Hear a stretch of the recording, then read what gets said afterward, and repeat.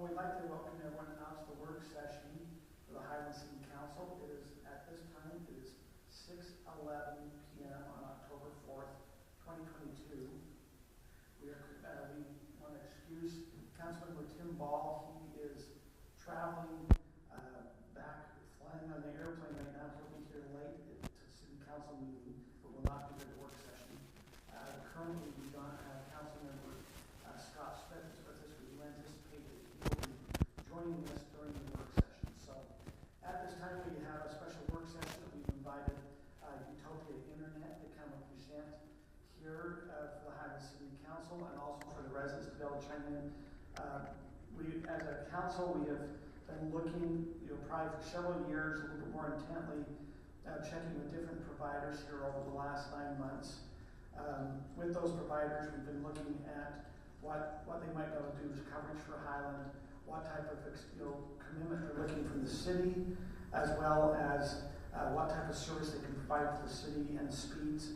And then really the big thing is what's the cost to the residents, as well as what the commitment might be for the city. We provided Utopia, which is one of the premier internet providers specifically here in Utah County. I'm sure there'll be other names of other providers that will come up that we've talked with. Just so you're aware, the city has reached out to Utah Broadband and had conversations with them. We've had conversations with Comcast. We've had conversations with Google. We've had high-level conversations with Strata. We've had them with CenturyLink. We've been trying to go through the different internet providers that we are aware that might provide fiber into our community. We did a survey out in March about what the interest was from the community. It came back as the #2 item that the residents are interested in Highland City look at is providing more internet services. When we did a survey amongst all the residents, if they would be in favor of the city taking upon a responsibility, that being a commitment from the city for internet fiber, it came back at 53% yes, 47% no. Because that was what our survey feathered out there. And so it's a close one. Now that was where the city would take up on, if it would be some type of commitment to that fiber provider. Once again, it's been the city's, and I know talking with the council, myself as the mayor, our desire is to see if we could have a private entity come in and provide fiber. One of the issues we're seeing is, yes, we can do a utility or franchise agreement with a fiber provider, but they will do very select areas of Highland. And so there'll be areas that will not be covered with fiber. They will take the low-lying fruit in Highland. And so that's been our concern is, okay, we can bring fiber, and there is fiber in certain communities in Highland, but it's usually in our higher dense areas. And that seems to be where the current public or private suppliers would like to do that. Anyway, at this time, I'd like to turn some time over to Roger Timmons with Utopia Fiber to have him come and do his presentation, and then there'll be questions in that the council might have. Great. Thanks for having me here. We've been talking about this for a while, but no better time than now. I went back, we've done a presentation here before, and so it's kind of interesting to see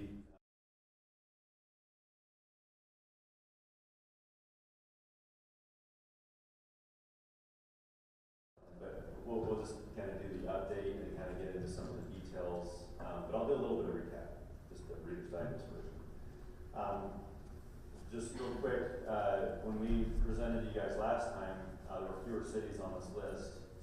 I had to add 3, so we had Santa Clara, Cedar Hills, and West Haven have all entered into agreements with us, and so we're building those cities in addition to all those others. Just as what this means is we have like the original cities that created Utopia, and then it kind of only got halfway done, and then they created a separate entity called UIA, and UIA is still us, it's still Utopia Fiber, but we actually do have separate legal entities within the finance and managed networks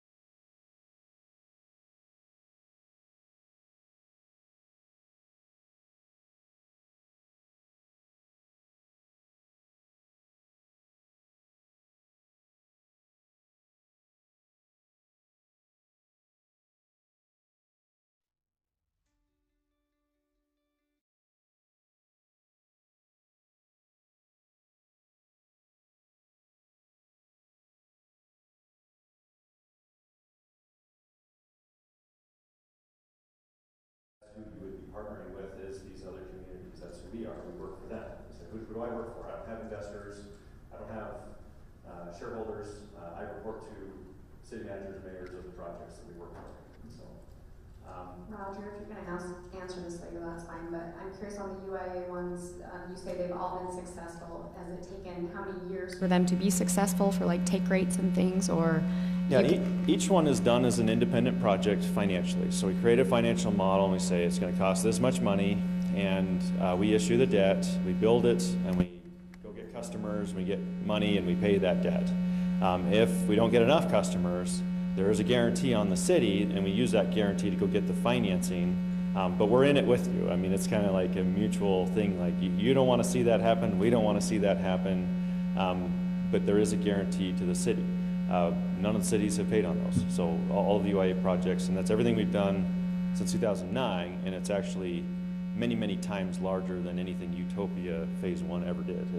Utopia Phase 1 has $185 million of projects, and we're up to about $500 million under UIA. So it's a much bigger project, and it's all been successful. But it's hard to get rid of that history from the old days. It's a reputation that we're kicking pretty well. We have a really good reputation these days. Here's a couple of the things that we couldn't always claim. We're the leader in many different aspects. So the first one is we're the largest open access network in the country. We have the fastest speeds in the country, with 10 gig to homes and 100 gig to businesses. We actually have customers on those, both. Some networks out there are like, hey, we have these, but they're so expensive nobody can afford them. But we have hundreds of 10 gig customers, and so it's actually affordable. We're the most competitive open access network in the country, and what that means is we have the most options. So you could go and build a network and then have providers on that network, but maybe one or two, and some of the networks out there say, we're open access. That's not really open access. We have a marketplace where you get choice and competition, and we have 16 providers on there that compete for every single customer in the city. And I haven't really explained that open access concept. We did before, but that idea is, it's like an airport or roads, where like a city, we build roads, but we don't operate the cars. We build the roads, and all these different cars can use it for different purposes. UPS, FedEx, they can compete with each other on those roads, and we just maintain the roads so that they can be successful. Well, we maintain the fiber network, but we allow these private companies to come in and sell you internet services and security services and video and whatever else they want to do. And so we're not your internet provider. We just put it in place, and we charge them a fee to be on the system, and we get enough money to pay for our costs. And so it's like roads, except we don't have full roads. It's probably financially more like an airport, where they charge airlines for use of an airport, but it enables all these airlines to compete with each other. So we treat fiber that way. A couple other things, over the last couple of years, we've been #1 with the Utah Education Telehealth Network, getting more awards for new circuits for schools. They do have some schools in Highland on an active RFP right now. We will be bidding on the ones in Highland, whether we do a partnership or not. That's probably an update since last time. We are here in your city. We weren't last time. We have acquired an easement. We have a fiber cabinet going in to support the new development from Boyer. They were really interested in having us in the new development in the city. So that can either just happen, or it can happen to your benefit. If you partner with on this project, those are revenues that help the system. If you don't partner with us on the project, well, we're happy to do it anyways, and we get the revenue. We'd rather be using that revenue to pay off a bond associated with a citywide project. So what he's talking about is Ridgeview, the Boyer development. You already are running fiber there. If there's going to be a take rate requirement with Utopia, those could already be counted towards the take rate, or they'll operate that separate without the city being involved, correct? Yeah. So we'll get into a little bit how that works. We kind of like draw a line and say, this is your guarantee, and that amount never goes up. But when new homes come in, those are potential revenues, and your potential revenue grows as this number of homes grow. So your risk actually goes down over time. Now, you're not going to grow infinitely. You have limited amount of new development area, but we do always kind of increase our take rate over time. We've never had take rates go down. It doesn't hurt to have a nice little section of city that has no service today, when people move into a house and they pick, we almost always get them. It's a lot harder to go convert a Comcast customer over. I mean, even if we're a better price, which we are, and a better service, which we are, you still got to convince that person to, pick up the phone and cancel and switch. With that, we get a lot of them to switch, but we get way more in those new developments because they're not tied to any contract or anything. Another thing, these are a couple of smart city things. We are #1 provider of air quality sensors. So in all of our cabinets and huts, we put air quality sensors on the sides of them. And so that's just kind of just part of what we do. And so the schools use our sensors when we have them in a city to decide whether it's an indoor day or an outdoor day, or anybody who's sensitive to air quality issues. Look at those. We're #1 generally in smart city solutions, providing those and public Wi-Fi in parks, and we have a wildfire detection system we put up in high-risk areas. We are #1 in Net Promoter Score. That's the customer satisfaction survey that we do, and then most providers in the industry do to basically see how many of the customers like them, and we recommend that. We have the highest Google rating score, even compared to Google Fiber. It's kind of fun to use their own tool against them, but we're very proud of that. And we have a couple other words. So the main point of that is when it comes to this, we're the best. It doesn't mean we're not the best in everything. I mean, my family would say my dad jokes are terrible, various personality flaws, whatever. But when it comes to this, citywide fiber to the home, we build these networks faster. We build them at a higher quality standard than anyone else. The construction quality is better. The technology is better. Like every aspect of this, because we're not out there again to cheap out on this thing just to make a buck. We are building long-term city infrastructure to support our communities forever. And you see that in how we operate and do this. And we build them fairly quickly. I mean, just as a comparison, Lehigh City decided to do a fiber project without us, and they made a decision and bonded. I think they had a groundbreaking a week or two ago. We are 95% done with Pleasant Grove. And that was decided about 6 months later and bonded several months later. And so it's like we're able to just do it and get it done quickly and have success. Yep. Question? I have some questions. So, I hate to be always Mr. Negative, but I own my grandparents' home over in Pleasant Grove, and we've been doing a restoration project. And I watched Utopia put in the fiber cable down that street 3 months ago. And so I thought, I'm going to hook to Utopia because my experience with Comcast has been less than optimal. That's a nice way of putting it. But how is your customer service portal? Because I worked with the city website, which I thought was not user-friendly to link me into Utopia. Finally got in, put in my address, I think twice in the last month, and it said service is not available in your area because you're hooking up different areas of the city, and my area is not a top priority. And so I finally, because I've got electronics in the house, we're trying to get done and things, and we can't run any of those unless we have the internet, I finally bit the bullet and dealt with the Xfinity devil, in my opinion. And so I've got this contract I'm tied into. So as we're working with Xfinity to get them, and we've had a hard time convincing them that there's not an internet cable from the street to the house because the house was boarded up for 12 years. But today when they finally came, my contractor says, oh, Utopia came by yesterday and said we can hook you up now. So the question I don't understand is I put that into your website 2 or 3 times and tried to contact and been repeatedly told the service wasn't available.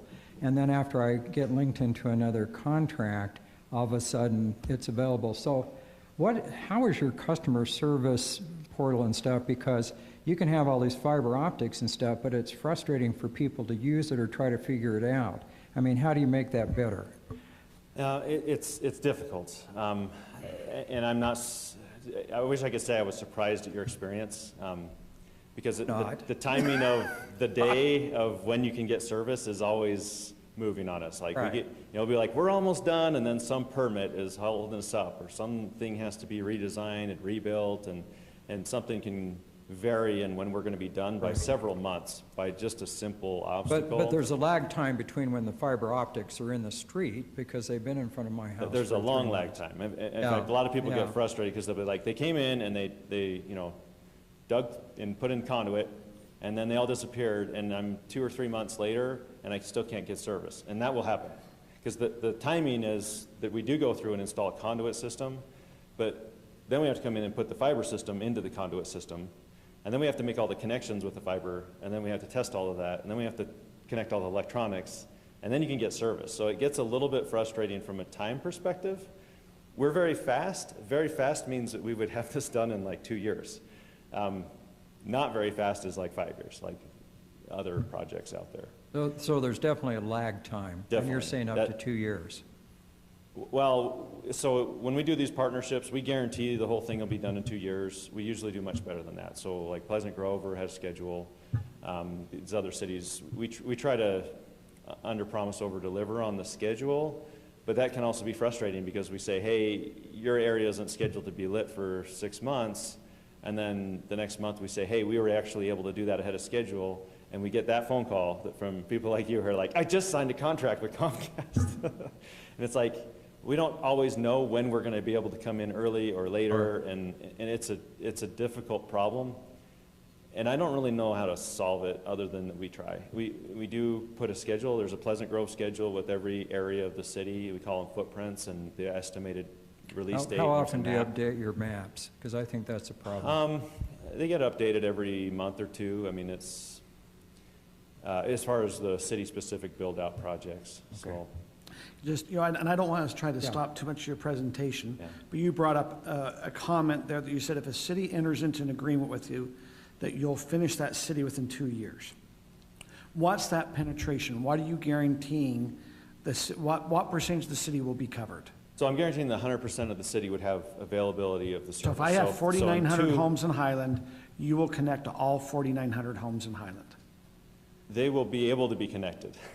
Well, So, okay, yeah. I'm sorry, what you're saying is the connection will be there, that, like what Scott's saying, that within 2 years, we know of the signing of the contract, within 2 years, our residents should say, hey, they have that conduit out there, they have the opportunity to call Yeah. and be connected up.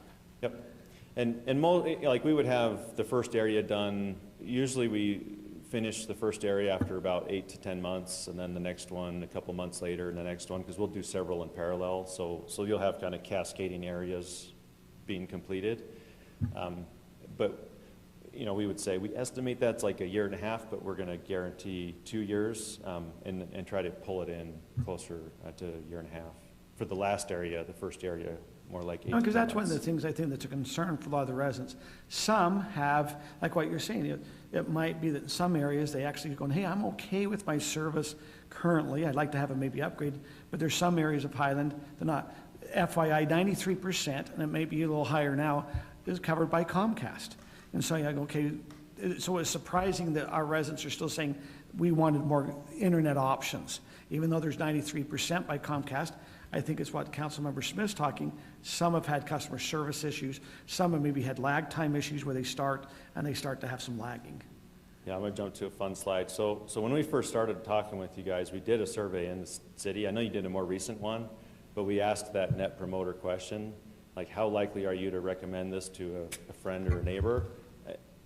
Like we asked that of our customers, but then we said, how likely are you to recommend what you have currently to a neighbor or colleague? And they got a negative 62 net promoter score, which means people in the city really, really hate what they have. That's atrocious. So just to your point, you do have Comcast. Is Comcast enough for the citizens of Highland? It's not. They don't like it. What did you call them? I don't want to repeat that. Yeah. I heard devil out there somewhere. I'm not saying that. I'm just saying that was what I heard someone say, so. I actually had to talk to Comcast today, which was a very negative experience. And I've been trying to talk to them for almost a week. No, I'm going to, just because we're bringing up, I've had a pleasant experience with them. I have not had issues, and I'm not experiencing a lot of lag time. Now, I am not doing a lot of internet. My son who lives with me, who happens to get on gaming, he seems to come and tell me that they are pulling and pulling down, and we've paid for unlimited, so we're not supposed to be throttled according to the contract we have. But my son who games is telling me that maybe it's not for me. I'm happy, but a gamer's not. So. Yeah. Well, now it's basically automatically down every Thursday evening because Amazon bought NFL rights, and you can only watch it streaming, and their network can't handle it. So it's just down every week. Well, it just started. I think they just started. They've only had 2 NFL games, I think. Right. I mean, that's what's happening, though. People are like, what? This isn't working. And we look forward to that as we all are sports fans, so. Yeah. Okay, anyway. Some networks aren't able to have everybody streaming at the same time, and that's what Comcast So does. back to the question. You're saying the 100% of Highland, we would have 100% of the homes covered. Yeah, we would, in the exhibit, when we do the agreement, we will have an exhibit in there that shows the coverage area. Right now, it's like, it would be these areas. We have the city divided into 4 sections. Any new development, like we'd sit down and say, hey, did we miss anything? Let's make sure we get that in there. But we would be obligated to basically cover the city limits. So the only exception would be if you like went in and annexed something in, but I don't know that you have anything to annex in here. We get into that with some of the cities like West Haven. We can work through that with you. But currently, this is what our design is, and what it covers is these 4 areas. Sorry, it's kind of hard to read in this format because they're not stuck together, but we would just basically mirror the city limits and say we are obligated to provide service to any home and business in that area. And I know I'm jumping way ahead, but we might as well get there. So now you've looked at Highland. There's going to be a requirement you're going to ask of the city saying, hey, in order for us to come in, we will be looking at the following take rate or following up sign-up rate to be on Utopia, and if not, the city could have some liability. Okay, here's the slide. This is the gotcha, right? Doesn't come for free in the sense. It comes at a risk, and the goal would be no cost. So as we look at this number changes over time. Unfortunately, interest rates have gone up and construction costs have gone up.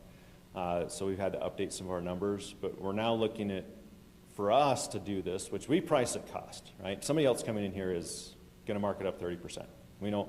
There's no profit in this for us. Our cost to build this network is $14.175 million estimated. We would basically say we'll guarantee that. If it goes more than that, it's on us. You would have, that ceiling would be hit. We actually take that amount, and you don't pay that, and you're not even obligated to that amount. What you're obligated to is the financing amount. And so we go take that to the bond market based on where interest rates and the markets are at. Right now, the estimate is that comes out. If you put it on a monthly obligation, it comes out to about $87,000, almost $88,000 a month, that number right there. That's a little bit subject to market fluctuations, and there's, I don't know that they're going to go down. They might go up, but they're relatively stable right now. I actually had them go down a little bit in the municipal bond market over the last couple of months, but that was after a huge increase. So that's the amount. So they say, okay, we need to make sure this system is generating $88,000 a month. Now, under our normal price structure, I've got an asterisk here. We've basically said that the fee that we charge the residents we're proposing, and this is negotiable. We say it's whatever you want it to be. But we feel like a $40 a month fee would work very well in the city. We are doing $30 a month in Cedar Hills, and our proposal to Alpine is $40. I mean, we're working with other cities. We have some cities that are just a higher cost to build because the homes are a little bit bigger and a little spread apart. At $40 a month, it works really well. We don't have to have a very high take rate. We would need to only, if you just took that number and divide it by $40 a month, you say, oh, well, that means I need 2,198 $40 a month fees, and I've got it covered. The good thing is we get other stuff. We get schools, we get some businesses, we get wireless backhaul, we get churches, we get a lot of other stuff, and those are more revenue. So when we look at the blend of what we expect in Highland, we really actually hit that number that we need, closer to about 39%, 39.8, so I'll just round that to 40. So we need 40% of the people to sign up. And What happens if, let's assume we knock it out of the park and we get 60% sign up, can you bring that $40 a month down? Yes, yes. So that's a question that's come up. We went back and looked, because we can't vary significantly from the partnership structure that we have with other cities. And it doesn't actually say that the fee needs to be $30. It just says that the revenue needs to be X dollars of revenue. So we are definitely willing to say, hey, let's put together a schedule. Like if we have this revenue and we're covering that $88,000 a month, if we were only charging $30, let's charge $30. As we model it out at $30 to begin with, it looks like we need like 65% take rate is kind of where that one had come out to. And we're like, that's pretty high. It's not undoable, but it's pretty high. And so we felt like the risk was lower at this price point, and we'd be better off doing this price point. And to your point, let's say we do have a lot of success, and we probably get there one way or the other. It may just not be in the first couple of years. It might be 5 years out. We hit that 60% number, and actually would propose we do maybe a couple steps in there. We say, maybe we get to a certain take rate and we drop it to 35, and then when we get to that even higher take rate, we drop it to 30 and kind of just size it. Now, just because when I visited with you, so we have 2,200. I'm just going to use round numbers so we can kind of, let's assume over at Ridgeview it's 700 units, and 500 of those, because you already going to be putting fiber in, they're brand new, so the take rate's higher because they don't have every one of their units hooked up through Comcast, and they're not getting Comcast TV. Fourth of that, right? And so that would Almost. come off of that. That 2,200 counts Ridgeview, correct? Yeah. Okay, so we could take off, let's say, so that might help us a little bit of the take rate. I'm just thinking out loud. Can I ask a quick question? Huh? So you already have a contract with Alpine and Cedar Hills? Not Alpine, but Cedar Hill. Yeah, Cedar Hills. Yes, we're building that one. But Alpine's right here, kind of like where you're at. Like we think we want to do this, and we're progressing in the conversations, but we're not quite with agreement on the agenda for a city council Is there meeting. ever, do cities ever work together? Well, that's what we are. Well, no, I mean like if us and Alpine work together. There's not like the structure kind of just says the It'd be hard to financing bind it, cost yeah. is tied to what you're doing in your own city, and not dependent on other cities. I mean, we would build them at the same time, and you'd have the same crews kind of going between the two cities. There'd be some efficiency there, but it's almost negligible. I mean, we're already here doing Cedar Hills. And So Brittany, what are you Pleasant be tying Grove. the bond to? You tying it to sales tax? What are you tying your bond to? So most of the ones we've done under UIA have been franchise tax. Over time, we started doing half and half franchise tax and sales tax, just to keep the amount of each lower.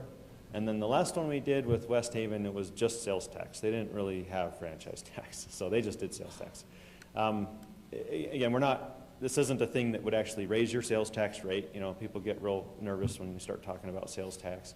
That's just the form of guarantee. And it isn't even a significant portion of your sales tax. Like you'd still have headroom in your sales tax revenues to bond for other projects. This would just basically say, we're gonna provide a revenue pledge of a portion of that. And I don't have the exact number. I don't have your city financials in front of me. But you could play with different things. You could say, well, let's just do a really small part of the sales tax and use franchise tax, or you could go bigger on sales tax. But wherever that $88,000 a month guarantee comes from, and in the agreement it's annualized, so it'd be that times 12 annually. That's the pledge. And the 88,000 doesn't go, when does it start? When does our pledge start? I mean, like, you're starting to build, it takes 2 years. Are we at 44,000 at year one? And then, does it step up, or is it once it's completed, we have to then start looking? Based on how municipal bonds are funded, it's just 30 years, and it's just going to be 30 years. And if the project is successful, that's great. It gives us like breathing room to not worry about it, but that obligation's still there for 30 years. But you've put in your financial model an interest reserve or a payment reserve for 2 years, is that correct? Yeah, so the net aggregate of revenues counts towards that. So like the first 2 years we build and we get some customers, those count, and we would count those towards the obligation. So yeah, there's a buffer in there, and if we have lots of months of excess revenues, that helps, because then we're like, hey, this is great. The revenues are more than what the debt obligation, the guarantee had been. So while it doesn't free up the pledge, it gives buffer to the pledge, if that makes sense. And then the other question that comes up a lot is like, well, is there some point in the future to negotiate like paying off the bond or something like that? And the question is we won't know until we're talking about that 15 years from now. I mean, the goal of UIA is to pay off bonds early, but we're kind of like, let's go into this with a pessimistic, conservative view, and if we find ourselves in a more optimistic position, we would love to be paying off those bonds and reducing the cost of the service fee, because it's like if the bonds are paid off, we don't need $30 a month anymore, right? So, that's another question that comes up. Does the fee go down? Maybe, and to some extent, collectively. We like the idea of having similar price structures across all of our cities, even though we do have this difference between 40 and 30. But we also charge the service providers, and so there's ability to kind of say, hey, we've paid off a couple of our bonds, and rather than benefit, this one little area here, let's benefit all of the projects and lower the cost of services. And to some extent, we've already done that. Like, we've not raised our rates in like 10 years of what the customers are paying through their service providers. And even though inflation's gone up and costs of everything have gone up, so we're already kind of like, hey, if we can benefit from the success of other projects, your pricing being proposed today is already benefiting from success in other cities. We wouldn't be in this position if it weren't for that success. Can I ask a quick question of clarification? Who takes out the bond? You do? We do, yeah. So it's not actually a city bond. Okay, so it sounds like almost like a city bond, because we're almost bond-free. That's been a goal, is to eliminate all our bonds. You still check that box. Yeah, so we want to be able to check that box. So you take out the bond, but it's based on our sales tax or franchise revenue. Yeah, it becomes a financial disclosure item where you do have to know, like in your reporting, like I have an obligation, a contractual obligation. It's a pledge of revenues, but it's not actually city debt. It's not a city bond, but it's just a contractual obligation for 30 years. But the bond is yours? Yep. Okay. But It does make it easier. We do all the If we don't pay ugly it, stuff. we still have the liability, there's a liability to the city still. Yep. Well, if they're not getting the $40 or they don't get enough subscriptions. Yeah, and the nice thing is, like, it's not like we'd come back and say, oh, we didn't make it, you need to pay us $88,000. I mean, that would be that we had zero revenue, right? That's not going to happen. Now, you have another slide that I saw. Just the amount of the shortfall. What's been your take rate in other cities? 'Cause that's been a question I've had. Yeah, so this is actually a little bit outdated. I need to update this slide because you can see they've been going up. The ones that are asterisked are new cities or areas with new areas in them, so those are not yet mature. And so I'd look at the ones that have been completed and have had the 2 years since completion to get to their target take rates. And then what looks similar to you? I mean, if I was just to go straight to income and demographics, you look like Lincoln. That's our most similar city. Woodland Hills. Woodland Hills was a lot more expensive. Their homes were a lot further apart from each other, and they didn't have Comcast. Well, and I thought So- Woodland Hills paid, that they pay for each house to be connected, so it's a different financial model. They didn't. It cost them a lot more. Yeah, but they didn't go pull a bond. They paid you to put Yeah, the they wrote a system in. check. I mean, that was, They wrote a check to have them do the service. yeah, So so they don't- there they don't was have a no bond for Woodland Hills. And if you had $14 million laying around somewhere, if you got a mattress in the city hall somewhere, but. Wait, where's Pleasant Grove on this one? They're too new to be on this list because they're brand new. It was just this last month that we've really made parts of the city available to sign up for services. So here, and you bring up a good, isn't Orem one of your founding members? Yes, but most of the city wasn't built until just recently. So which ones did you do the 2-year agreement on that are completed? Morgan, West Point, let's see. I mean, I can see in the sales presentation why you got us to do the $40 at 48%, because if you came in and said we have to be at 55%, you don't have a lot of others taking that take rate. So these slides help a little bit more. I don't see the two sets of lines on that. Can you see it here? So Yes. the light lines on this was West Point, where we said, this is your model. You're guaranteeing this debt in the light lines. And we hope like that the break-even revenue needs to be the green. And what this shows is break-even in those lighter lines. And what that shows is that we had 3 or 4 years to get there because that revenue in the first couple of years counts towards it. The dark lines are the actuals. So we go back and we say, okay, how are we actually doing in the city? And what happens is when we go to finance this project, the agreement has headroom in it. So, but what we actually get on the market and the terms, the real terms are better than the contract terms, if that makes sense. So then we come back and say, hey, guess what? Your guarantee isn't actually, like your guarantee is $88,000 a month, but the cost of this debt was actually maybe $85,000. You know, it's whatever, we're going to try to get whatever rate we can. So obviously there can't be any shortfall beyond that amount because that's the actual cost of the project. So that number goes down, and then the revenue trends always ahead. So this one, the dark green line, actually grew much faster than it needed to avoid any cost to the city or any shortfall. This was Layton. So Layton, even though they were one of the original cities, they said, UIA has not decided to collectively bond for the completion of our city, so we will do this model and we will backstop independently as Layton City, the second half of our city. So we did a $23 million bond on that project, and the revenues grew much faster than they needed to in order to cover their debt. Payson, same thing. Revenues were much faster than the actual, or than what they needed to be. Morgan, we're at more than twice the revenue we needed in Morgan. We got like 65% take rate or something there. Yeah, but you're saying the project was only $2.5 million project? Yeah, Morgan was small. It's like 1,300 homes, something like that. So, and it was really low cost because they had their own power utility that we could attach to the poles and stuff.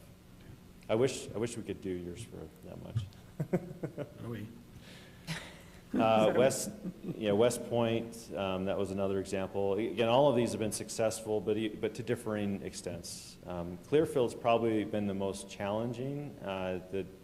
They had the most competitive options, and the demographics were a little bit more challenging in Clearfield, but we're still ahead of where we need to be, and they're trending like we actually have more revenue than we need to cover it. So that one we were sweating a little bit, and it's doing great. So one of the things we're not seeing these comparisons of what internet options they have. Like, do you have any, I mean, from what I'm hearing when Highland says we're 20 or 93% with Comcast throughout the community, we're one of the higher connected, with internet in the area.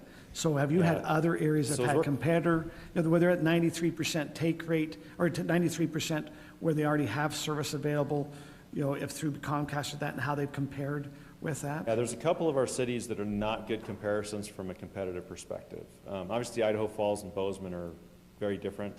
Woodland Hills was different because they did not have Comcast in much of the city. Morgan did not have Comcast. And the others, and Tremonton has Frontier instead of CenturyLink. So there's a couple of ones that are different. But Clearfield has Comcast and CenturyLink throughout. West Point has Comcast and CenturyLink throughout. Layton, that half of Layton had Comcast and CenturyLink throughout. So those are really good comparisons. Linden is very similar. They have Comcast and CenturyLink throughout. So those are those are the ones to look at as very similar to Highland, and why when we look at it and say, while Linden's had more years to get to 60, would we be able to get to 40 here within the 2-year period? Probably, but it's a little iffy. Now, saying the first 2 years of revenues buffer actually buys us year 3 and 4. We actually have about 4 years to get to that target. Would we get to 40% by year 4? Easily. We'll kill it. Like that's what. So we evaluate this in a lot of cities, and there are cities where I say, this is a moderate risk. This is a low risk. This is a high risk. As we look at Highland, from our perspective, it's very low risk. And I don't want to. It's not all good. I mean, I wish your homes were cheaper to connect. They're spread out, and the ground conditions are a little worse, so the cost per household is a little bit higher than we normally have. But pretty much all of the other factors do go in our favor. And that would be, that we're already here. You know, some of these projects, we had to put in a couple $1 million to build to the city. Well, we don't have any cost to get to the backbone. We're already here. The future development opportunity is a huge bonus. Similar cities as Highland have exceeded the level you need for the guarantee. So we're like, great. We just have to be just like any of these other cities that look like Highland, and we're good. Your existing options are pretty bad, and that's good for us. And you have a good blend of business. I mean, it's not huge business, but enough that it does make an impact. And that is a nice offset that helps us reduce the risk. I have a question for you. So I know this is a 30-year obligation, right? Uh-huh. My question is, and this is the issue that I had last time you guys were here, I look at the type of internet options we had 30 years ago, and they're quite different from what we have now. Looking into the future, how are you going to keep up with that technology? Because 30 years from now, I mean, is fiber going to be obsolete? Is Elon Musk going to come in with some new, you know, stargaze fing-dingle thing and beam it down to us? I don't know. But seriously, like, are you going to keep up with the technology? How are you going to evolve as technology evolves? Yeah, so depending on what part of utopia you're looking at, it's either the third or the fourth generation of utopia technology. All of that technology has used the same fiber. So 90% of this project is in the fiber infrastructure, and that's not technology dependent. That's technology infinite. Like, it will support infinite connectivity, essentially. But the devices on the ends of that, you know, will go from gig, and then it's like, okay, well, now it's time to do 10 gig, and we just upgrade the electronics. And then 10 years in the future, we upgrade those to 100 gig, and 10 years after that, we upgrade those. So, and even looking back, fiber network or fiber infrastructure that was put in the ground 30 years ago is delivering hundreds of gigs today. It doesn't deteriorate, even into the terabytes. This is Aaron, by the way. He's our CTO at Utopia. I didn't introduce him. Did we get anybody else from Utopia? Oh, Jeff Starkey, our general counsel. He's here too. So if we have any legal questions for you, you can ask him. He's awesome. Aaron's awesome too. Sorry, I skipped over. We have just a couple minutes. If there's any last questions or anything you feel like you need to share with us. So just to your question real quick, it's a valid concern, right? Because we don't have a crystal ball. Yeah. And if it was like, we're investing in 30 years in 10 gig internet to homes, I'd be like, this is horrible. But investing in fiber to the home, we already know that the current fiber we install today supports terabits connectivity, right? Like, stuff that hasn't even been invented yet can run on these networks that we're putting in today, and even 10 and 20 years ago. So that's really what we're doing. We're putting in place a light speed conduit to every single home, and as technology standards upgrade and evolve, it will always be able to keep up with that.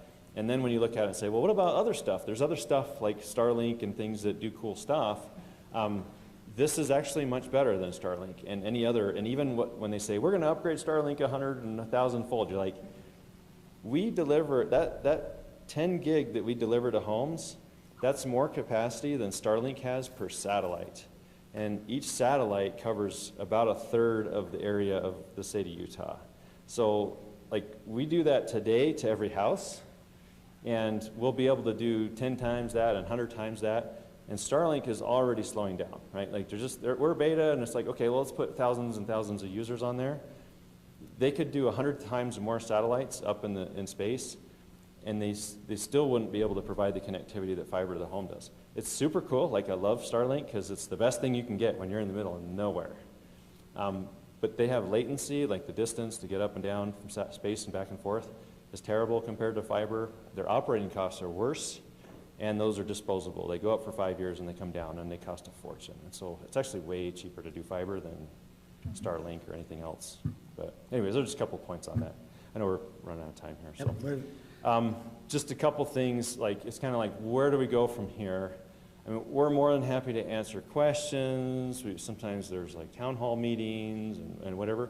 But ultimately, if you're like, I think we've looked at the different options, and you want to make a decision, from our perspective, the process is we provide an agreement that captures these terms. It's nearly identical to what the other cities have done, and that's a city council vote. it has to be counter-approved by the other cities. Not individually at city councils, but their board that represents UIA. So the UIA board would consider that for counter-approval. I don't know that they're not negotiable on this point, but they've basically said, we only want to do agreements where the city councils have approved these unanimously. That they don't want to get into a fight. They want to see cities that are good partners. And that's not meant to be pressure on you. It's just meant to be, they don't want an ugly partnership. They want a friendly partnership. And they are cities, like-minded with the similar goals that you have to serve each other and help each other. And that's what the organization is. And having kind of that consensus is very helpful to getting their support to counter-approval. Because from their perspective, they're taking on risk to meet a need in your city when we do these partnerships. So anyways, we'd be happy to provide a draft of that if you were like, hey, we want to look at this and really kick the tires on this. And if you're like, let's get it in front of the city council, we schedule that. And then if that's approved, we take it counter-approve and then go to bond financing and we run with it from there. Okay. But there's no public hearing from the city's perspective.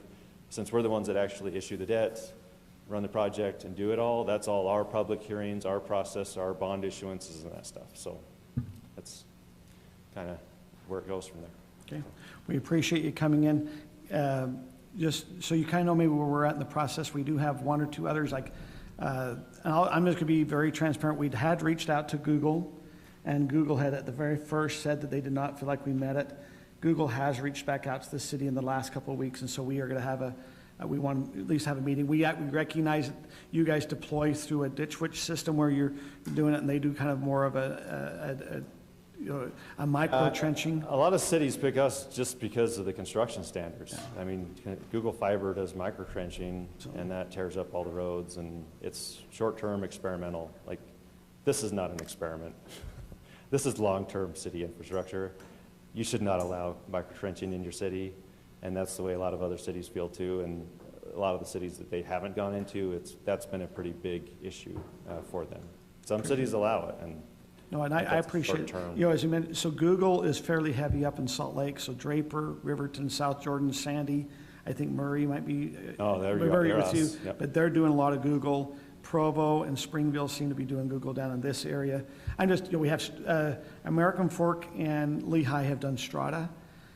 Which is the city is putting, contracted with them to put the infrastructure in. We're just trying to do some due diligence, and that was part of the presentation for tonight. Yeah, and there's a lot of pros and cons of each of those, and we're happy to, like, if you want to do a little more side by side of like pros and cons of the different options out there, we're happy to kind of give you some information there. So, okay. Anything else, council?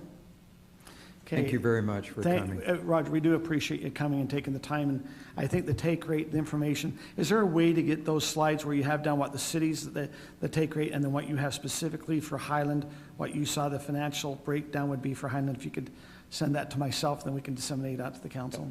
Is that okay? Any other slides you saw that you wanted to make sure we got it? That's the main one. I can PDF this whole presentation up and send it to you. That would be great. You can choose what you want to share from there. Okay. Thanks, Roger. Thank you. Thank you. At this time, it is 7:01. We're going to take a 5-minute break, and we'll start City Council meeting at 7:06, if that's okay. So that's just so we can kind of get a little break.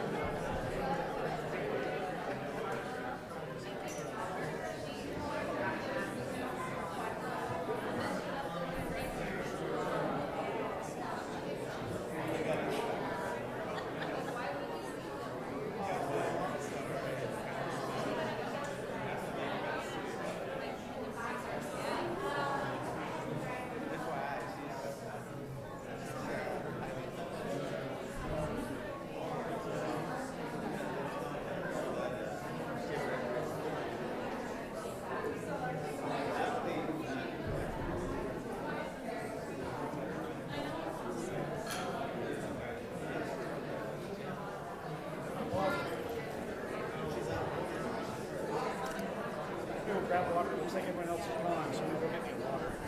Do you have one?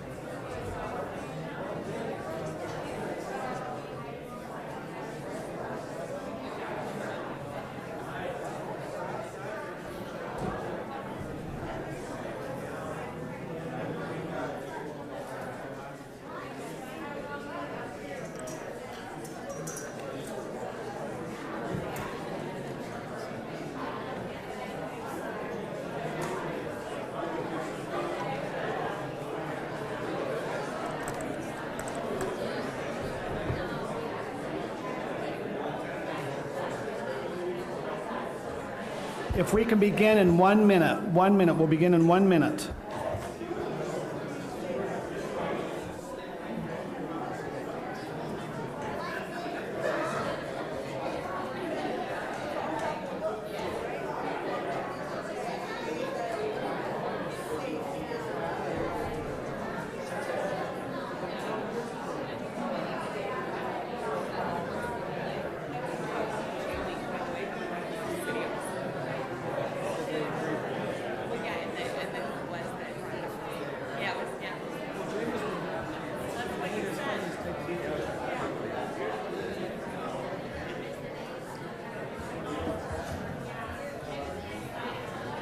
Oh, I love these guys.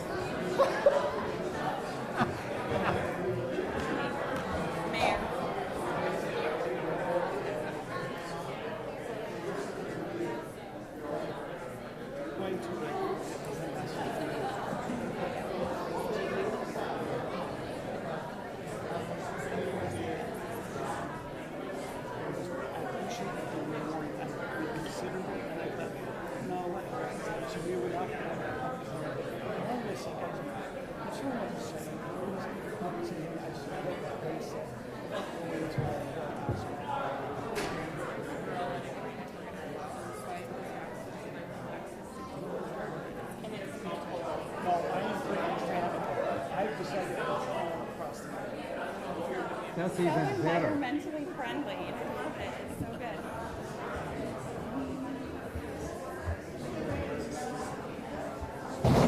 Hey, how are you? How you doing, Grady?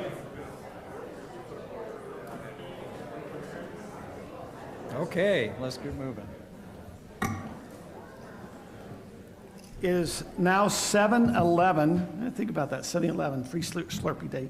But it's 7:11 on October 4th, 2022. We'd like to begin our city council meeting. We will begin by having an invocation by myself, followed by a pledge of allegiance by Council Member Kim Radella. Our Heavenly Father, as we come before Thee today, we are indeed grateful to be here in a free nation. We're grateful for those residents that have come and engaged us as a city council. And we ask that You please be with them as with us as a council, that we might be able to listen intently, understand the issues at hand, that we might be able to look what might be best for Highland and its residents. Heavenly Father, over this past week, we've also had some tragedies in our nation. We ask that You might be with those individuals that are there in the Florida and South Carolina areas. They've went through they're with the hurricane. Please watch out for them and help those rescuers that might be there at this time. Also, as we have war in the world at this time, we ask that You please be with those who might be feeling those effects, that they might be feeling of Thy love, that they might be able to understand that there will be an end. And also at this time, as we are entering into election season, that as we will have the opportunity to be able to exercise our rights and freedoms, that we ask that You might open our minds, that we might be able to understand those things that the different candidates are presenting. And Heavenly Father, as we have our public safety that's out there serving us as a community, we ask that You also might watch over them, that they might be protected in their travels, as well as those who are in our community, that they also might be safe. And this is our prayer in the name of Thy Son, Jesus Christ. Amen. Amen. All rise for the Pledge of Allegiance. I pledge allegiance to the flag of the United States of America and to the republic for which it stands, one nation, under God, indivisible, with liberty and justice for all.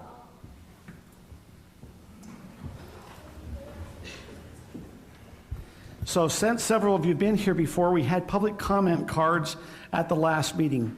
There are no public comment cards. We will do a free flow public comment.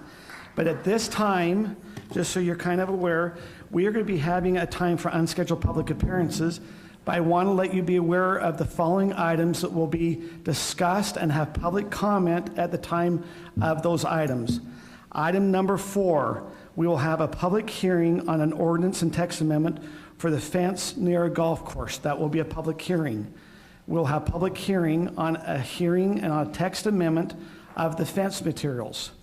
We'll also be having a public hearing on item number 6 on a resolution adopting of a sewer connection fee for the 2023 fee schedule.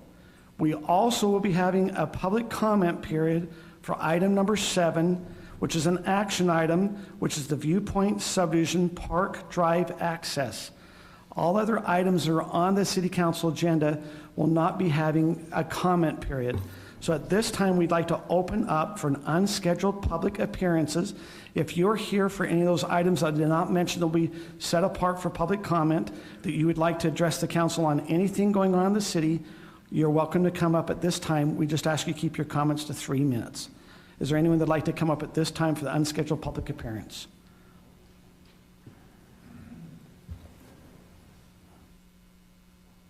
Good evening, City Council members. My name is Jason Woolley. My wife and I are residents of the City of Highland, and we're here to ask for your assistance. And the assistance we're here to ask you for is we've been residents of the City of Highland. We live in the Avonmore subdivision since 2014. Since the time that we've moved in, we have had the experience of living next to a neighbor who runs a business, a home-based business that's been out of compliance with the ordinance as listed in the municipal code.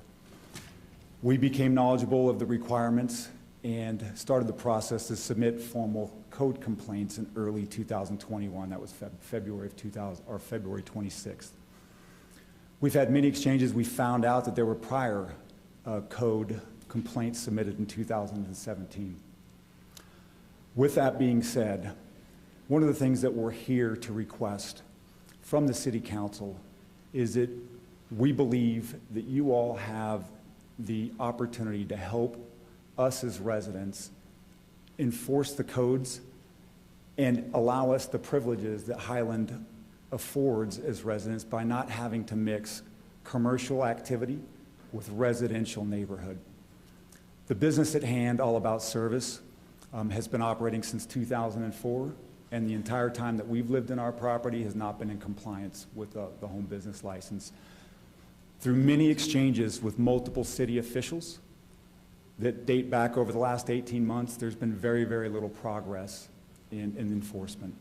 And that's been further exacerbated by the fact that they're in a construction project where, upon requesting permits, not only from the HOA primarily, but through the city, that they made an admission that they want to use an accessory structure, the second story, to facilitate the business.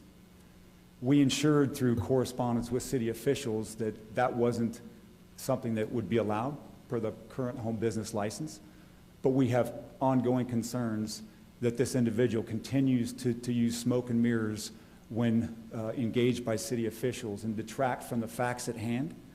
And we've got documentation and evidence that we would love to be able to share, to be objective with the city so that the proper enforcement can take place. And so we respectfully ask that you all learn of the material facts and then follow the due process in place that is in hand to, again, afford us the opportunity of residents to live in peaceable neighborhoods and not have to be subjected to commercial activity in residential neighborhoods. And I thank you for your time very much. Okay, thank you. Council, just to maybe bring you a little bit up to speed, Mr. Woolley came and met with me about 2 weeks ago. There is an issue in the Avamore subdivision. It's a landscape company that they had been having several of their work trucks that were stored there overnight. And in 2017, as a disclosure, my sister was actually involved in that neighborhood trying to take care of the situation there. The police were called out. It got enough that the concern that there were some different charges filed against individuals. That has now continued on there in the Avamore subdivision. We've had complaints as of 2021 of other residents stating that there had been commercial vehicles, employees showing up in the morning to leave from work from the home. What we have done with our code compliance officer has went out, engaged the business there. The business, from what we can tell at this time, they are doing a remodel in the home. It's really hard to determine what are construction vehicles versus now they don't have the landscape logo on it. I think I drove past in the last couple of weeks 4 or 5 times, and I've yet to see now that there are landscape vehicles there. However, Mr. Woolley has brought to attention there does appear to be landscape material still being stored, meaning you've got trees that haven't been planted, some shrubs that are in the backyard that they're storing. But if you talk to the person living there, they could be storing those to put down at a later date once the construction's done. In communicating with the staff on this, the concern is that it's hard to determine what is construction and what's not. But as Mr. Woolley brought up, it's been going on for quite a long time. We've engaged and talked with our attorney about how could we do some enforcement. We have nothing in the current city code that states that we have a specific time that construction has to be done. So we do not know. It can drag out for quite a while. And so it is a frustrating situation for the residents, for Mr. Woolley there with construction vehicles, as well as maybe a business that is operating there that's been documented for several years, but then how the city goes about enforcing where it still looks like it could be construction going on. So I just wanted to give you an update on that. It's an issue. It's something that I'm sure I heard as of just recent last week. We had the police department out there. We're sensitive. Like I said, I'll be very open. My sister moved from that area because of this conflict, and so it's something that's been going on for quite a while. And other residents are feeling that conflict. We are working with code enforcement with it right now, and so I just want to bring you up to speed on that. Okay. Is there anyone else who would like to come up for unscheduled public appearances? Helena, is there someone there that maybe could? Okay, thank you, Tyler, just to help her. Helena is one of our favorites, so. I'm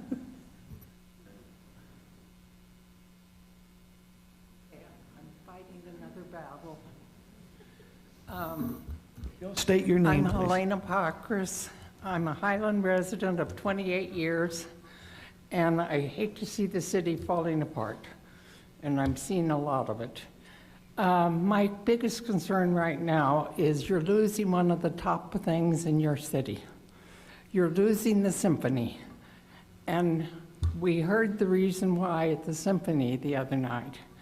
As I didn't know it ahead of time, but the symphony is moving to Orem and Provo.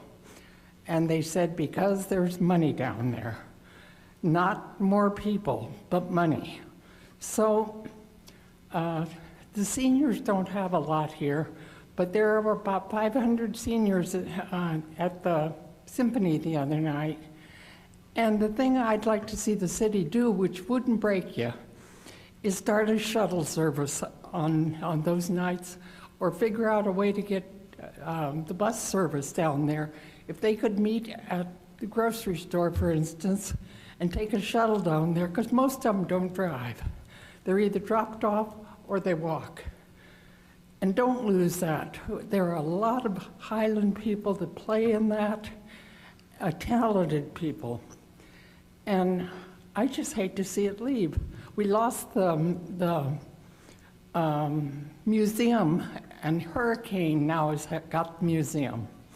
So let's do something to keep Highland going for the seniors as well. That's all I wanted to ask. Thank you. We have, Sarah, you're part of our Arts Council. Do you have any update? I had not heard the symphony was not going to be here in Highland.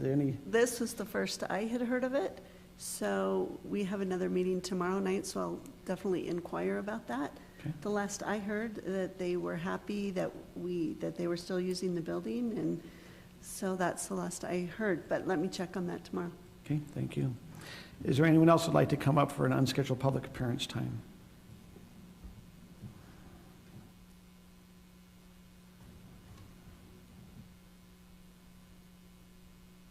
My name is Kim Brown. I wanted to speak to Highland's need for affordable childcare. Highland has 20,000 people, 3 elementary schools, and 0 daycares. There are also 0 licensed homes.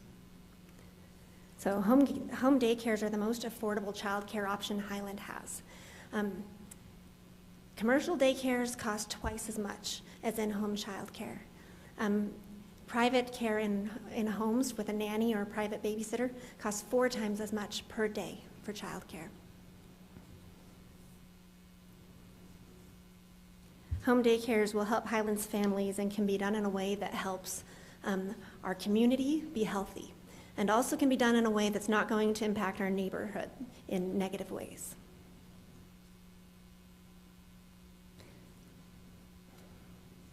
There is one regulation that limits home childcare. Home-occupied businesses are currently not allowed to have non-resident employees. Home daycares often need to be open 55 or 60 hours a week in order to meet family needs. It's unreasonable to expect one person to be able to do that. Because there is such significant need for childcare options in Highland, please consider allowing home-occupied daycares to have 1 employee to assist them, and also allow home daycares to exist in Highland. It is a need that we have. I know for a fact that, as I mentioned, Highland has 0 daycares, but the cities around us also have completely maxed out childcare facilities.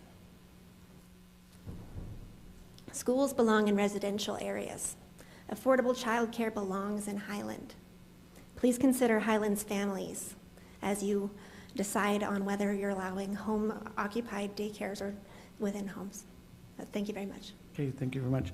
Council, if you're aware, Kim had sent an email earlier this week asking about the daycare situation going on in her house. I don't know if they've had some engagement. Also on item number 10A, I don't know if you notice it's on our agenda tonight, we will be discussing what you've presented tonight to kind of give some direction back to the city staff what to do there. So if you're interested, you either can stay or you can zoom back in to see what the discussion was on item number 10A about preschools and daycares. But thank you for letting us be aware of it. Anyone else who would like to come up during the unscheduled public appearance? Seeing none at this time, we will close our unscheduled public appearance at this time. We now have 2 presentations. The first presentation I'd like to go ahead and present. We would like to recognize Drake Slattery as the 2022 state and national record holder. Highland congratulates Drake.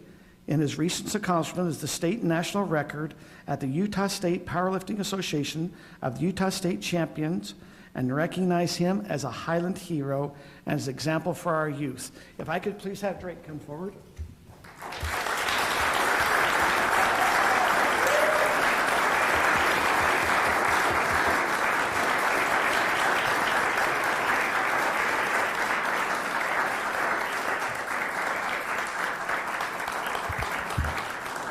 So this is Drake, and we want to present to you to be a Highland hero. Thank you for your example, and I guess for his muscles too. So congratulations. Congratulations. Thank you.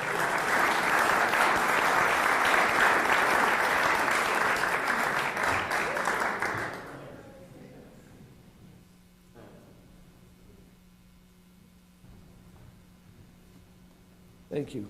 We now have a presentation from our water department that's going to come up and give us an update on our water. And this is going to be our pressurized irrigation system.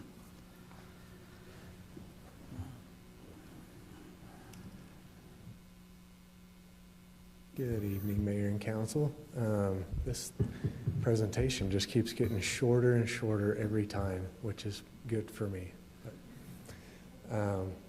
This is the graph you see every time. We continued on that trend. That bottom line is 2022, and we're showing savings over last year and significant savings over 2020, which is that top line. Next slide, please.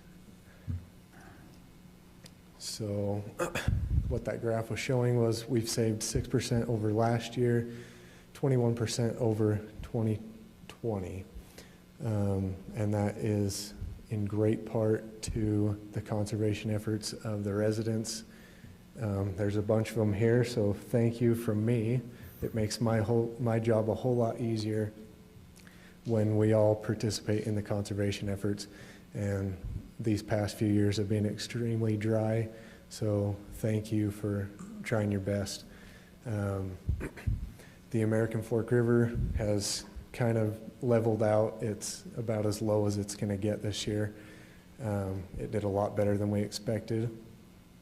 The Provo River, we were able to save quite a bit more than we thought we would. So we had allocated about 3,100 acre feet of storage water, and we used 1,890 acre feet, and that puts us, if we continue how we think we're going to through the month of October or until October 15th, we'll be able to save 2,000 acre feet, which is about 800 acre feet more than we saved last year. So if this next year is dry, we've got that in our bank. So and that's being stored up at Deer Creek, is that correct? So this is water in Deer Creek that's allocated specifically to come down to Highland. Yep. And yeah, so if we do save that 2,000 acre feet for next year, and they give us, you know, a good allocation next year, then that'll just be in our bank, and hopefully next year's not as dry, but it could be. So our continued strategies are just update the public, let them know that their efforts really helped, and the ways we're doing that is still through text and social media, email, newsletters. And that's about all I've got for you, unless you got questions. Zane, I just want to tell you thank you. I mean, it's been really nice every month to kind of get an update. It's awesome to see that we're in this saving mode, and that I think hopefully we can kind of keep that mindset and keep it going. So thank you for all the efforts. If you'll tell all the employees thank you for the season. We're going to be kind of getting ready to shut down, but thank you. Also, I guess you've gotten meters on all but one city council. Wow. We figure if we're going to ask the residents to put meters on, we've got to get meters on our house so we can kind of understand what the request might be. Yep. So who are the ones you don't have? Kim and Sarah. Okay. Yours is coming. Yours is not. Yours is hard. Yours is in a driveway. If you tear up my driveway, I'm fine with that. Okay. I can put one in tomorrow. Please do. Thank you. Yeah. Okay, we'll now move on to consent item. So item number 3 It's a consent item for the approval of the city council minutes from August 16th and our special city council meeting on September 28th, 2022. Have a motion? I'll make that motion. I'll second it. Wait for the motion. I move that we approve the meeting minutes from August 16th, 2022 and September 28th, 2022, general city management. I'll second it again. Okay. I got a motion by Brittany, second by Scott. Were you ready for a vote?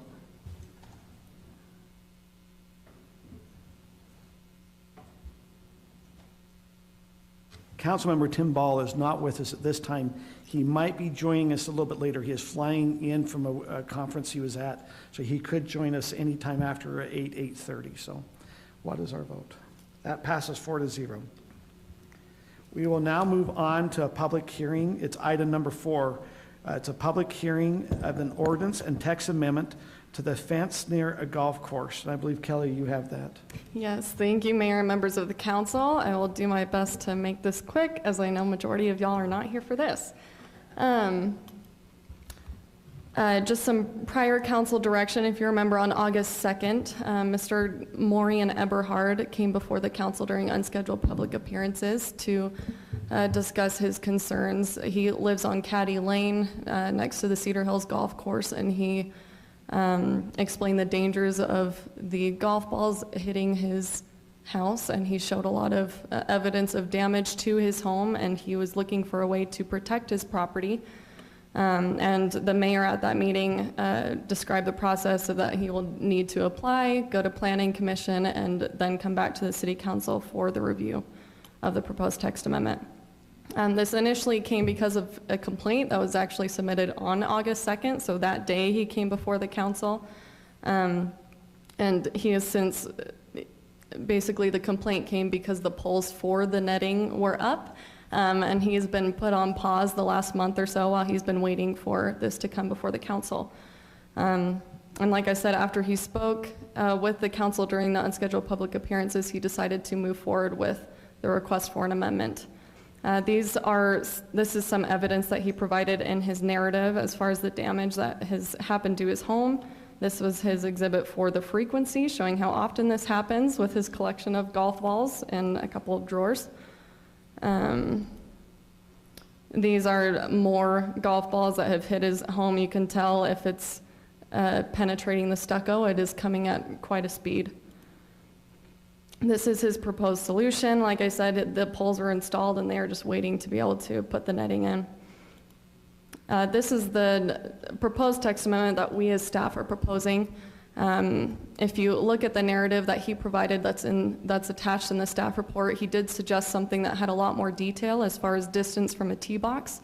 As me and our code compliance officer reviewed this, there were a couple of, several instances that we thought that could have, where properties could have the need to put up a safety netting to protect their homes outside of a certain distance from a tee box. And so we just kind of determined that residents that need it will want to put it up. And ultimately, we obviously have Alpine Country Club where this could be applicable to, but we have not received any complaints from Alpine Country Club, whether or not they've come up with some sort of solution.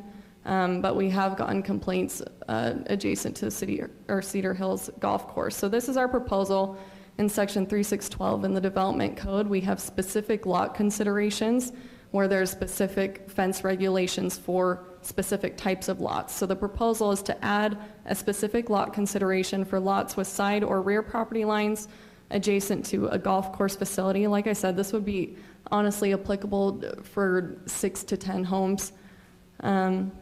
The fence would be able to be a maximum of 15 feet in height, and the materials of this fence would be limited to an open style netting with black support posts or beams no closer than 5 feet apart. This design criteria was included in Mr. Eberhard's proposal, and we just went along with it. There actually is an existing safety netting a couple homes down that meets this criteria as well, so they would be compliant if this were the case. As far as public hearing notices, we publish the appropriate public hearing notices, and our code compliance officer actually went out and knocked some doors adjacent to the applicant's home to see, because we were trying to address the concerns now rather than the council passing this and then us having to adjust something in a month or two. And two of the neighboring property owners actually reached back out to him expressing support for this proposed amendment. When this went to the Planning Commission last Tuesday, the applicant was there and spoke during the public hearing and explained to them again the danger of the golf balls being hit into his yard. Some commissioners did express concern with regulating the safety netting at all. Unfortunately, because of how strict our fence definition is, the safety netting does meet our definition of a fence, and that's why we're trying to address it now. And after more conversation, they ended up recommending approval of the Amendment 6.0. This is that fence definition, like I explained, where it's literally anything that acts as a visual or physical screen or barrier. We have that 6-foot max. As far as staff review, we recognize that he did provide significant evidence of the damage on his home. Yay, there he is, sorry. My bad, I notified him a little late. But like I said earlier, we recommended that less detail be codified as we're trying to address anyone that could have this issue as to want to put a safety netting up to protect their property. Material regulations, we do recommend that open netting so we can keep from a solid fence being any taller than 6 feet, like to stay consistent with existing code. We also notice the design criteria is similar to what we currently require for sport court fencing. If they want to have taller than a 6-foot fence, we have specific design guidelines that the maximum is 12 feet, and they have to have vinyl coated chain link. So it's just, again, the consistency with our existing code. We just recommend as staff that the City Council hold a public hearing, accept the findings, and approve the proposed amendment to allow for taller fences adjacent to golf courses. And here is a motion to approve if the council would like, or a motion to deny. And the applicant, Mr. Eberhard, is also present if you have any questions for him specifically. The gavel. Oh, his gavel. Okay. Council, do you have any questions at this time on this motion? I actually do have a question, not on this motion, but you did have to issue a public notice. I thought we didn't have to do it in the Daily Herald anymore. You know what? That could be my bad. I did not post it on the Daily Herald, so I'm just making sure we didn't pay for that and are saving money. No, okay. We're still saving money. I apologize. But I believe we have to post it on our website. Our city website, the Utah Public Notice website, as well as 3 public places. So it's posted here, the police station and fire station, those 3 places. So we have done we've done the yes, notices. Yes, we have. Kelly, I want to apologize. We weren't trying to cut you off. We were trying to get the gavel to come I up. realized that. I was like, what did I do? You're good. So you have Any other questions? So at this time, we'll go ahead and we'll open this up for a public hearing. So if there's anyone here that'd like to come address on the text amendment for the fence near a golf course, they're welcome to come up at this time. Please keep your comments to 3 minutes and state your name. It's open at this time. Anyone like to come up? Maureen Eberhard, applicant. Good to see you guys again. Please just state name for the record. Maureen Eberhard. Okay. Yeah. Thank you for hearing this all. It's been a very smooth process. I want to congratulate you guys. I've gone through this with you for the first time. It seems to be working well. So you've seen the report. If you have any questions for me, I'm here to answer any of them. But the golf balls are still coming in hot. And, and then between the time we spoke, there was a woman struck in the head on the course, and she needed, medical attention. It split her head wide open. So it was, it's a dangerous course. I mean, that corridor, I don't understand it myself. And then so I decided to go golf it myself to see what it was like. And it's like golfing in a bowling alley. And so, anyways, that's it. Thank you for your time. Thank you. Anyone else would like to come up during the public comment time? Seeing none, we will now close our public comment and bring it back to the council either for discussion or motion. Okay, I have a comment or two. I'd like to make the motion on this. I'd just like to thank you for all the work you've done on this. That's one of my favorite trails to jog on, and I want to thank you for giving me something else to worry about. Because I always tell my wife I'm getting older, I said, if I don't come home, find me before I blow it up like one of the deer on the side of the road. But I don't have to worry now just about being bit by a dog or stepping in dog remains, but I have to worry about being hit by a golf ball. So I understand where you're coming from, because there's been some interesting experiences up there, but it's a beautiful trail, nice home, and you have the motion sensor that talks to us as we go by, right? So if there's no other comments and things, I'd like to make the motion. I think you're good. Okay. I move that the Highland City Council accept the findings and approve the proposed amendment to Section 3-612 of the Development Code to allow for taller fences adjacent to golf courses, as discussed in the agenda. I'll second. I have a motion by Scott, second by Sarah. You ready for vote?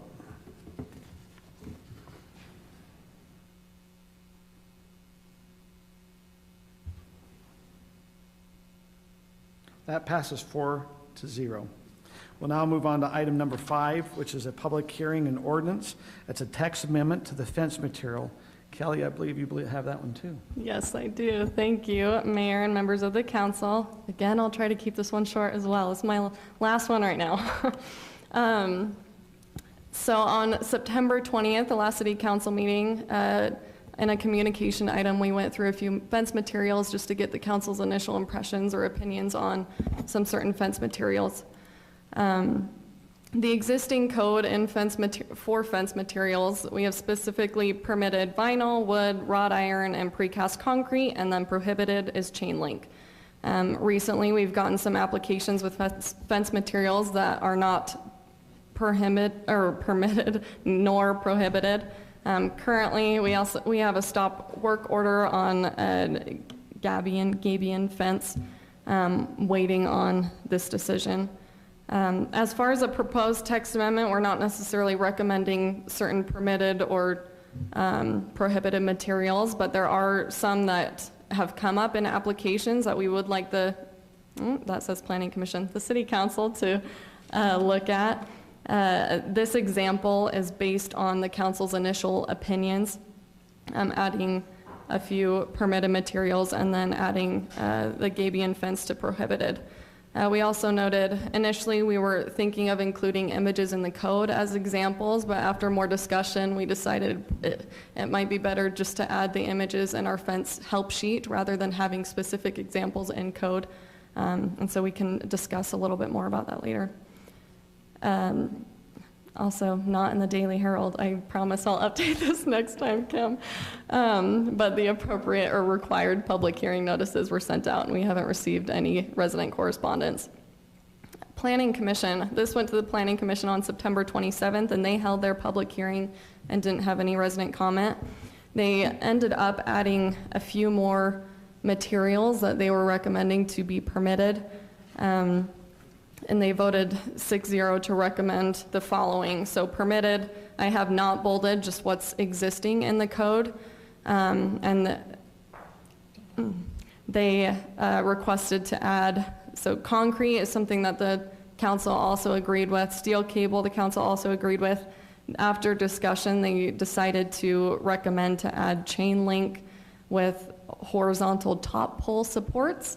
Which I'll show examples in a minute, and I also added examples in the staff report.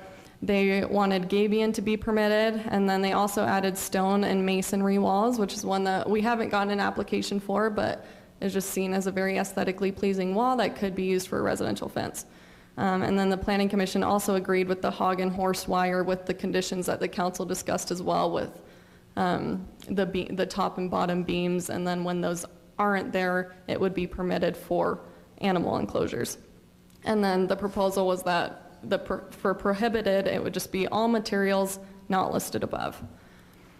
We're going to go through these one more time just to give a little refresher as to what these can look like. This is that gabion. You have this caging with rocks inside. There are a ton of different patterns that you can see on Google where sometimes they'll differentiate between colors of rocks and make some sort of design on the fence. This is the steel cable where the council this is a material that the council initially was wanting to add to prohibited, and that's what's in attachment 1A in the ordinance in the staff report. Here's that steel cable that I mentioned. Hog and horse wire, the top two are what the council was initially and the planning commission recommended to be permitted for residential lots, and then on the bottom being allowed for animal enclosures specifically. This is the concrete. I found a stucco wall. Obviously, I could only find one in St. George that didn't have posts, so that's where that example is. This is a stone and a masonry wall example. And then this is the chain link with the horizontal top pole supports. The Planning Commission just was noting that the chain link fences didn't look good when it just had a wire running across the top. So they said if they were to be permitted, that they would have to have that top pole. And we as staff just recommend that the City Council hold a public hearing and then determine which fence materials to permit or not to permit, and approve an amendment to Section 3612 of the Development Code. Here you have two options. One is the council's initially stated preferences, that's attachment 1A.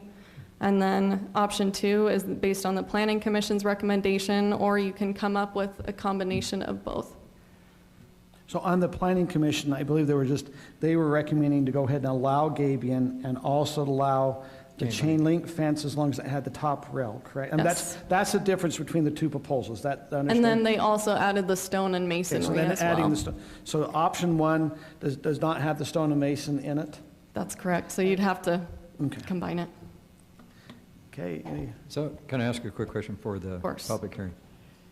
Was there any concerns about the steel cable? I just worry about the safety on that, because a sharp cable isn't protected on the top. Seems like it's a danger with kids, but I don't know. can you go back and show that picture? Yes, What I exactly- will. I mean, aesthetically, it looks nice. I just wonder the safety. And I guess I've seen some of these actually not in yards, but inside homes. From what I was trying to think, A lot of them correct? use them on the modern staircases nowadays. And so they're considered to be relatively safe. They're inside the home. I've honestly never run into one, but run into one, but I don't have one, so I don't know. So Scott, what you're mentioning is you're concerned about maybe having that as part of the code, that would be allowed, is that right? Well, I'm just concerned about safety issues of that. It just seems like if you're running and hit those, they're pretty dangerous, but I don't know. Scott, or Councilmember Smith, if your concern is kind of visibility, one thing you could do is require it to have a top post, like in the bottom right, then it makes it a bit more visible, Right, so right. that a child hopefully would see it before running into it. Yeah, that would be my opinion. I agree with that. I just think there should be a top, something to make it more visible, because if not, you can't see that. You're running as a kid, you hit it. Can you go to the gabion, just to show the gabion one more? If any of you have been up to the Three Falls area, the new development up in Alpine, which I'd classify as probably some fairly high-end homes, I actually noticed some gabion fences. Now, they are up against the mountainside. I mean, so it's a little different environment, but I was surprised because I saw some gabion fences up in that area as I was up there dreaming, so. Well, and there's an existing gabion fence on North County across from Knight Avenue, which I think is. Yes, that's, I think, what this has brought up as part of this brought issue. up, yeah. That's the one I mentioned, has a stop work order on it. So I think we got to decide on gabion, and then Scott, you brought up about maybe having a crossed. Then you had chain link that the Planning Commission said that they were, actually go back to the horse fence. I think, now this comes from the council. The council recommended if it was a yard, they have to have the top rail, but if it's agriculture, it's fine with what the bottom looks like, right? Right. And then you go to the chain link, and this is a change from what we've been doing in the city code for many years, is allowing chain link. Now, we allow, I noticed when we talked about sports courts, if it's the black vinyl, that's allowed in a sports court aspect in Highland, but it couldn't be the main fence. Okay? but the planning commission thought it was okay to have chain link. I drove around, it appears the more mature areas of Highland have some areas with chain link. Do you know when the new code came in, when chain link was not allowed? Okay. I would assume it's probably about 2000, somewhere 2000, 2005. I remember being some fence codes. Remember? I know that Commissioner Roundy was a commissioner at the time, so. It might have been That's all I about remember. 2005. But that was kind of a, so I think you got to make a decision on the chain link, and we can get some public hearing to help us on some guidance there. But any other comments or things? Hey, Kelly, existing fences are grandfathered in then, Correct. if they have a permit? If they have fence permits. Well, yes. hold an existing fence, if they don't have a fence. So there are some, if they were existing back in, the 80s, 90s, before a certain code was put in, that technically would be grandfathered in. But, I mean, the chain link hasn't been permitted for possibly 20 years. And so if they don't have a fence permit, they would be required to get a fence permit and comply with our current standards. But if they have currently a chain link fence, I'm just thinking some of the older homes, if they have to replace that chain link, can they replace it with what they existently have, or do they have to come in compliant with the new, like, they have a chain if link they were to and they want to update- update, maybe they've had a section that's broken or cut, and they want to update it, can they do that, or do they have to come? Sometimes they do it. Technically, if they come in asking to replace or update and they don't have an existing fence permit and they're changing something, like, we encourage them to come into compliance. Yeah, that's all I can really say to that. If they don't have a fence permit, they don't have permission from the city to not be compliant with current code. Do we have any stipulations in the code, and I should have looked this up, where there needs to be certain amount of maintenance? I find a lot of the old wood fences really look bad because they're not being maintained. I mean, do we have any sort of stipulations or any enforcement or encouragement? To the point of if it became a type of nuisance, it could be regulated, but in our actual fence code, no. There's nothing. No. Okay. Okay. Is there any other discussion items before we have a public hearing? Okay, at this time, I'd like to go ahead and open up for a public hearing on the text amendment for fence materials. Any of those like to come up? We now have open public hearing. Seeing none, we've closed our, go ahead and come on up. We jumped too fast. Please state your name. My name is Jacqueline Vinci. I noted that one of the items that is being proposed to add is wrought iron. I'd suggest to the council to add to that aluminum fencing that can have a similar appearance to wrought iron. It's less heavy, it can be various colors, but it's another material that would be, believe would fall within the aesthetic appearance that the city is going for, and also safety features that the city is going for. That's all. Thank you. Anyone else? Seeing none, we will now close the public hearing and bring it back to council for either further discussion, input, or direction on a motion. I think I'm leaning towards what the council originally said. I'm not for the gabion or the chain link, but I do like Scott's suggestion with the Steel cable. steel cable to have a top on it. And then I just want to hear, Kelly, what your thoughts are on the comment that was just presented. And that's on aluminum, is that correct? Aluminum fence? Put you on the spot. I know. My thought would be to definitely add regulations that it has similar design to that of wrought iron. To just say aluminum fence, we could get aluminum, like metal panels, Yeah. So if you're wanting to make sure it looks like a wrought iron fence, just to be specific as to the design of it. But that's Is it just something my we opinion. should leave out until we do a little bit more research, or we can include it and just say that it just has to have that look of wrought iron? Did you find one that looks like it? What is it called? Sorry, I apologize. We're Nope, you're looking at it fine. real quick. From a staff work perspective, if we feel like we can get it right tonight, I'd say let's do it tonight and not Okay. have to bring this back. This is what, Fair. I mean, I think it depends what it looks, it's all aesthetic and look. I mean, I can't tell the difference between aluminum and metal on the picture I'm looking at here. online. I mean, I think like that's what the that. comment is. You can't possibly even tell the difference in the material. Yeah, I've looked at those a lot, and you can't tell the difference. They're really meant to look like wrought iron, so I think that's a really good idea. Since the last time we had this conversation, because I was along the same line, no Gabion, no whatever, but I've actually changed my mind, because Gabion is not my favorite, but I think it's the right of residents to have their favorite. And it's so subjective, I think. Is it safety? Is it, does it ruin our city? And none of that is the truth. And so, like Scott pointed out, you can have a wood fence or some other kind of fence and it's not being taken care of. And it's way more sightly than a Gabion fence that is taken care of. So I'm leaning in the direction of what the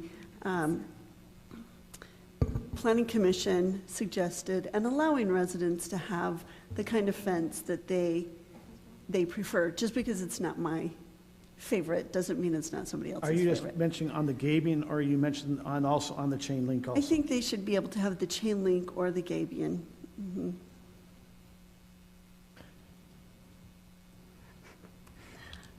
Any other comments? Okay, Or So I haven't listened to the Planning Commission discussion. Why did they choose to allow chain link again? I mean, I grew up in an era where everybody had chain link fences. And again, I think if the top beams in there and they're better maintained that way. What was their discussion there? Because I think the one commissioner that was supporting it took down his chain link fence and put up a concrete wall. Yes, one of the one of the commissioners explained the length of well, once you install it, it just has a really long, what is the term? Where it lasts really long. Lifespan. Thank you. Durability. Whereas wood is one that tends to deteriorate, like we have Seen. yes, like we have throughout Highland. And so it was his argument as, honestly, a lot of chain link fences look a lot nicer than some of the fence types that we permit. And I think also the idea is when people are installing fences, typically they're wanting a fence that looks aesthetically pleasing. And to Councilmember Peterson's point is that, well, they mentioned a similar thing, is some residents like chain link, and so why can't they have the right to put chain link in, was what I understood from their conversations. Okay, what that's I've noticed, helpful. and we don't enforce CCNRs. Am I correct? So if it's the covenants that might be in a subdivision, I would assume most of those subdivisions would have a covenant against chain link, especially in the newer area. But however, the city's not going to enforce that because we're not looking at the CCNRs. That is correct. And I would assume in most subdivisions, unless they're in an HOA where they have a board, they're going to have a hard time enforcing any CCNRs. So I think some of the chain link was to come and say they wanted to have unification of the look in the subdivision. And that was probably the decision made 20 years ago. Now, it doesn't mean we're a different council if we see it different, but that was, I think, where the Planning Commission, they're just saying, hey, we've seen it throughout the city. They thought maybe that was, they still could use it. But that is a deviation from 20 years ago where a council made a very conscious decision to move away from chain link. So I'd like to make a couple comments. In many ways, I support Councilwoman Rodella. I personally don't like the Gabion look, personally. I grew up with chain link fences around my home in Pleasant Grove, and I never thought much about it. I mean, it's kind of something that was more fashionable 50 years ago. But I agree with Sarah in that as long as we have our height ordinances and that it's okay to present different options for people's finances and their personal tastes and things, as long as it fits in their CCNRs, or I didn't say that right, but like the mayor said. So I'm leaning towards Sarah's opinion that we probably should be pretty broad in what we allow, as long as we're maintaining the standard on height and the easements and different things. But I'm honest, the Gabion look, I don't like it. I probably wouldn't put it in my house. But at the same time, I wouldn't put the steel cable either, because I know my grandkids would get hurt on it immediately. And so, you know, but I think if we try to address safety issues the best we can in the other code, I would support what Sarah's saying. Kelly, we're doing it this way instead of prohibiting some uses and allowing all others because that's difficult for staff. Is that correct? Just like how she brought up aluminum. So I'm just wondering the difference between saying these certain things are permitted and these are prohibited versus saying these are prohibited and anything that's not that is permitted. Just in if like there are other things that come up that, so we don't have to talk about fences again. I mean, It sounds like we're permitting fair. everything. well, I'm just go asking through like what are the other options that we don't have in here because it's a pretty specific list. It is a specific list. We definitely have to be very clear about what the council would like to be prohibited, so we didn't have to play this game again as far as, does this look nice or does it not, kind of thing. But you're right, you very well could do it that way. I prohibit wood fences. Okay, council, is there a motion or a decision? I'm so sorry. I wanted to answer Councilmember Rodella. We came up with a wording real quick, if that's the route that y'all want to go. Oh, I can't see. I'm sorry. Okay, just saying open style metal fencing such as wrought iron. And so just any type of metal could be used as long as it was the open style design.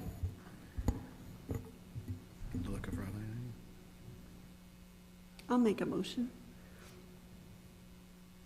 If we can get it back up so I can, there we go. I move that the city council approve the amendment recommended by the Planning Commission, attachment 1B to section 3-612 of the Development Code relating to fence materials, adding the open style fencing. Such as wrought iron. Such as wrought iron. With the wrought iron appearance, basically. With the wrought iron appearance. I'll second it. Okay, I have a motion by Sarah, a second by Scott. Any further discussion before we go to vote?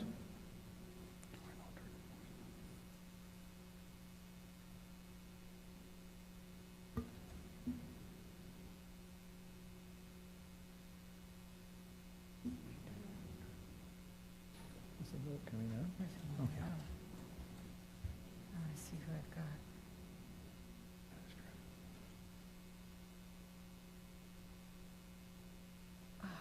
That passes 3-1. We now have chain link in Highland. Yep. We've had it, but it's changed back into the code. Okay, we will now move on to item number 6, public hearing resolution, addition of the sewer connection fee to the fiscal year 2023 fee schedule. Thank you, Mayor and Council. You'll recall a couple weeks ago we spoke about this issue, and we had a resident that requested the ability to add a second sewer lateral to their parcel. In past, convention had been to require a second set of impact fees for that. The council indicated that it was preferable to charge a connection fee to simply cover the city's cost in cases where a entitlement is not being expanded. The examples that were given were when somebody wanted to build a pool house and they wanted a bathroom for their pool house and they lived on a corner lot. It'd be a lot easier to go out to the side street for another sewer lateral than, you know, connecting to their home. So we have come up with a proposed sewer fee. Just for reference, the sewer fee that we're recommending is $500. That would cover the city's costs in any case where a sewer line is being added to an existing road. We wouldn't charge this fee on new homes where the subdivider is stubbed in the sewer lateral to the lot already and there's really no extra expense to the city. So this would be just in cases where the city has to go out and do some inspection and coordination. It would affect those who replace their existing sewer lateral. But again, that is an expense that the city currently faces in inspecting and coordinating with their contractors, et cetera. So that does cover a cost that we currently face. But really, that's The only case that this would apply is when someone is requesting a sewer lateral for a use that doesn't expand their ability to have additional units on the lot. So this wouldn't apply like in the case of any type of accessory dwelling unit or anything that way. This is just if somebody wants a second sewer lateral or to replace their current one. And it does represent a savings to them over the impact fee scenario. You can see that the impact fees were significantly more, and for someone to connect in the central part of the city was, just under $3,500. And so this is far more reasonable for a resident. And so with that, we'd recommend your approval and happy to answer any questions. I just want a clarification. I understand the background to this, but again, can you give us more examples where you would get a second sewer line if you're not using it for an accessory structure? Well, in the case that brought this to us, it was somebody who had an accessory structure and wanted to add a bathroom in their garage. Right, so that is an accessory structure. Well, when I say an accessory structure, what I meant to say, and maybe I didn't say it right, was an accessory dwelling unit. Okay.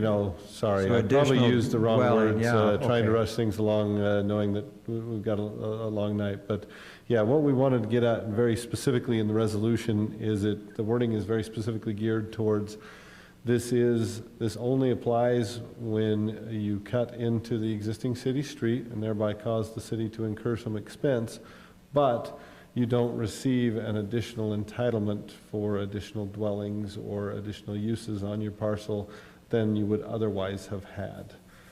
So if right now the city doesn't permit detached dwelling units, accessory dwelling units, but were that to change someday in the future, an impact fee would be able to be charged for those.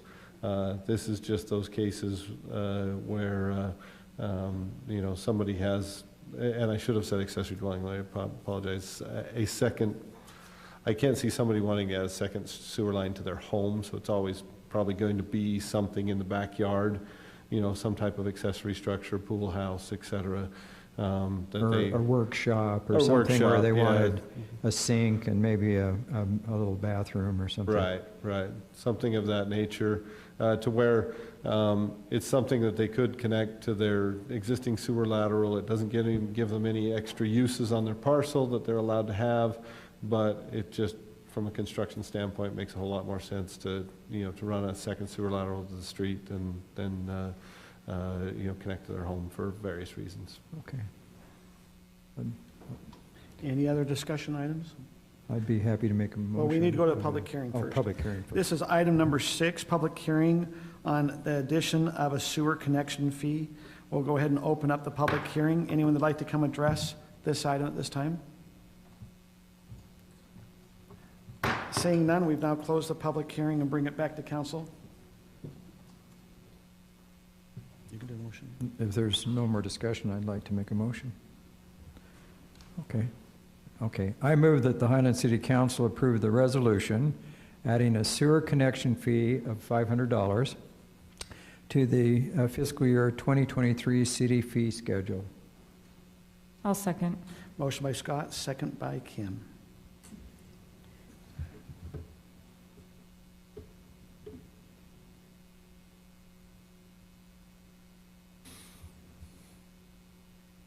That passes 4-0. We'll now move on to item number 7, which is an action item of Viewpoint Subdivision, Park Drive access. I believe, Mayor Osler, Yes. so Tim Ball should in theory be available in 20 minutes. Do you want to reorder the agenda or do you want to continue on with this item without him? appreciate you bringing that about. Has he texted you and said he's on his way? He's not, so he expected to land at about 8:15. He was hoping to be available to be on the phone at 8:30. I'll go ahead and grant that because I know he wanted to be part of the discussion on that item. We'll now move on to item number 8 to come back to item number 7. Item number 8 is an action item. It's the All Red PI Water Dedication Agreement, and Rob Patterson, our city attorney, will be doing that one. Thank you, Mayor and Council. This is a, go ahead and bring up the next slide. This is a request from a family within Highland regarding an issue that's been kind of ongoing with the city and city staff for some time. And at their request and kind of after some discussion, we're bringing it to the council for a final kind of decision on how we should be moving forward. This concerns this property here. I've been kind of vicinity map. It's about 2.4 acres, just under. The previous owners were the Wolds. They bought into the city's PI system in the late 90s, very early 2000s. However, they only bought into the city's system for just under 35,000 square feet, so not the entirety of the project. Basically just the, if you go back, you can kind of see there's a house and kind of some backyard area. There's a little garden. It kind of covers that first third-ish of the property. That's what the previous owners, the Wolds, bought into the city system, dedicated water for. The Wolds also had water shares that allowed them to use an irrigation ditch. They could turn it and kind of use it for their pasture in the back. The Wolds had a contract with the city, like many residents did back when the city was kind of transitioning to the PI system, where they were allowed to buy into the city system, finance the purchase of the shares over 20 years. Many residents in the city, when they were doing that transition, were on that agreement. So that gets us to kind of more current day. The Allreds, the applicant, I guess, or those interested here, I guess, they purchased the property in 2017, but they did not purchase the water shares with the irrigation ditch. In 2018, the city was doing an audit of its utility system and noticed there was a discrepancy between the PI bill, the pressurized irrigation bill for them. That is, as you may know, the city's PI bill is based on square footage. You're just billed a rate of how much square footage you have that is irrigated off of the city system. So the city has a certain rate and noticed we're billing for, just about 35,000 square feet. Your lot size is much larger than that. It's about 103,000 square feet. So the city sent some notices in 2018 asking for some clarification whether they were going to dedicate water to cover the rest of their property, or if they would rather sign an agreement that they would limit their use of the city's system just to that original 34,848. And there was some adjustment made. Part of their property line is in the right-of-way, so we have to adjust it back. So there were some discussions back in 2018. And this, I believe the Allreds are here, fantastic, they're back there. So I will also welcome them to correct anything I say wrong, and I would ask the council to, hear their side of the story. Based on what we have, they declined to sign that agreement. There was a discussion that was had between Mr. Allred and someone with city staff. We don't have a record exactly what was said. I believe there's some kind of miscommunication of what happened, and he said that he had this discussion prior to purchasing the home in 2017 and asked, do I need those shares? Because Mr. Wold asked if he could keep them. And based on that conversation, what we know is the end result was they did not purchase those shares with the property. We don't know what happened exactly. Our understanding is staff probably said, you're good for the PI system as it currently is. It might have been miscommunicated that it was good for the entire lot. We have a few of these throughout the city where, it doesn't cover the entirety. That's where this confusion comes in from. So since 2019, the Allreds have expanded their sprinkler system, so now they're irrigating their entire lot off the city's PI system. We became aware of it this year. We've had some discussions, gone back and forth. So that leads us to what we're here for tonight. They've requested that the city finance, essentially, their purchase of water shares to cover the additional acreage that they are now watering. So again, the previous owner only bought in for about 35,000. There still remains about twice that unirrigated, and actually go to the next one. So they're asking the city to finance enter an agreement to finance their purchase of the water shares over a 20-year period so they can continue to use the sprinkler system that they've installed and make sure the water shares are dedicated to the city as they should be.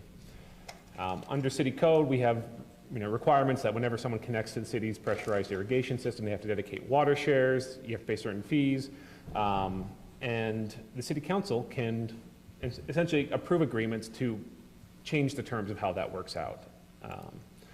So this was their proposed agreement, and in the staff report, they actually have an agreement that was drawn up. With this, they would purchase 3 acre-feet of water, 7,000 per acre-foot over a 20-year term. As we were reviewing it as staff, we wanted to raise some issues for the city council to consider. Based on, Joanne did the calculations, and she calculated that they would actually need to provide 3.5 acre-feet of water. The city allows people to buy in fractions. If you buy it on the open market, you have to buy a full acre-foot, but we would allow 3.5 because we have enough purchases going on to make it work. Our current cost is $7,500 per acre-foot, and then there's been an underpayment for the PI bill because the city hasn't billed them for it. But since they've been using additional water, it's based on square footage again. So now that they went from a third to their full lot, the PI bill should have been higher since at least 2020. We also have not had any other agreement like this, at least not since the early days when people were transitioning off of private systems onto the city's PI system, where the city would finance the purchase of water shares. So this is kind of a unique situation, and we wanted to bring it to the council to see what direction you wanted to give us going forward. So I've kind of crafted a motion to approve, but I've kind of bracketed different, apparently the changes I made at the last minute didn't make it in there. I was kind of bracket, there are terms you can change, how much to buy, what the rates are, whether you want to change term, whether you want to charge interest, whether you wanted to address the past bill. The other option for the council would be to not allow the agreement and just require them to either to find another way of dedicating water shares or to have them restrict their water usage back to what was previously dedicated. With that, I'm happy to answer any questions, and again, the Allreds are here. I would encourage you to listen to their side as well. So Rob, I just want, there's not a dispute on them buying water shares. This is just about if we're going to finance, or is the dispute, does that make sense? They're not saying, hey, we're not willing to buy water shares. They're just saying, one, they've asked if they can buy it for $7,000 versus what the city it stated at $7,500, and two, they want to know if we'll finance it. Is that the items? That's my understanding. It may just been a miscommunication what the actual price from the city was. My understanding is to make it feasible for them to actually purchase the water, it would be much more helpful to have it financed over a term rather than a fairly significant chunk of change all at once. Altogether, buying the water shares is, $20,000+, so that's a pretty hefty But sum. you've mentioned here that was a policy that was done back at the very original, like in '95. Is that what we're hearing? Is that's when the Yes. financing occurred and we're not hearing that there's been financing going forward on options? Correct. And the city still has a few utility accounts. In fact, theirs might have been one of the last few that are still kind of dropping off as the 20-year term has expired. There's a few homes still out there that probably have a few, we're at the end of all of those old agreements. They're all dropping off now. So we haven't really done anything like this since then. We've often allowed developers, smaller subdivisions to buy into the city's excess water. So that is fairly common. But the financing kind of arrangement, that is less common. If we open the financing up here, do you see any concerns with this could also then, if there's others, if it be a developer or others that want to finance, that we have to look at that as an option also, or is that could be one-off? This can certainly be crafted as a one-off agreement. It's with a specific family in a kind of a specific circumstance. They're not developers. They're not subdividing their property. It might be a situation where it's obviously not going to be a legal precedent. It's one of those things where someone might say, well, you did it for them. Why can't you do it for us? But again, that'd be something we would bring back to the council for you to consider as well, unless you set a kind of a broad policy. Is there any other items that the city finances at this time in a like manner? Are we doing financing on? I'm not aware I don't of think our anything. open space purchases we're financing. Is there anything else that we finance? The I one think thing do. we do is cemetery, but it's only for a period of 1 year, So if someone come and bought a cemetery lot, we give them 1 year to pay off. assuming they aren't using the plot. It's for a pre-purchase, yes. So let me just clarify. So the water shares that they're buying are already owned by the city. Correct. They're excess water So shares. it's excess water shares. And what we're requesting is the council, if we agree to have the city basically be the bank here, that we need to set some sort of interest rate.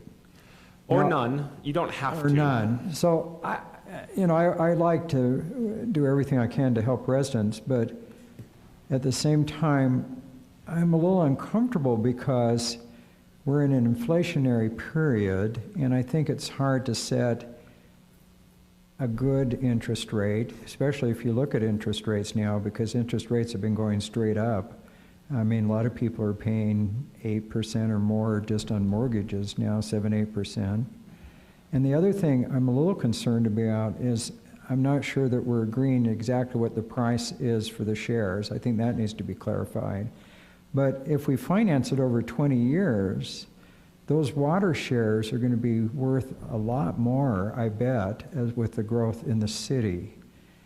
So it's kind of a hard balance to make, I think, between wanting to help some residents and being fair to all the other citizens in the city, because I think as I lean towards things, it's not being fair to everyone else.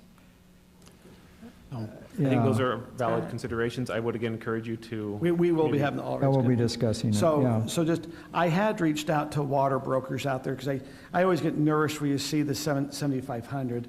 So the reason why they're kind of making the request is if you go out, traditionally when you buy water, you have to buy 4 acre-feet of water. And so if you notice, they don't sell them in fractional shares. And so this is a 3.5, is one of the reasons why the city is saying, hey, we recognize this as a fractional. If it was probably a one full, the 4 acres, we'd probably recommend. When I talked to some of the water brokers, I will share with you from what my research, 7,500 is a very fair, probably to the all reds favor. I'm just saying, and we did go to the market and look last October, but as I called out, they were telling me it's between 8,500 to 10,000 if you could find the type of shares out there. It's not, water shares just aren't, you don't just call it, they're hard to find. So but with that, why don't we have the applicant that's come up, if the all reds would like to come and address, and maybe help the council understand the request that they have. Thank you. I think Rob did a good job of summarizing most of what's happened. Oh, I'm Josh Allred. This is my wife, Allison. A few things I'd like to clarify. Like I thought it was 7,000, but it came up a couple weeks ago or a couple months ago in a meeting. If it was 7,500, that's fine. The 3 acres figure I came up with because I have something from 2018 that states 3 acre-feet per acre. That's where I came up with that. If it's been up to 3.5 per acre, that's okay. I was not aware that had been increased. In that agreement that letter from 2018, it says one of the options is to apply to have it purchased through city utility billing. I was not aware that getting it paid over time to the city was an unusual thing until last week. So the only thing I thought we were asking for that was special was the no interest. And again, there was a miscommunication. We told the Wolds they could keep the water shares because I'd have no desire to flood irrigate the pasture. And so I was just hoping that's the only thing we were asking for. I felt like we were agreeing to the price that was set a couple weeks ago in a meeting. And again, the 3 acre feet I got from this letter. Also, when I got the first letter from Stephanie Cottle, and I called her, I talked to her, I didn't try and just put her off. And when I described the situation, she appeared to drop it. And then I got a letter from Lori Adams, and again, I called her, and then Candace Linford was the last one. I was not trying to get away with anything. To me, the issue had been dropped. I called, I talked to the person who contacted me, and they didn't contact me again, so I was not aware that it was still an issue. So, anything you'd like to add? I was just going to add, we learned some good lessons, that in disclosures, sellers' disclosures, they don't have to disclose certain information, which we now will make sure to ask. Yes, when we were under contract with the property, my husband had a phone call with the city, there was a miscommunication. We walked away with the understanding, whether it was our fault or no fault, it was a miscommunication. We had the understanding that we had all the water we needed to water the property. Again, as he mentioned, anytime the city reached out, we explained and they seemed to understand, and then it kind of came to a head this year. And so we want to do the right thing. We want to be honest and take care of this.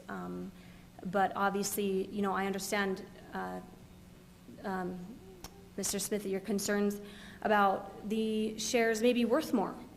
And if we'd had this information at the purchase price, we would have the water shares. We didn't anticipate this ever being a problem. And so obviously they may be worth more, but if we had been able to acquire the shares we needed when we first purchased the property, they would be worth what we paid in 2017.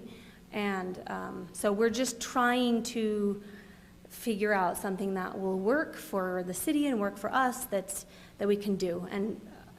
And we just hope that the answer is not, well, you have to pay it all now or not water. And really, we have 2 sprinklers in the pasture, and that waters the extra that is not accounted for. The area, there's a 1 acre pasture that we installed 2 sprinklers in. Now, they're very large sprinklers, and they water approximately 80% of that 1 acre. But I want to pay for the full acre so we can be done with this. But we're not actually, the sprinklers don't even reach the full acre. But Yeah, especially with the pressure issues. So I just want to make sure, so we can make it, are you requesting, or do you have an issue with the 3.5 acre feet? Is that? That is news to me, because again, like from 2018, I was told 3 acre feet per acre. So until last week, that's what I was assuming it was. So that's news to me. And so as we come in, is this, Rob, how did it change from 3.0? And I don't know if the city has any records of the 3.5. Are we just going based off what the irrigatable area they have not irrigated? Is that how we're coming up with that number? So those were just the numbers I got from Joanne. They're absolutely correct. There was a previous agreement. That was back when the notice was sent saying, hey, do you want to either buy or just agree not to water? It does say 3 acre feet at 7,000 per acre. I think the price has been adjusted since then. I'm not know if Joanne is the one who gave me the numbers around the calculation at 3.5 acre feet, saying that's what would be required for. Well, how would we make sure that that's correct? I mean, is it just, Andy, can you help us? How would we calculate to make sure that's correct? So I think what's happened is so the rate that they were told was 3 acre foot per acre, which is still the city's rate.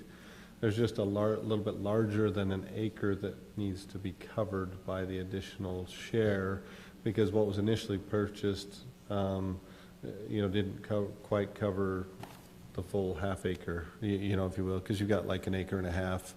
And so it's just the mathematics of it's still the same rate, but it's the mathematics of how it works out when you look at their actual lot size. So that's the difference. If their acre, I'm just trying to look down here, I mean, so if their property is 40, I'm just going to say, let's assume it's 46,000 and an acre's 43,650. Is it because they have that, it goes over the acre, so it bumps, it rounds up? Because what needs to be made up is just a little bit more than the acre. I have a question, if that's okay. Does that 3.5, is a discrepancy due to, we have a large cement pad house, a barn, and a sports court, and the area south, there's also a trailer parking pad. There's significant areas that aren't watered. The only area we added we did add sprinklers. The existing grass, we moved just a bunch of sprinklers around because they were no longer head-to-head. But the only new areas we covered are the far right behind that vertical line, I don't know, to the north, 2/3 of the way over. In the past, have we just done it based off the acreage, or have we went and taken out barns and that? Yeah, just got a text from Joanne as we asked her how she calculated that, just to make sure, and she indicates that she just calculated that based on their total property area less the irrigation shares that they got from Wolds. And so it's just a difference. It was calculated at the rate of 3 acre foot per acre, but it's just the way the math worked out on what the shares that the Wolds had conveyed covered of the property versus what was left that wasn't addressed by PI shares. So is that a concern, the 3.5, if we can document that? Is that still? To be honest, that's not the end of the world. We can cover 3.5 acre feet. Okay, so now is the price of $7,500 seem reasonable?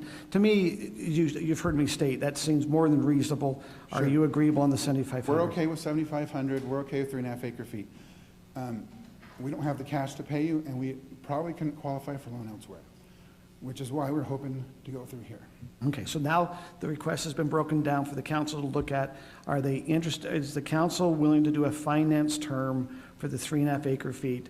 That's 3.5 times 7,500. Am I understanding correct? So that, and then is there any question that says all Reds pay $1,453.34 for the additional amount? Is that also an agreement? Is that in dispute? We could pay that if needed. Again, as long as it's included in amortized or whatever. Okay, so you're wanting the $1,453.34 as also part of the finance program, but that should have been paid part of the PI. I'm just saying, okay, so I'm just trying to understand what the request is. And to be clear, Mayor, that is not something that was addressed, that was never billed to them. That is basically, again, taking the difference between, because our PI bills are based on square footage. So it's basically going from what they did pay, they've always paid, so that's not an issue. It's just between what they have paid and what it would have been if we were including all the square footage in there over the year since April of 2020, when the season would have begun in 2020, then carrying it forward through now. Is there anything else you think the council needs to understand as we make the decision? No, I think that's all. Okay, we appreciate you coming up. Council will bring it back for discussion and motion. So by my calculations, if they're agreeing to 7,500 and the 3.5, let's see if I'm calculating right, plus the other 1,453, it comes to $27,703 approximately? That's what I've got. Is that what you got? So we agree. Well, we agree on we agree what the total amount is. The only time tonight. What's, you've Dollar. heard from one count, Scott, you mentioned you weren't necessarily in favor of the city being a bank. What's the rest of the council, and then we can go for a motion? I am also not in favor of acting as a bank because I think there are other circumstances that would play into that. My other concern right now is I know we have another resident who has a similar situation with water,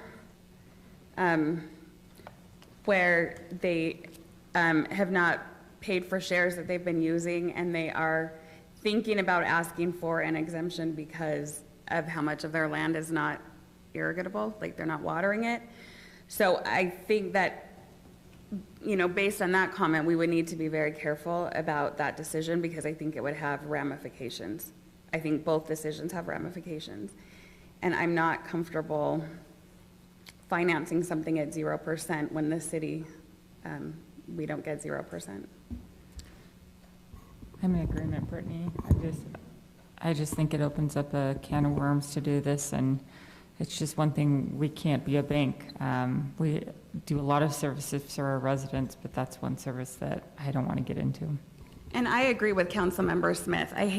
You hate to do anything that impacts people's families. It's really hard when people are in front of you, but you know that there are other situations that are very similar that exist throughout the city, so we always try to look at the larger impact, so we understand that. I have a question or two and maybe a comment or two. So I also don't feel comfortable with being the bank. I have a question about the 1,453. It sounds like the city agrees and the Allreds agreed there was a miscommunication.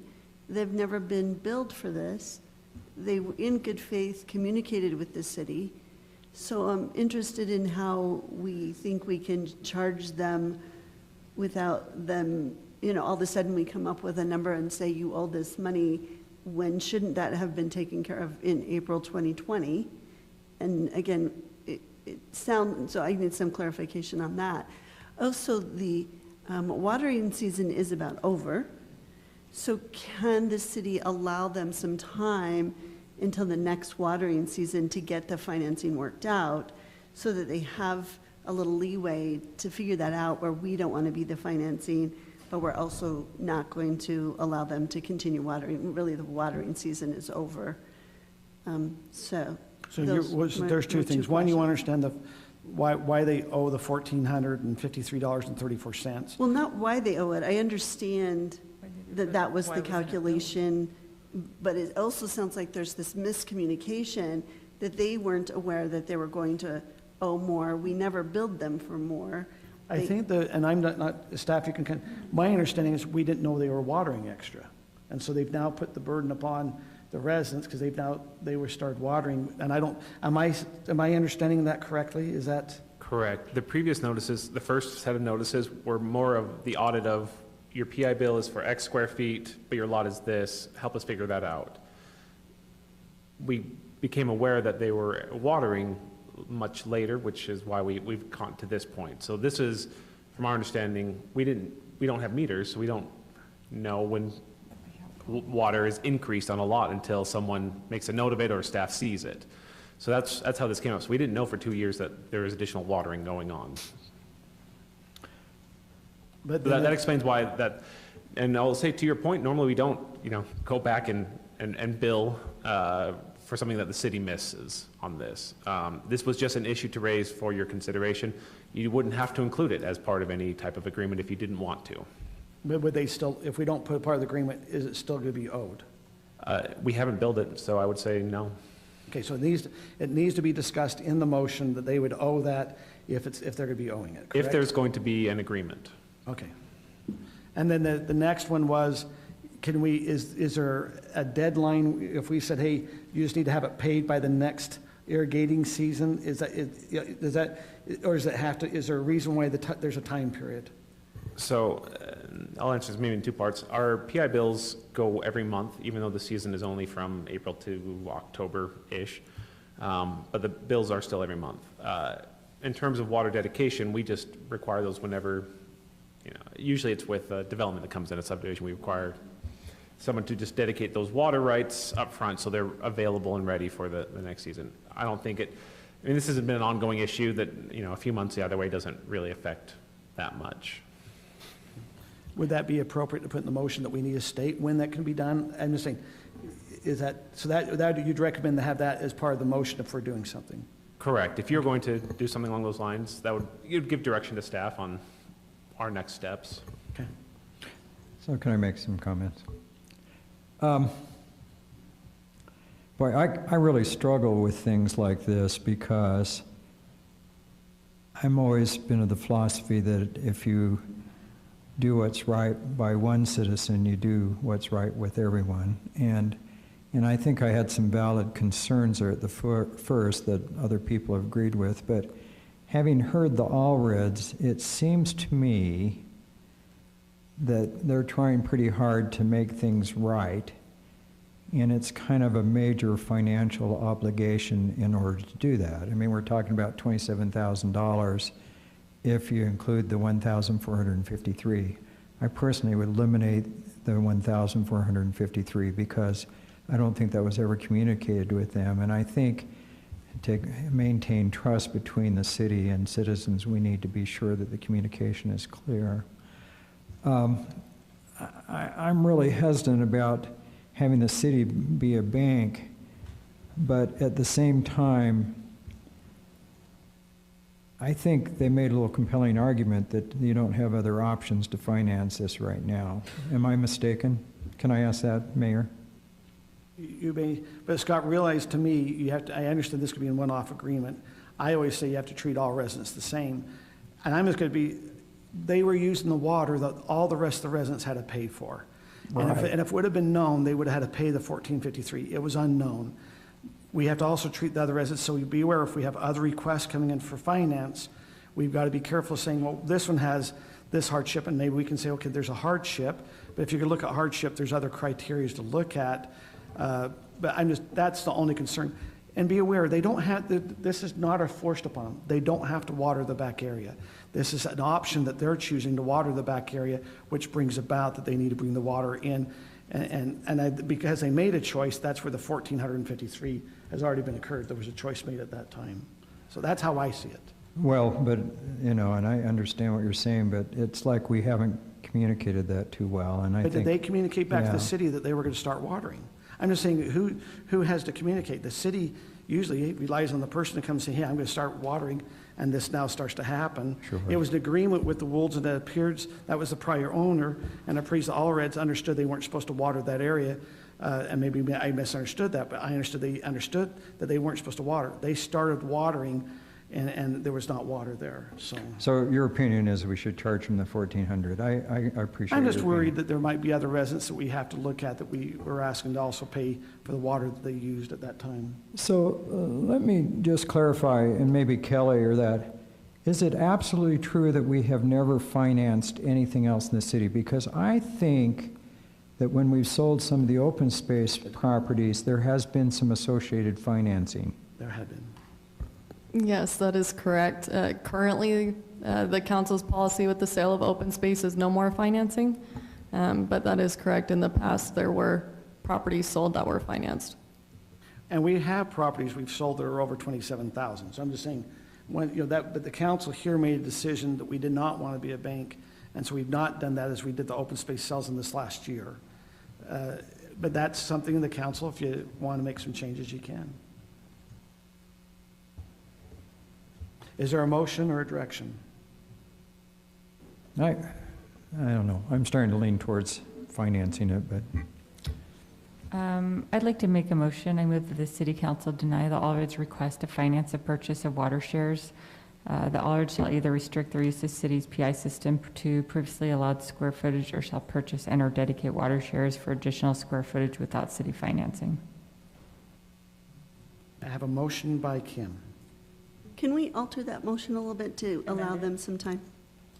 Okay, what would you like to amend it to? This is a little bit random. Till pressurized irrigation is turned back on in the spring. Done, yeah. So Till can you just pressurized, repeat that? recommend- yeah. Stephanie, did you get that there was what you're asking, are you asking just amend the motion, and are you amenable to amendment? Yeah. So that's, amend. Are you seconding it, I'll sir? second. Okay, so I have the motion, which includes to extend until, was it to the next irrigation season? Yes. Okay. can I ask a point of clarification then? Yeah, so it's Kevin, Sarah, okay, Yeah. go ahead, Scott. Okay, so what are we saying? We're saying, one, that the city's not going to finance this purchase. Yes. Does it mean that they can't purchase the extra water shares from the city? No, they still would be available to do that. It's just the financing, the spreading of that cost out over time does not come from us. So is the consensus then that they could purchase this from extra water shares from the city for $7,500 per acre foot? Is that correct? Correct.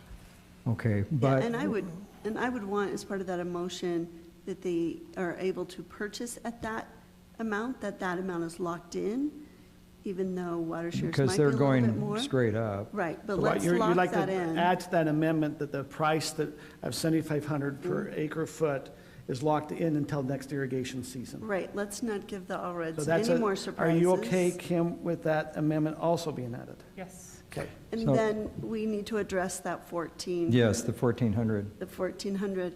What, I- Sorry. Oh, no, go ahead. by Rob. denying it? By denying it, we're not going to retroactively impose that on a bill for something that we haven't already charged. That was only if we raised that as an issue, if you're going to grant this as an agreement, this might have been something you wanted to consider. Without that, we're not going to charge that So as. I think that's fantastic. Going forward, that will be part of the bill if they continue watering. Okay, but we're at the end of, okay.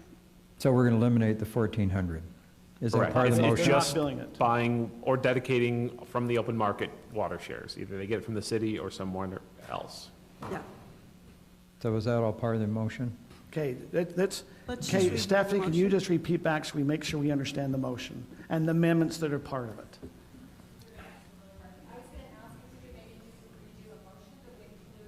Okay.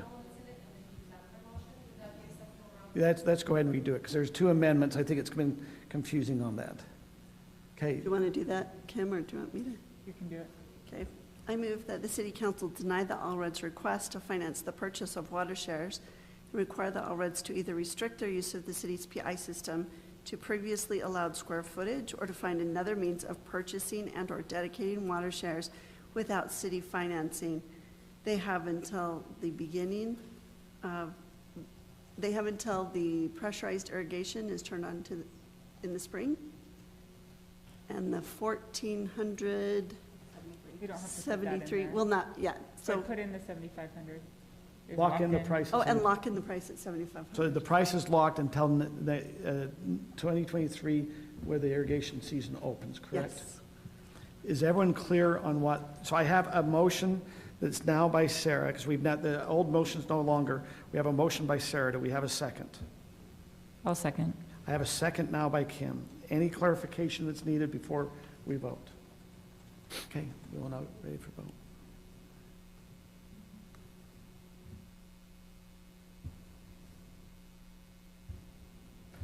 That passes 3-1. Mayor Osler, Councilmember Ball has let me know that he is available for a phone call if we want to skip back to item number 7 now. Okay, we will now, if we can have Councilmember Ball come on.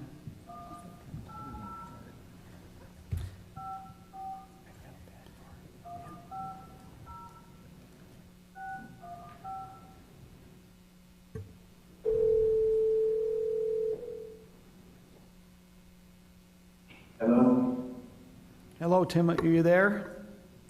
I am. Okay, so everyone's aware, this is Councilmember Tim Ball on the phone. We will ask for comments or any things, but probably most of the time he will try to mute so we don't have anything in the background. Just out of curiosity, Tim, how close are you to being here? How close are you to being here? About 30 minutes. Okay, so we will be seeing Councilmember Ball then. Okay, I will meet right now. Okay, we are now on action item number 7, which is the Viewpoint Subdivision Park Drive access. Rob Patterson, City Attorney, will take this. So just as a reminder as we start, because we have someone virtual, you need to speak into mics or he won't be able to hear. Okay, thank you, Mayor and Council. I think this is the moment everyone's been waiting for here. So, by way of background, I know the Council is very familiar with this item. We had a workshop on this a little while ago. Alpine City is currently in the process of considering the Smooth Canyon subdivision. That would be the subdivision directly north of Viewpoint. And the current proposal for that includes a connection from that subdivision and Alpine High Bench Road down into Highlands Park Drive in Viewpoint. The city commissioned a traffic study, and the traffic study did confirm that if that connection was allowed, in some ways you can get very specific numbers, but regardless of how the subdivision was aligned, it would have an impact on Viewpoint. Traffic would increase, whatever option was made. So the question is, what are we here for tonight? Just by way of kind of background legal principles, state law is pretty clear that this is actually a direct quote from state law. The municipal governing body exercises sole jurisdiction and control of the city streets within the municipality. That means Highland streets are Highlands, and you as legislative body control how they are regulated, used, constructed, deconstructed, dedicated, not dedicated, vacated, all of that. The same way Alpine City does the same for their streets. So we're here to discuss what happens on Highland side of the property line. We can't control what Alpine does with theirs. They can't control what Highland does with our streets. So a while ago, you'll remember, we had some fairly lengthy discussion regarding connections of roads between cities. And the city actually, you as city council adopted an amendment to the city's general plan and later a text amendment to the city's code regarding when you would allow connections to outside cities. And the general policy and the code that was adopted was to generally discourage those types of connections unless they were planned for or you had adequate provisions to mitigate the impacts on Highland City residents. So let's get to Viewpoint and Park Drive. Park Drive is a local road, meaning that's a kind of term of art for Highland City. We have a cross section, we have a standard, what that means for Highland City, with driveway, parks, trail crossings throughout. On the south end of Park Drive, where it connects to SR 92, is a fairly steep grade that exceeds the recommended grade. School buses won't drive it. It can get somewhat times difficult to drive during winter, both up and down that part of the road. The number of homes in the Viewpoint subdivision does require second access per fire code. So fire code has some rules regarding how many access points you must have, accessibility off of fire access roads to homes, And the general rule is once you exceed 30 homes in a subdivision, you must have 2 points of independent access. There are exceptions. One is you can have one if there's a future connection planned to adjacent development. City code also has limitations on how long a single access cul-de-sac or street connection can be. Park Drive does extend that. So for those reasons, Viewpoint subdivision and Park Drive has been planned to connect through to meet that second access. The access under fire code is a minimum 20-foot hard surface all-weather access. That's what fire code says you must have. So we have our local road standard that gives a cross-section for how wide a road is, curb, sidewalk, gutter, all of that. Fire code says you must have a way for a fire apparatus to get up and down a street in order to access buildings and also to help allow residents and those occupying the buildings to leave. Discussing traffic calming options. Traffic calming are different ways, both kind of signage and actual physical barriers that can mitigate traffic impacts. They do that by slowing drivers down, as well as deterring drivers from taking a route. The more complex and difficult a road is, the less a driver wants to take it. We're going to go through some traffic calming options, and by we, I mean Andy. And they're going to be listed in terms of least impact on both residents and essentially drivers to most impacts. And as kind of we've given the council a lot of options.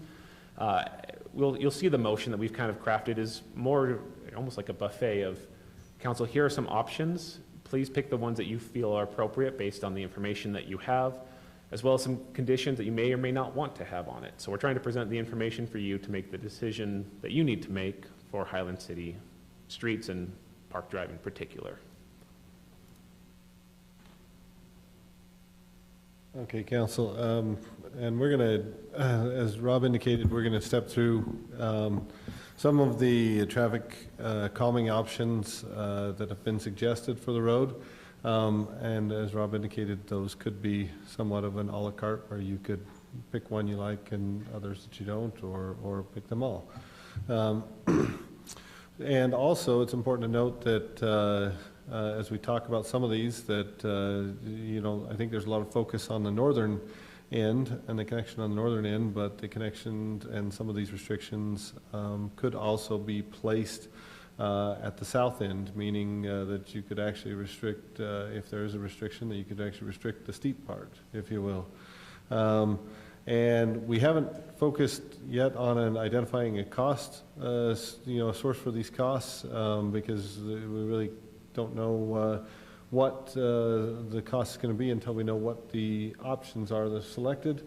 And this is, I want to reiterate that this is a legislative decision, and so the council has discretion as to what you want to do here, as far as all options are on the table. With that, our least invasive, and we're going to go through pros and cons. We're familiar with these. These are the commonly called your speed signs, or they're the radar feedback signs that tell you how fast you're going versus what the posted speed limit on is. The advantage of these is that they are the least expensive for us to implement, and they're also the least invasive on the residents relative to when we put these in, the on-street parking isn't impacted. Some of the other things that we're going to look at affects those that they happen to go in front of their home. There is some impact in that if you're the resident that happens to have this pointed right at your bedroom window, you might get a little bit of light at night, etc. But they aren't as invasive as some that maybe take some parking in front of your home. The negatives to them, or the con, is that they are a passive speed control. While they can be effective to remind you that you need to slow down, there's nothing that forces you to slow down. So when we refer to passive speed control, that basically we're saying anything that doesn't force you to slow down is to some degree or another passive. You have the choice as a driver whether you're going to obey it or adhere to it. So the next one. So another thing that we're going to look at is the terms that's often used in the technical term is the chicanes. The chicanes have lots of shapes, and They basically mean something that is going to force the driver to turn or feel constrained. Got a picture there of, a typical chicane that we'll see. You'll have one on each side. Didn't show them both on both sides, just simply because wanted to show a bigger picture so the details could be available. The advantages are they don't damage the snow plows or the cars because you're still driving just on the main pavement. They are a more aggressive form of speed control, meaning that the way that the chicanes work is typically you'll narrow the pavement up so that between the chicanes you're somewhere between 22 to 24 feet between the two chicanes on each side, or bump outs on each side, and so as a driver you feel more constrained, and when you feel more constrained you tend to slow down and be a little more careful, and thereby you're going a little slower. Other reasons that they're advantageous is they're not as noisy as a speed table. We're going to talk about the speed table next and talk about the noise there, but they're a little quieter. And one of the biggest advantages, if you put the bump outs or chicanes where you have a pedestrian crossing, you move the ability for the pedestrians to be protected and seen out closer to where the travel lane is, and so they're really good for pedestrians because they give you a refuge island, and they also make it easier to see the pedestrians, and then they shorten the distance whereby a pedestrian has to cross and be exposed to the traffic. So instead of being exposed for 34 feet, you're exposed for 24 feet or 22 feet. So you're a little more protected. On the expense scale, this is kind of mid-range. With the radar feedback being the less expensive, this would be the mid expense, and the speed table would be more expense. The negative is it doesn't force the drivers to slow down. So again, these are on the passive side of the scale because they don't force you to do anything. And probably the biggest negative for the residents are that these are in front of their home, their on-street parking or their visitor parking, if you will, is constrained because these occupy a fair amount of space, and so those that they fall in front of their home probably, instead of having 2 visitor parking spaces, would probably only have 1, for example. Looking at the next option, speed tables. The Pro these are an active speed control, and because it forces the driver to do something. Doesn't necessarily guess when force, I mean, I guess you can go across them really fast, but most would consider it forced in that because it is a bump, you do have to slow down, if you want to go across it responsibly and not damage your car. The cons, they are a little noisy. Depending on the vehicle that goes over them, you can hear the brakes slowing, and you can hear the thump, if you will, as people go across them. Depending on how severe they are, the one that's shown in the picture is fairly mild.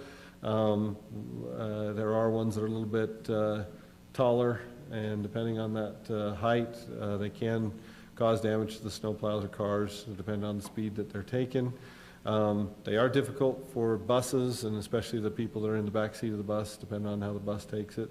They can get a little jarred. And again, it does restrict the on-street parking for the homes, typically not as much as the chicanes, because you can, if you have to, you can still park on these. You're just parking a little bit of a tilt, if you will, where the chicanes you can't really park on them. These are often very divisive for the citizens. People either love them or hate them. A lot of the other passive controls, you might have a few that are, Kelly just told me I was done talking.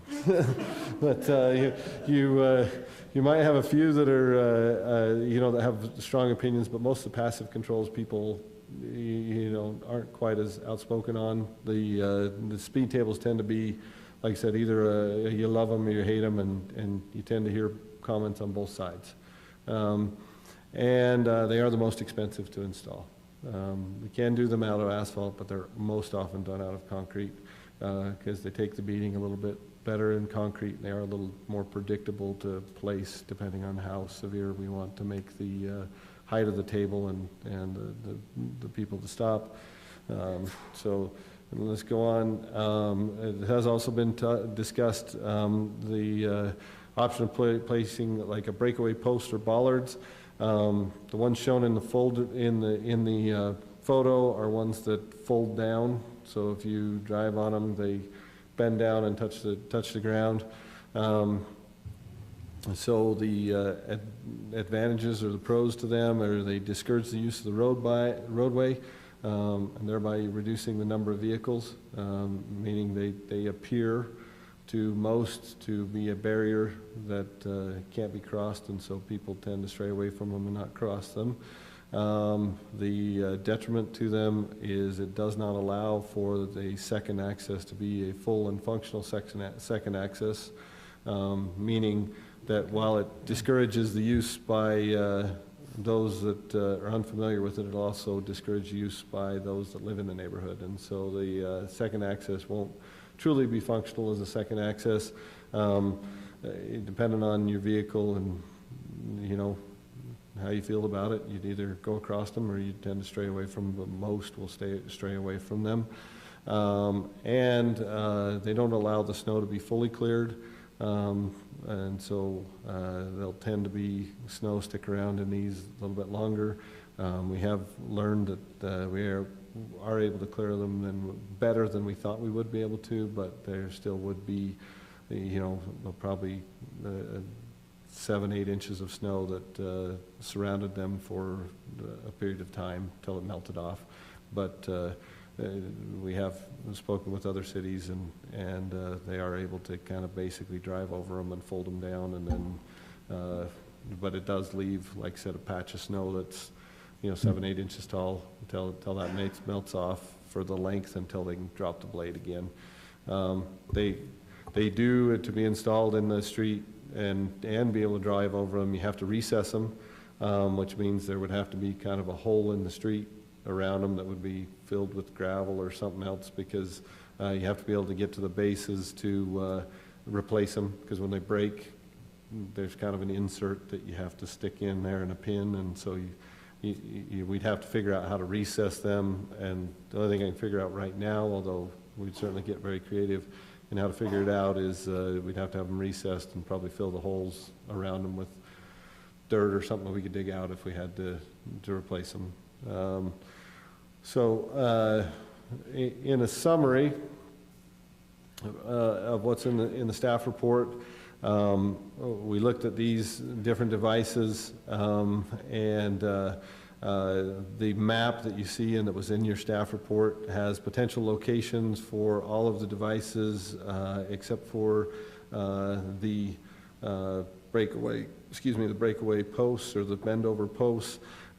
We show that the staff would support installing the bump outs at 3 different locations, basically concentrated the best we could around where the trail crossings are on the street.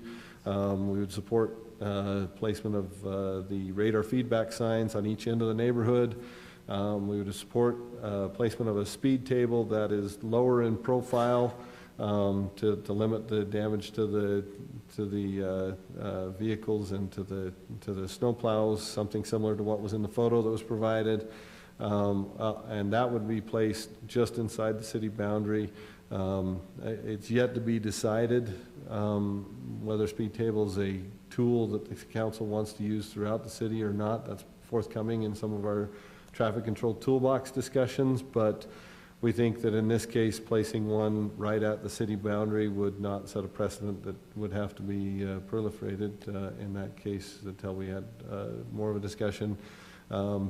We do have concern over the placement of the fold-over bollards, because we do feel like the advantages that are available through a second access to the neighborhood are not realized with those. And we feel like that limits some of the reasons that you would have a second access, which are not solely traffic related, but are also social and connectivity reasons, but also in this case, principally the the safety and the speed. We're mindful of that, but we feel like those that live in this neighborhood, for the benefit of those that live here and the safety of those that live here, need that second access to function. And then we would reiterate that you could somewhat flip this map upside down and look at those improvements on the south, if you will, if you wanted to look at restricting the steeper road or Park Drive. So that's kind of a summary of where we are with the traffic control devices, and happy to answer any questions that you may have. There are certainly others that are out there and available, but these are those that seemed applicable to the neighborhood and the configuration as we looked at it. And then with that, probably turn the time back over to Rob. Can I ask some questions from Andy first? Yeah, I think that'd be appropriate. Okay. That'd be appropriate, so Tim, Would just that be make sure we're okay? typing in, speaking in so Tim can hear. Okay, I usually do. So Andy, I really appreciate delineating the different options we have here. It seems like you're very concerned about snow removal with the bollards. If we put those throughout the city, would we get more snow to help the drought? So I'm being a little facetious there, but it seems like if they're there to be a barrier, why do you worry about cleaning the snow off of them? Because you can drive through that if there was emergency. I bet these huge fire trucks could get through, but I'm just going to express that opinion. They could I if understand they where let you me come from. drive. Yeah. They If never do they that, let though. her drive. The other thing is the speed tables. There are two famous speed tables on Harvey Boulevard in front of Deerfield Elementary. And it seems like if they were a real problem with buses, they wouldn't have put them in front of an elementary school. And those are pretty pronounced. I mean, Kim, you're over there a lot with your family to the park. We're just really careful how we drive over those. So I think they're effective, but I think they're maybe hard to maintain or something. I don't know. What's your opinion? My opinion is that I do not speed on Harvey Boulevard with those tables. That's right. So Yeah. I think they are beneficial. They're just expensive and hard to maintain. But I just, there was a lot of concern about buses, but it seems like they put them right in front of an elementary school that they bus a lot of kids. So I was just curious about that. So those are just my comments about some of your things. We thank you for looking into this. Okay, Rob, back to your presentation. After Rob's done, we got two other things. This item was put on the agenda by two council members. So I also want to give them an opportunity to address the reason why they put it on, so they have an opportunity to also discuss what they want to go through. So Rob, if you want to go ahead and finish up, and then is it Brittany, are you going to be doing the presentation? Yes, sir. So then we'll turn the time after that over to Brittany. And then at that time, there'll be another person I'll ask to come up and do a presentation, So, thank you, everyone. Just areas for the council to consider moving forward. Obviously, the major reason we're here is there's going to be likely an impact to Park Drive as a local road. And I'll just kind of raise again, Park Drive is a local road by Highland standards. My understanding is the Alpine road that may connect to it is designated a little bit differently for Alpine. And so that is an area of concern. I also highlight, we know what the proposed, at least the kind of preliminary plan for the subdivision, it has not yet been approved, nor has it been constructed. Theoretically, Alpine does not need to approve a connection to Highland. Again, Alpine can decide for Alpine streets. We can't dictate anything. We don't know if they will allow, the proposed subdivision does connect through, that has been the plan. They could provide their own 2 access points for their own subdivisions internally in Alpine, so what you're bringing up is if Alpine in their plan does not provide a connection, how does that work with Highland needing the second connection? Does that remove that requirement? How does that work? the fire code requirement remains. How we would provide that would be a question that the council would have to address after, seeing what Alpine does with it. So again, the current proposal from the developer is for a connection through, but I was raising, we don't know yet because there hasn't been a final approval and there's not been a street connected. There are obviously, we've talked about the importance of connections, both internal and external.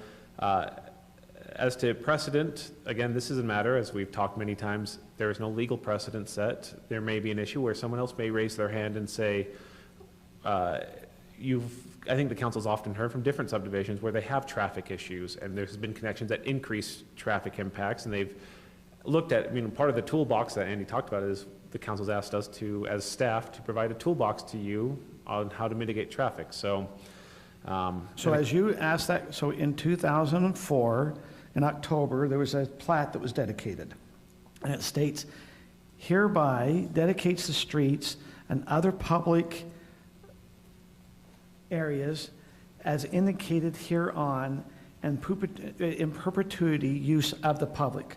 So with that, how does that, can we state that the streets, it's still a street with the bollard side? I mean, so I'm just, because this is the viewpoint plat, that's what's on the plat. How do we meet that requirement that was dedicated? So that language in there, basically every plat that gets recorded has that language or very similar language, because almost every plat has part of a right-of-way in it. And so there's it's almost boilerplate language where the developer is saying, those areas that we call the right-of-way, we're dedicating those to the city. That's what that language does. Once it becomes the city, as I pointed out earlier, it's under the city's jurisdiction, and that means this body's jurisdiction.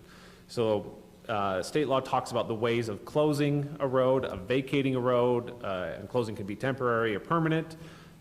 Again, those are matters left for you. Basically what the plat does is say, here is your road. It was privately owned at one point. Now it's publicly owned by Highland City for Highland City. What you decide to do with it is for Highland City Council to decide. And then, so does that answer that question, Mayor?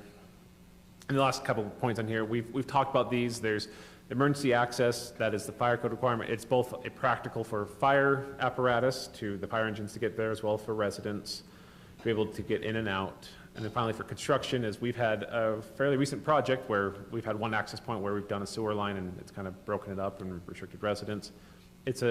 Might be a matter for the council to consider. So again, these are just matters we wanted to raise to the council's attention. And then this is a very lengthy motion to approve.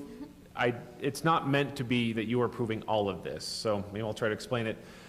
The proposed motion to approve is that you approve us to move forward with some type of traffic calming, depending on what you vote for. I have 1 through 5. 1 was speed radar signs, 2 is chicanes, 3 is speed tables, 4 are the breakaway posts or bollards, 5 is if you come with something else. You could pick 1 through 4, you could pick number 2.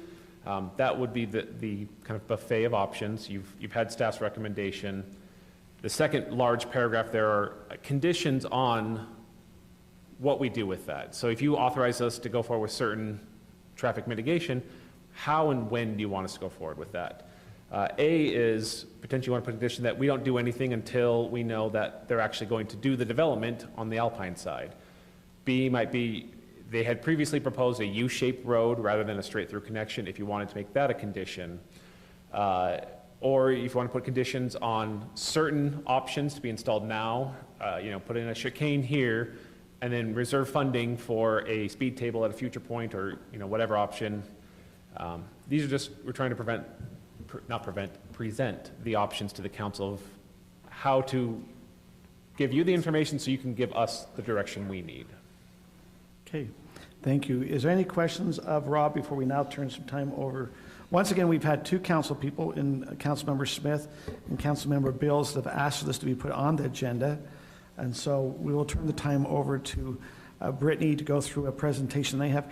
At this time, I want it to be noted that Councilmember Tim Ball has now joined the conversation live at 9:14 p.m. So welcome, Councilmember Ball. We'll turn the time over to Brittany. Yeah, thank you, Mayor and staff. I guess 2 things first off.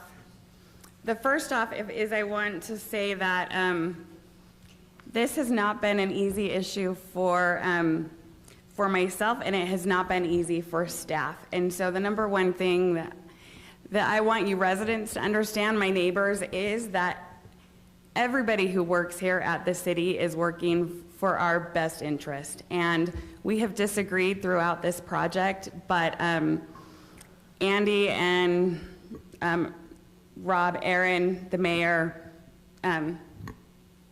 Chief. I'm going to ask you for a comment, so pay attention. Focus. Focus. They have all been just super supportive and super helpful, and although we have disagreed about the options and the method of accomplishing them and agenda items and things, in the end, I really appreciate their support and know that they will support whatever decision we make, so thank you. Second, Rob, would I have so as a disclosure, I live in Viewpoint. Rob, as a resident of Viewpoint, do you believe that I have a conflict of interest in this issue? I have looked at this, and my answer is no. Conflicts require some kind of special, unique interest or a financial transaction. That's not really the case here. Like I said, highlighted early in the presentation, the city has a policy regarding extraterritorial connections, and this is implementing that. Viewpoint's a large subdivision. I don't see a conflict. Okay. Thank you. And as such, Mayor, I have a letter that you've requested saying that I am not going to recuse myself from the issue, but that I have filed that I do live in Viewpoint. Okay, and I have received this letter. Yes. So my graphics aren't very fancy, so I apologize. So this is what I am proposing that we do is breakaway posts located at the entrance of Viewpoint on the Highland side, and then some traffic calming issues along the way as well. So just so you're all clear, that's what I am proposing. I never get to say this next. Okay, this is my not fancy map. My 16-year-old helped me with it. I have to look at my cheat sheet. Okay, so. Wait, Brittany, are breakaway post and ballers the same thing? Or is there a difference? Yeah, we're referring to them interchangeably. Okay, just Thank make you. sure on that. Yes. And the breakaway bollards that I mean, they're on like a spring, and so they're standing up and then they bend back when something drives over them. Okay, so Do they bend both ways? yes. Okay. I have a picture of my husband bending one both ways, but I did not include it in the PowerPoint. I can find it for you though. And it's in Alpine. Yes, it's in Alpine. So the pink connections, the pink lines that you see here are ones that staff had pointed out to me as possible similar options to Viewpoint, or at least options where Highland and Alpine are connecting. So I've driven those options many times. I don't see a similarity as they are connecting to much more major roads in the one on 6000 West, and then the one that is closer to 4800. That one is only 14 homes and already has 3 access points, so I don't see them as being similar. Let's see, pink, red. So the red stars are, there's been a lot of question about where do people go, or people even going from Alpine, would they go through your neighborhood? And those red stars are kind of some of the places that people frequent and that they would use this access for. So we've got the Canyon Road, and then I didn't make my map big enough, so Lone Peak High School is like off the map, sorry. Yeah. The blue stars represent the only connections that Alpine and Highland have. So you can see that right now there are only 3 ways out of Alpine, and they all take you through Highland. If you look at the blue line, that is 4800 West. So you can see everything in the orange box to the east are areas that I anticipate would use this connection. As you can see, the 4800 West is the furthest connection east that there is in Alpine, which leaves a big chunk of people needing another way to go north to south. The yellow line is, Mayor, what's that road called? High Bench Road. High Bench Road. So this is High Bench Road, and High Bench Road is the one that would connect with Viewpoint. It is 2.5 miles long, and it only has 1 stop sign in that entire 2.5 miles. So you can see that connection into Viewpoint, like if you look at it on the map, it's the same type of road that is 4800, that is 6000, And that is, I am so bad with my roads, Alpine, I like call them the McDonald's Road and that's how I refer to McDonald's roads. is 4800 West, Yeah, it's the CVS is McDonald's- Alpine Highway. Alpine Stephanie, Highway. make a note, when I'm talking about the McDonald's Road, it is 4800 West. Thank you. And then there's 6,000 west. And then it changes names though when it goes to Alpine, right? 4800 West does. Anyway, so that's what the yellow represents, and then the orange is all the people. This is all of Alpine who I feel like would benefit from going that way. As far as the traffic studies go, I think it's really important to think about, the conversation has always been, where from Alpine are people going to go? I think even more important is the question of where are Alpine, people who live in Alpine, going to come home from? And I think that as you're driving from Canyon Road or the Canyon, that it is going to be a very obvious turn to take this road up into your neighborhood rather than going all the way down to 48, the McDonald's Road. 4800 West, right, Mayor? Yes. Mayor's help. North okay. County. North County. Okay, the little green circle is Viewpoint, which most of you probably are aware of that. Okay, last slide. So, talking about Viewpoint, I just want to show you a picture of Park Drive. This is Park Drive, the road that we're talking about. And this is a quote from the Highland City Design Standards. Access to collectors shall be limited from local streets or individual driveways according to Highland City Design Standards. So that's in there. So you can see that from the top of the hill to the proposed connection is less than a half a mile. In that half a mile, we have 38 driveways, 3 parks, 7 intersections, 7 trail crossings, because our trails don't meet up. And we also have the pink areas, which are open space. So Park Drive is very different than other neighborhoods in Viewpoint in that the houses are a little bit closer together, which, Mayor, makes for very good trick-or-treating. Oh, good. Yeah, an invite, open invite there. So the last thing that I wanted to do is I have been collecting a list of possible objections or problems with this proposal, so I just wanted to address all of those right up front to save us some time later on. I have to look at my list so I don't miss any. Okay, this was approved 18 years ago. You saw that list of conditions and that motion to approve this. The motion to approve Viewpoint as a subdivision was 3 times that long, and it was literally about 18 items long. 2 of the main things in that motion were that the hill be graded at a grade that was, they specifically said for Alpine buses to be able to come up, which is 8%. This hill is 10.5%. 8%, by the way, is also how steep a road can be in order to be classified as a neighborhood road. Once you widen the street to the larger size, the collector road, it actually says in our code 7%. I realize that Alpine's code says something differently, but we're here to talk about Highland's code instead.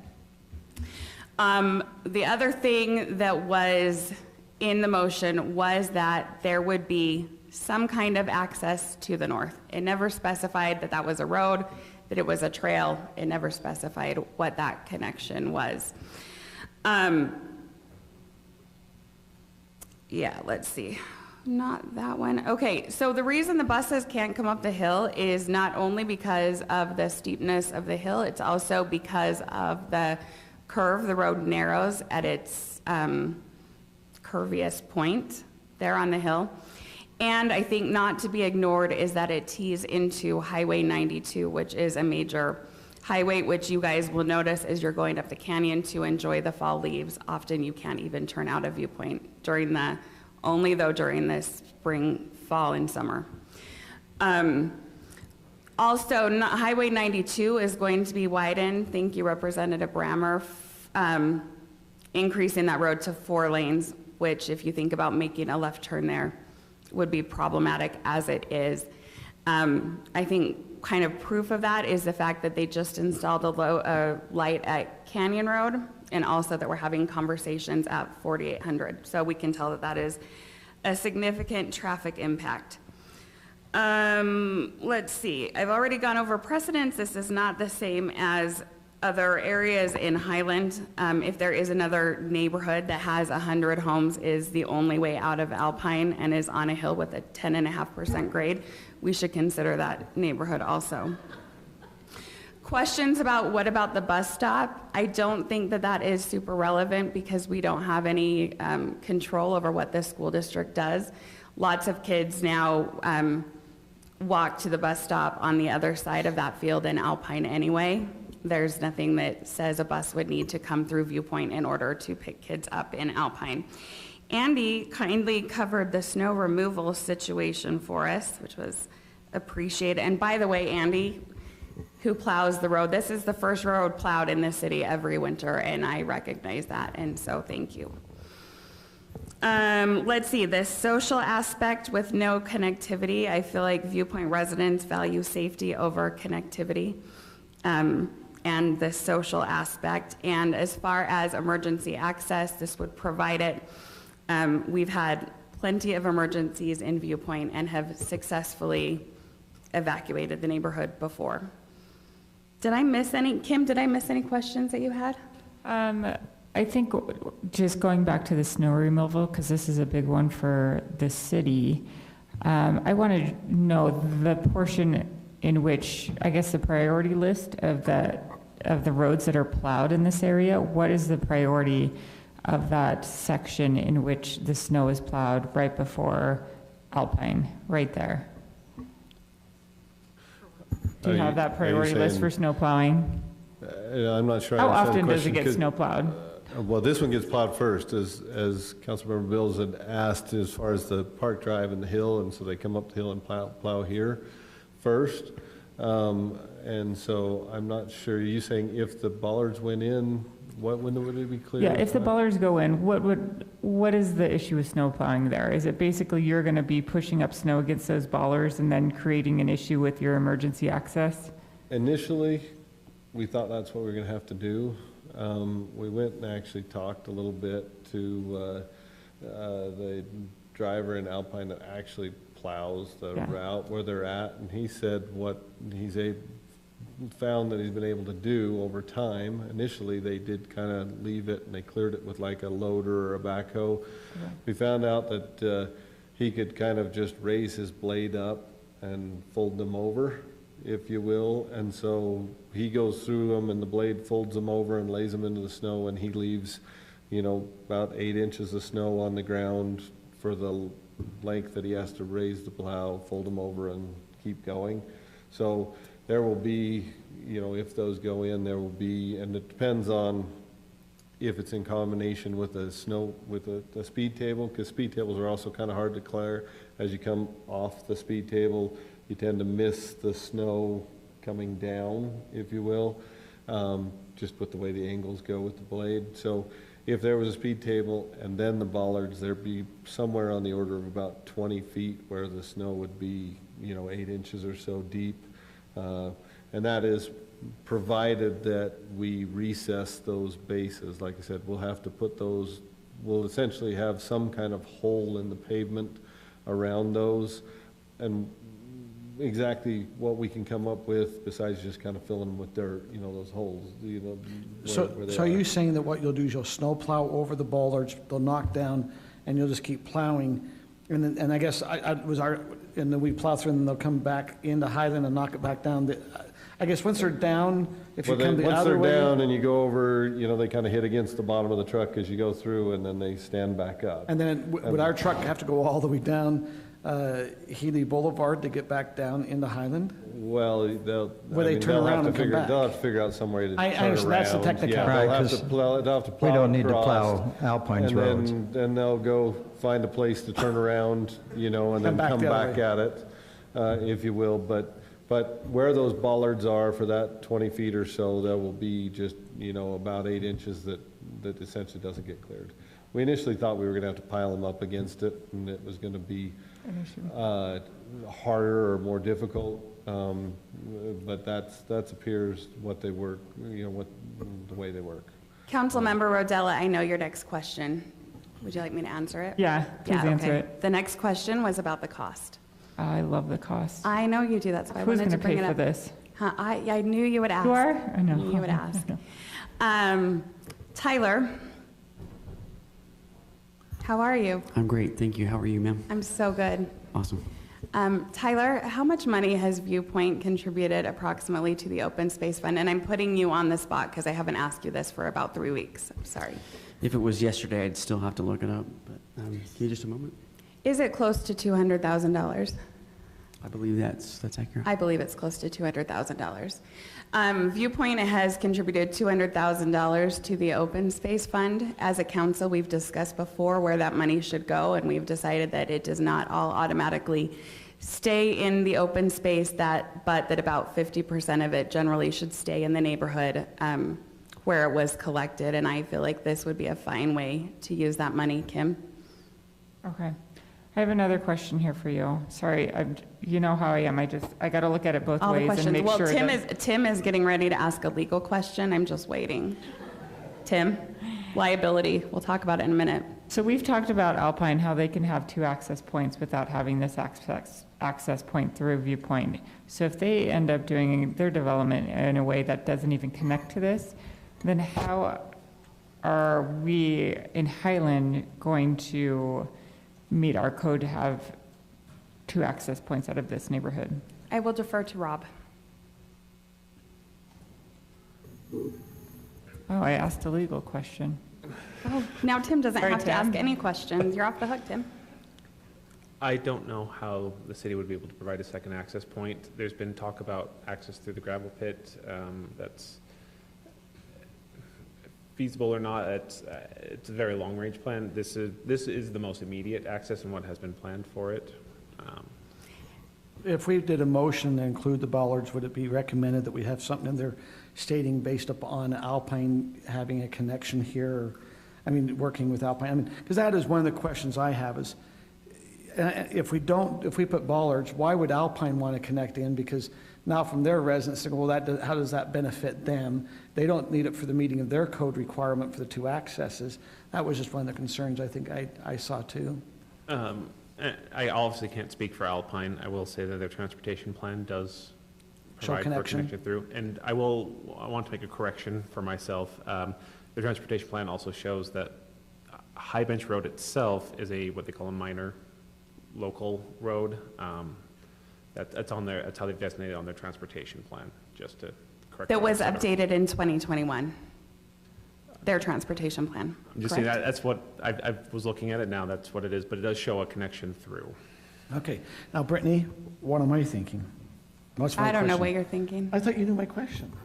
Okay. Oh, I do know your question. You were talking about gravel pit access. So the interesting thing is about that road is I've always been told it's too expensive, and maybe it is, but I don't think that option has been fully explored. I know a couple of former mayors and city council people who think it's a viable solution. So I'm not willing to discount it at this point. And we'll have, I'm actually going to invite our state representative to come address that here in just a minute. My question actually was coming back to the snow access. We've had some emails from residents, and as I've talked to a couple of the residents there, we recognize this is the first road maybe plowed because it's right there by where our plows come out. But we've heard from from some that this becomes still a slippery area.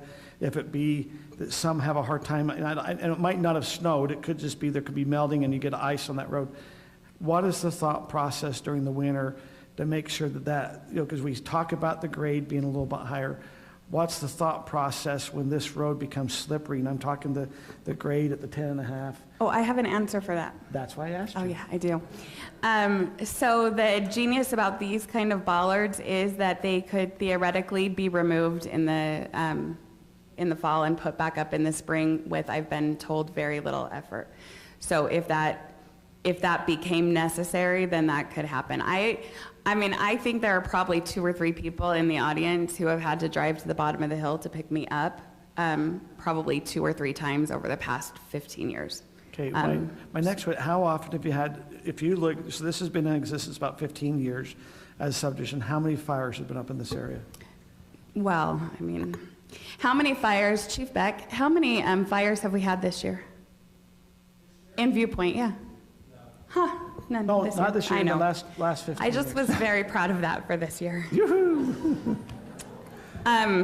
So I believe we have had 4 fires. Is that right? People who have lived there as long as me? 4 fires. I know that I was evacuated 1.5 times. One of the fires was on the hill and one of them was above. Is that right? The one above our house, there was a small fire on the hill on the 4th of July, and then there was a small fire caused by shooting up on the hill a couple of years ago. So there have been 4, we have been evacuated 1.5 times. I say 1.5 times because the second time I don't think anybody left except for me. So, and I think, as I've talked to, and this one specific resident that I thought brought up I just want to state, I thought was a good point. You've had, we're just going to go with 4, because that's what, Sure. You've had 4 times where there's maybe been a fire here, but the comment is that if we allow the direct access, that it's every day.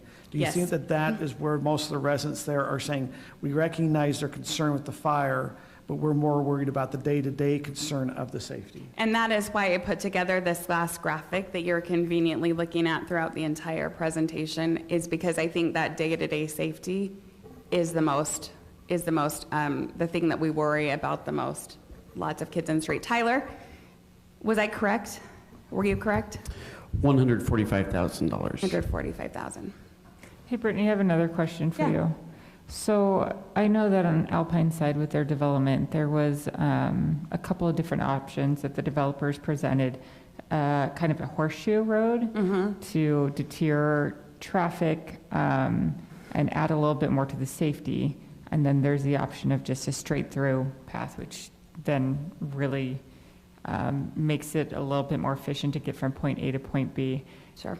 If that horseshoe road was there, do you think that would make, I guess, make any decisions of what kind of traffic mitigations we put in place any different, or do you view that as the same? So initially, I was, as you know, a proponent of the horseshoe shape, but when you look at the results of the traffic study and who would actually be using this road, I don't think that the U shape would do enough to prevent traffic through this neighborhood. If you were to look at a map of all of Highland, there is literally, and I actually mean literally, I don't think any circumstance in which this road would benefit Highland residents other than the residents of Viewpoint. This is a road where, if you look at my previous slide, provides much more access to Alpine than it does to Highland. And I appreciate connectivity as a city. I want to have a good relationship with Alpine.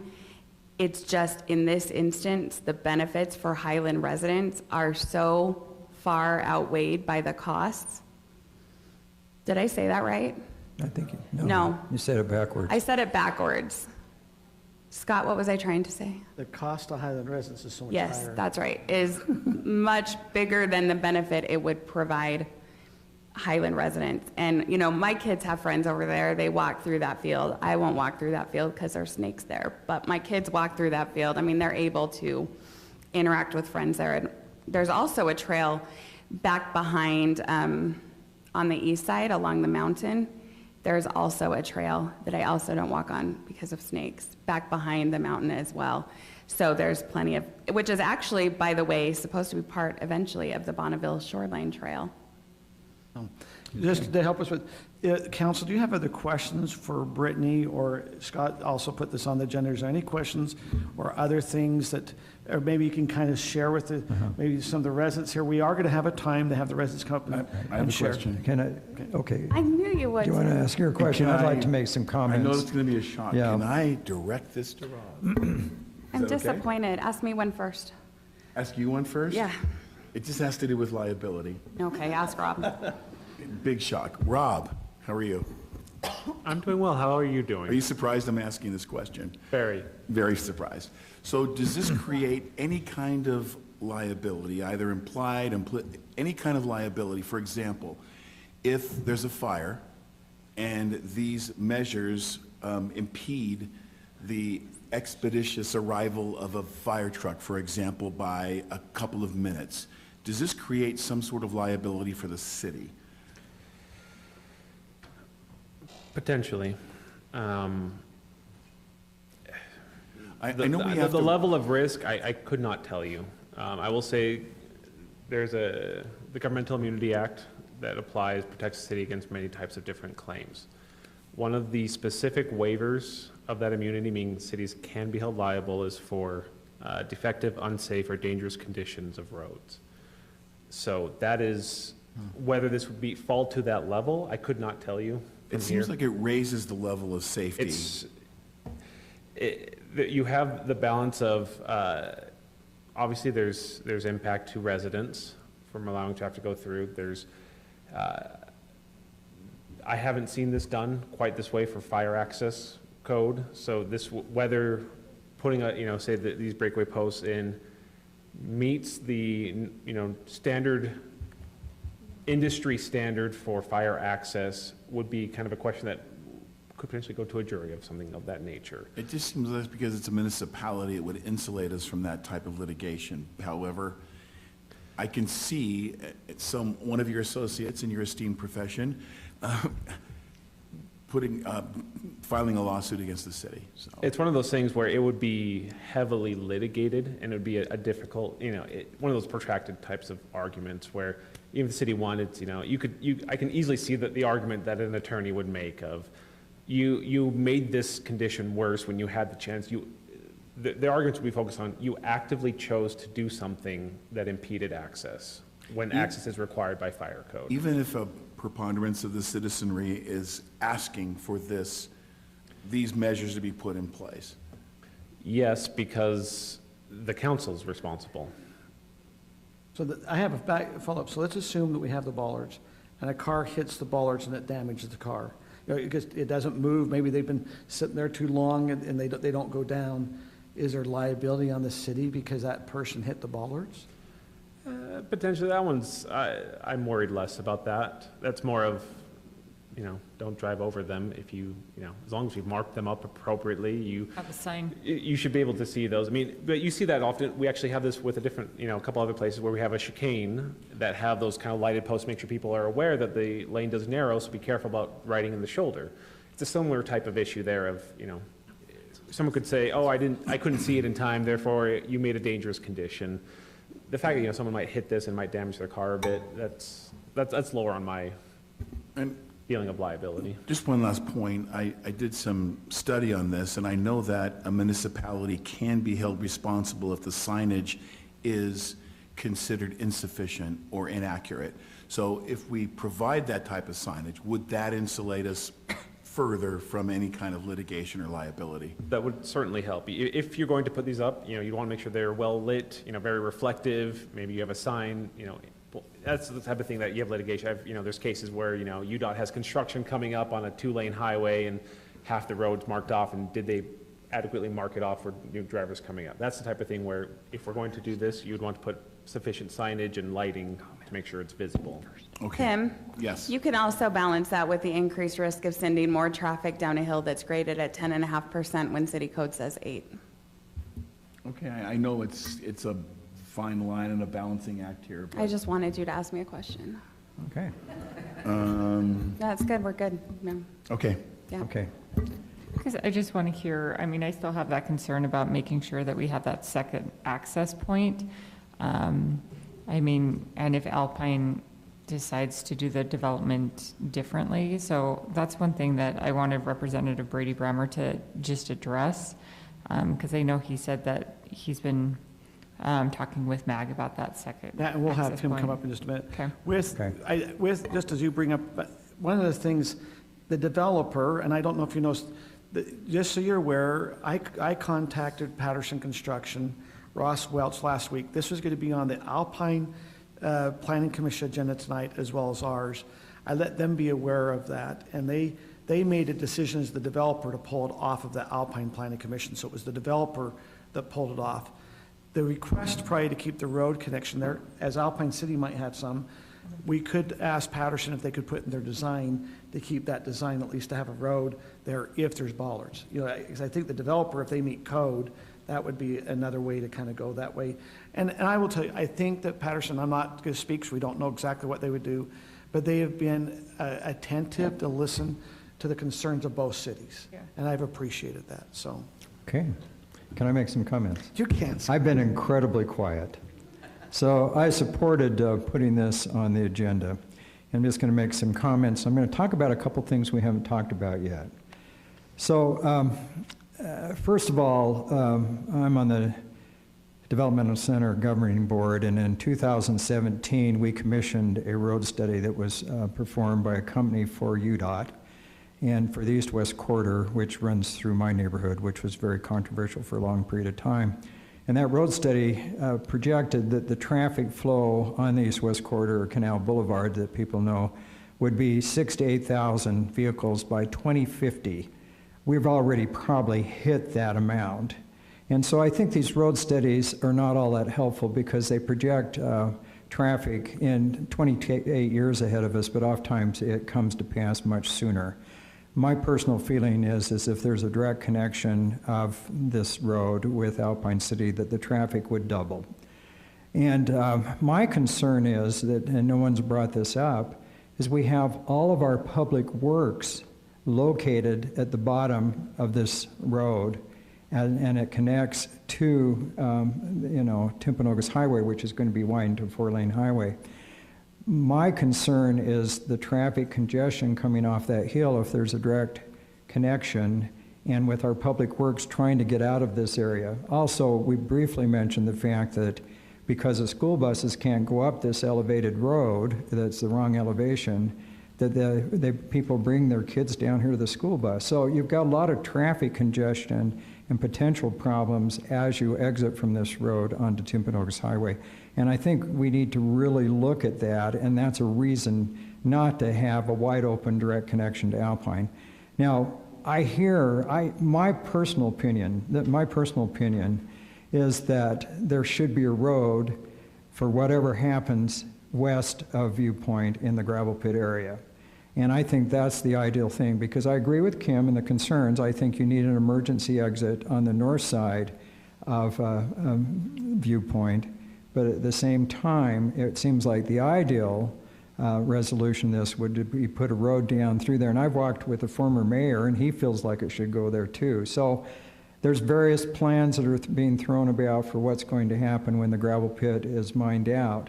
But, I hear a lot of times, we can't do that because of cost.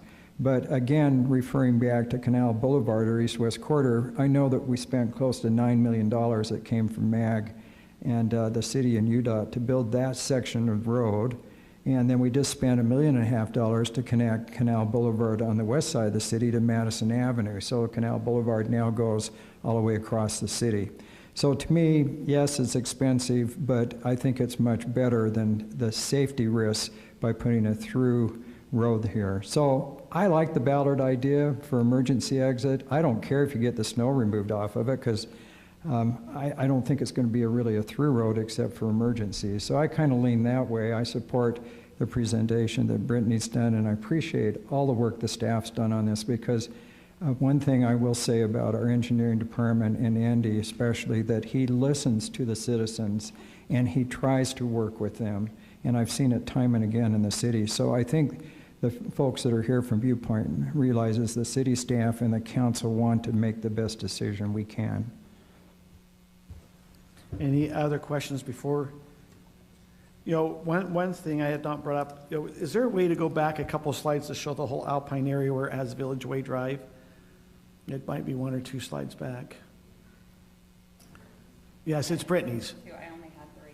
Okay, one more, the other way. Okay, right there. So I actually had the opportunity, I have some family that live up in the Alpine area, so I took them and said, okay, and they live in the area that you have outlined in orange. And so I took them up there and I said, if this gets connected, share with me how you see that your neighbors in Alpine might drive. Naturally we have a high bench road that has, coming from Village Way where you see the last stop sign, there is the Ridgeline Drive, which a lot will go to try to get down to 4800. But if they keep coming up, then they come up High Bench and then they go down Healy Boulevard. One of the concerns that they were sharing is in the morning and sometimes in the afternoon, Healy Boulevard, or 4800 West, will start to back all the way up to Healy Boulevard. And so it causes a concern. When I mentioned there might be a connection now going through the Viewpoint the very first thing they said, well, that will be the way we'll want to go because it will stop, the backup that's on the 4800 West, that will be a faster connection at certain times in the day. So that does bring, at first I did not think that the traffic would be there. When we saw the traffic study, it came in hot, and Scott, you brought up, I'm almost wondering if it's not counting all the cars. I'm just going, It's not. And so I'm a little, I have to share I've kind of started changing my opinion on, I am nervous here with what we're going to put down, with that. And I understand they might call it a local road, but they've kind of have it where it's trying to get down in there, but that straight connection will add a lot more traffic into a residential neighborhood, which causes concerns. And so that was the one thing. The one, I did have some questions of our public safety. If we put the bollards, what would be your concerns in having the bollards there? How do you see that you still can function up in the viewpoint? What would be your hindrance up in that area? Yeah, I'd like to ask both police and fire, just so we understand. And these are flexible bollards, Yeah, so not, you understand, there's bollards up in Alpine that if you drive over them, that they can come, they can come down and you can break away, or just they come down. So, because of the nature of the vehicles that we drive are smaller than what the fire apparatus are, getting around these bollards aren't going to be an issue for us. If they are breakaway and bendable like the ones in Alpine, they're not going to be an issue.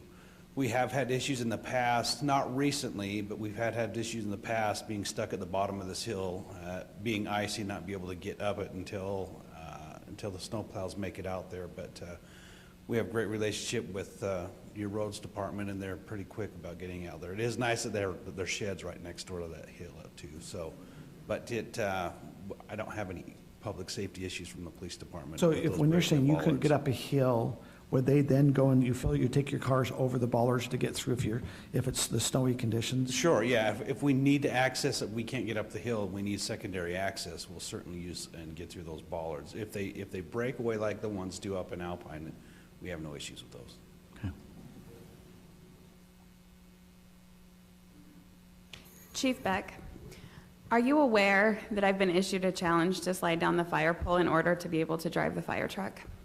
No, I'm not aware. Have you done it yet? No, but I'm getting closer. But I was thinking you could overrule that decision while you're here. He's gone. Exactly. We could go right now. I feel like I would be good at it. With the breakaway bollards, fire department doesn't have any issues going through there. There would be, we possibly could be having the Alpine station responding to viewpoint, but with the knowledge of the bollards that are being breakaway, they can drive over them. So, no issues from a fire department perspective. Okay, with that, is there any other comments you want before we start having, we're gonna hear from the public here? Is there anything, Sarah, did you have some comments you want to make?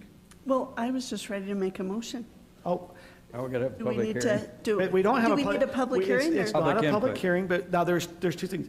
We have our legislative representative, there've been some comments about what is going on with the gravel pit with the road there. The state representative here has reached out, I think might have some information. So I'd like to turn some time over to Brady Brammer, maybe to give us an update. Why he's coming up, some of you might not be aware, but I believe it's enough public. The gravel pit has had an offer on it from a developer. But what is also going about with the gravel pit is Central Utah Water, because they've already given notice, and I assume I'm okay to share because they've given notice to the possible purchaser, but we are looking for a recharge area in northern Utah County. What a recharge area is that would be an area where the excess water coming out of American Fork Canyon in your March, April, May, when we were not needing it, they would put it into recharge to go down to the groundwater. The groundwater in this area has been tracked all the way down to Utah Lake and Saratoga Springs. So if it goes in there, it does only help Highland, Alpine, American Fork. It's going to go all the way down into Lehigh, Saratoga Springs, and even Utah Lake. And so they are looking at this time, they've been setting some funds to actually purchase that. They've got to work through, we don't know if it's closing exactly all that's happened that way.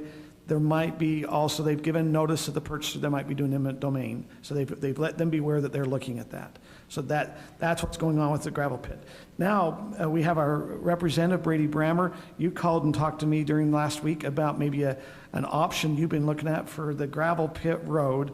And so if it's okay, I think we have a rare experience to have a representative that might be able to help us here with this gravel pit. so. Rare. Well, what I'm We saying are is, rarely how many helpful. times we have in the proposal that you come and Rarely helpful. No, I appreciate you giving me a little bit of time. I was happy to do it during public comment, but I do want to discuss a couple of things, and I wasn't sure exactly, how how I'd be able to present things, but I have, one of my assignments is I'm the vice chair of infrastructure and general government. And what that means is we fund all the roads. Okay, so we fund the roads throughout the state.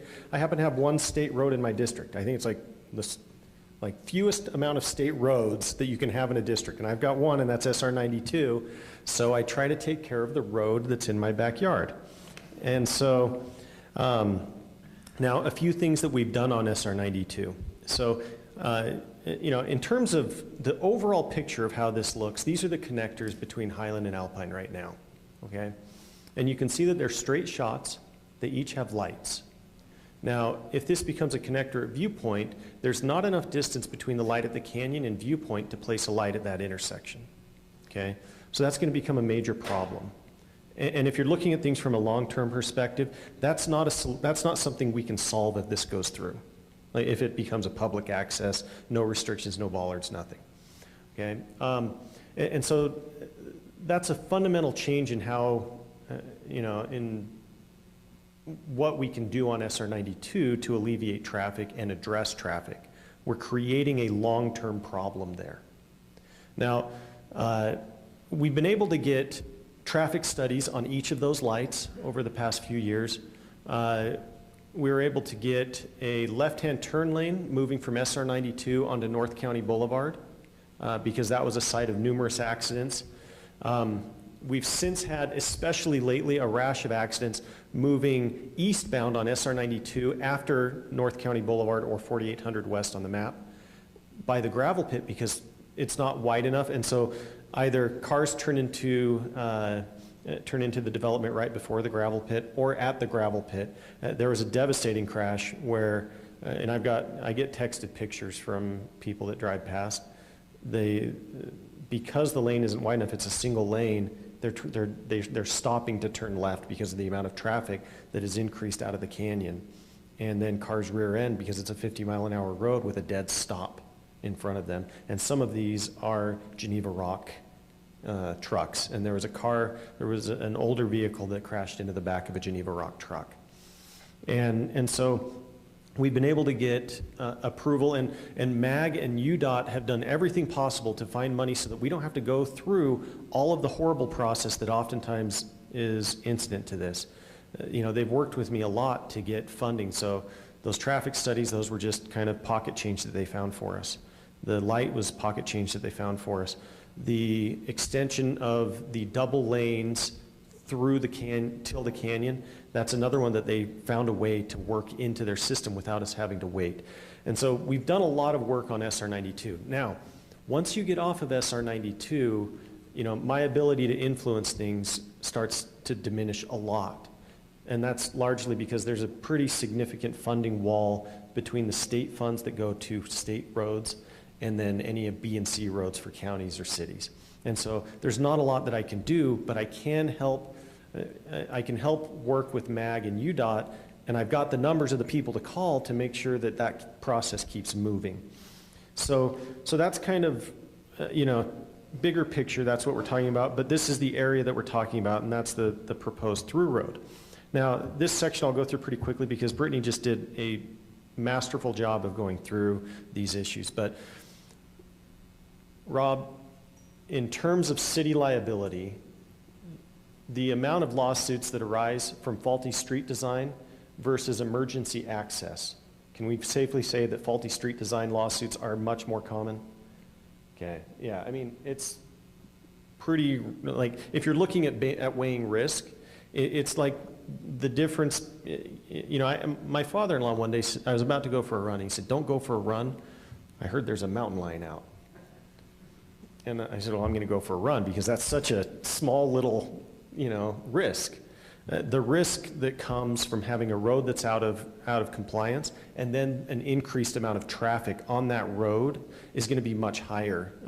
If I was evaluating the risk, you're trying to measure that, you're going to have a much higher risk the other way. Now, especially where you already know the engineering is out of code.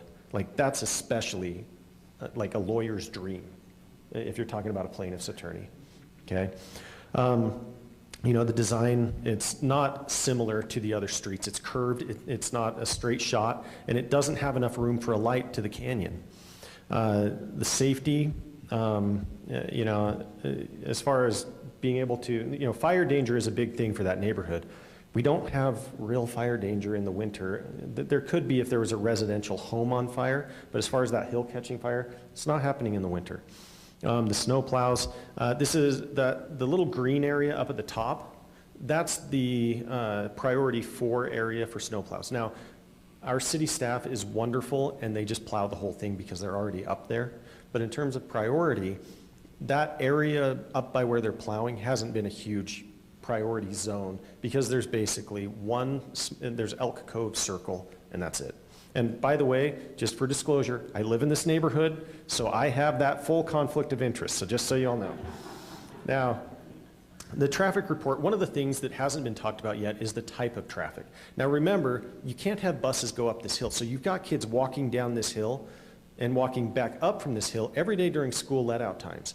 What is the traffic that's going to be diverted from 4800 over to this area, most commonly during the times that kids are walking up and down that hill? High school. High school kids. Like, if you want a recipe for disaster, it's diverting all the high school kids from North Bench Alpine down through a residential neighborhood while other kids are walking on the street that is known to be defective. Like, really a big problem there, okay?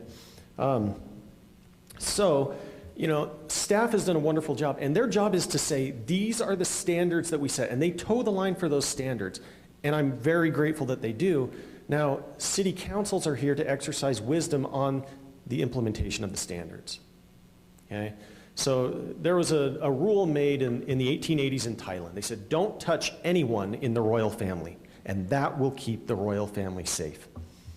And as the royal family was crossing in a barge, they had the royal family in one boat tethered to all of their staff in the military in the boat in front of them. And the royal family's boat capsized. And nobody would jump in to save them because they feared that they would get killed if they touched a royal family member. We have to be wise in our rules. Now, when there are unique situations, you know, that's why we have the opportunity for city councils to look at variances or other solutions that maybe are a little bit out of the box. That was a good shot. But I think she hit Councilman Ball with her pen. Yeah, yeah, I've got some referrals for you. Liability. So when I say second vehicle access, you know, I don't necessarily mean the bollards or anything like that. I think that's a pretty creative and good solution. And I commend Councilwoman Bills because she has just worked her guts out on this. And I know that all of the other council members have been up to the neighborhood. They've kind of seen that it's a little different, like, we're a weird bunch of people up in Viewpoint. And you've kind of seen how that neighborhood is set up, and it's different. And this will be a substantial change. And so that's kind of why applying wisdom to these unique situations is the key thing that the council is to do.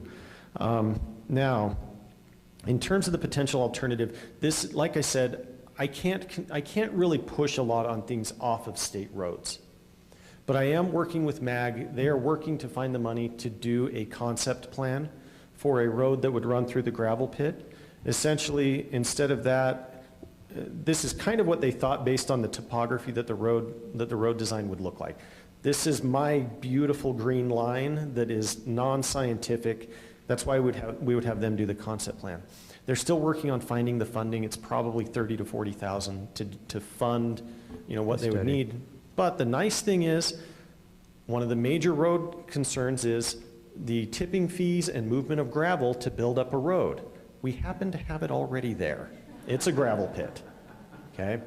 So that's good. And the other thing that this city council can look to do is, and especially if they can do it before someone submits an application plan, is you can change your general plan to include a road that would act as a connector to Alpine there.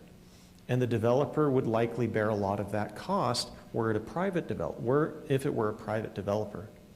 Now, I'm not one to always throw things onto private developers, but originally Alpine owned the land that essentially tracked this path, and they sold it off. And because that's where the road was generally thought to go. And there are 3 different access points along the gravel pit that can be spaced appropriately to have a light.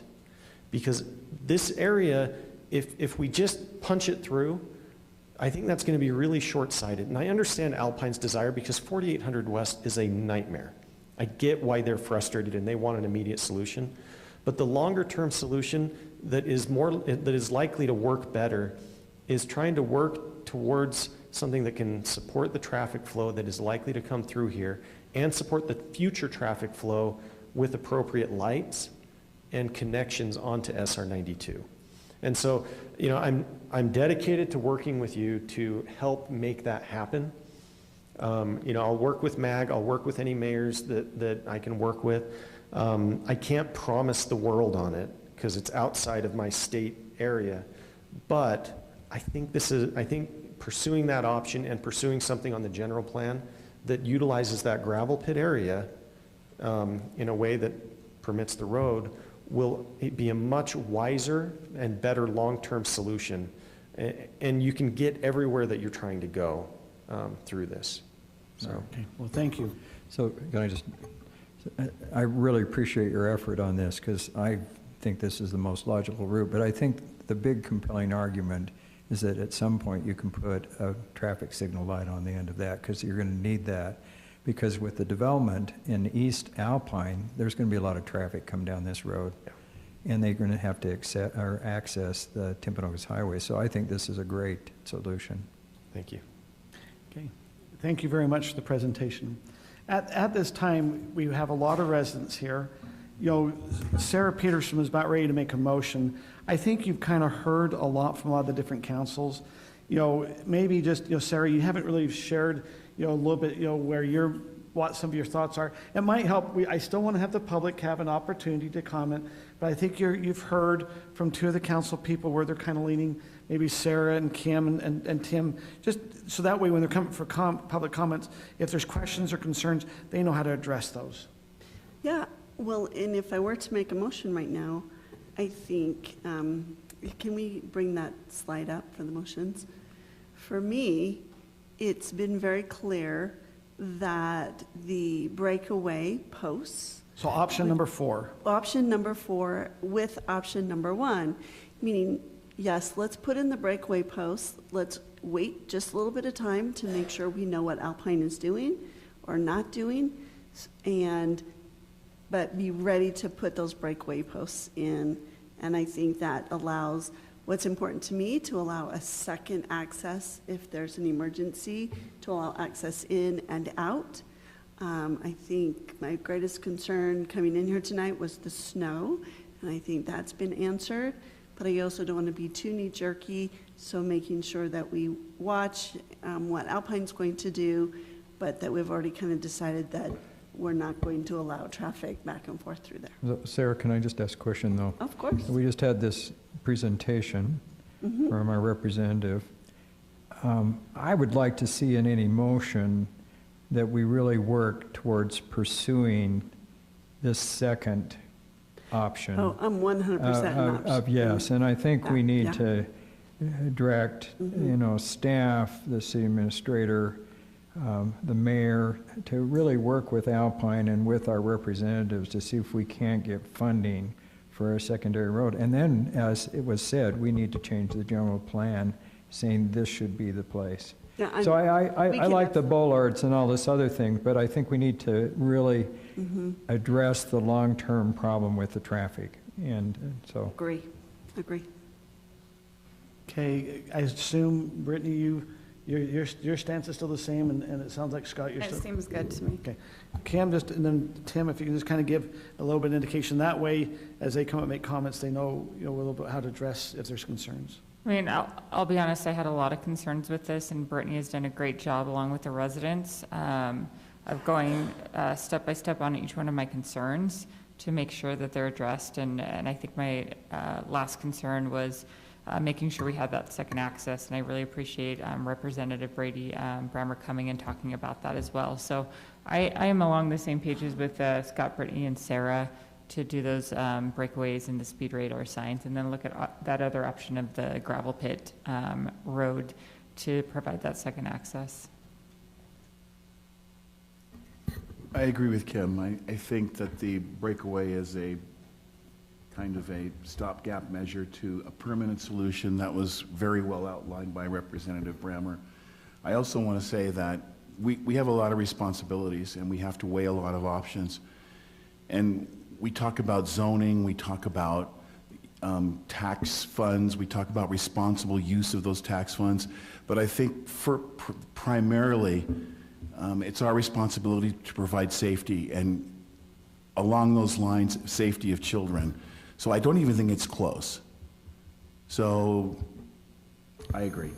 Okay. So with that, I try to give it so as you're coming up to give public comment, what I'd like to do is open up for some, if you would like to come up and make a comment to the council, be aware you kind of understand how the council's feeling a little bit, so it kind of maybe will help you.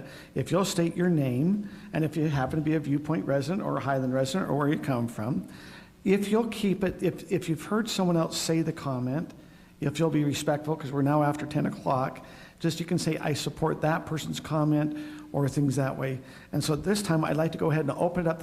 There's not comment cards, so it will just kind of be first come, first serve. But we like to open up, but if you'll please keep your comments, you'll limit as much as you can, and if it's been mentioned before, please be respectful, and let's don't kind of have keep having the same comments. So this time, we'll go ahead and we'll open it up for comments. Is there anyone who'd like to come up?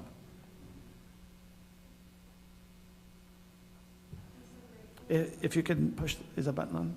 Is the green light on? Yeah, Okay. I'm Karma Camposano. I'm a resident of Viewpoint, and I just want to thank you for all the work you've done, and your concerns are our concerns, and primarily it's the safety of people like this little guy on the floor who goes door to door and bears his testimony. So cute. I also was wondering if there might be consideration in the future for lowering the speed limit to 20. And also, Alpine really, really, really, really wants another road out of Alpine. So I think this gravel pit road, they would want to work with us to get that to happen, because it's going to have a light on 92 for sure. That's my comment. Thanks. Thank you very much.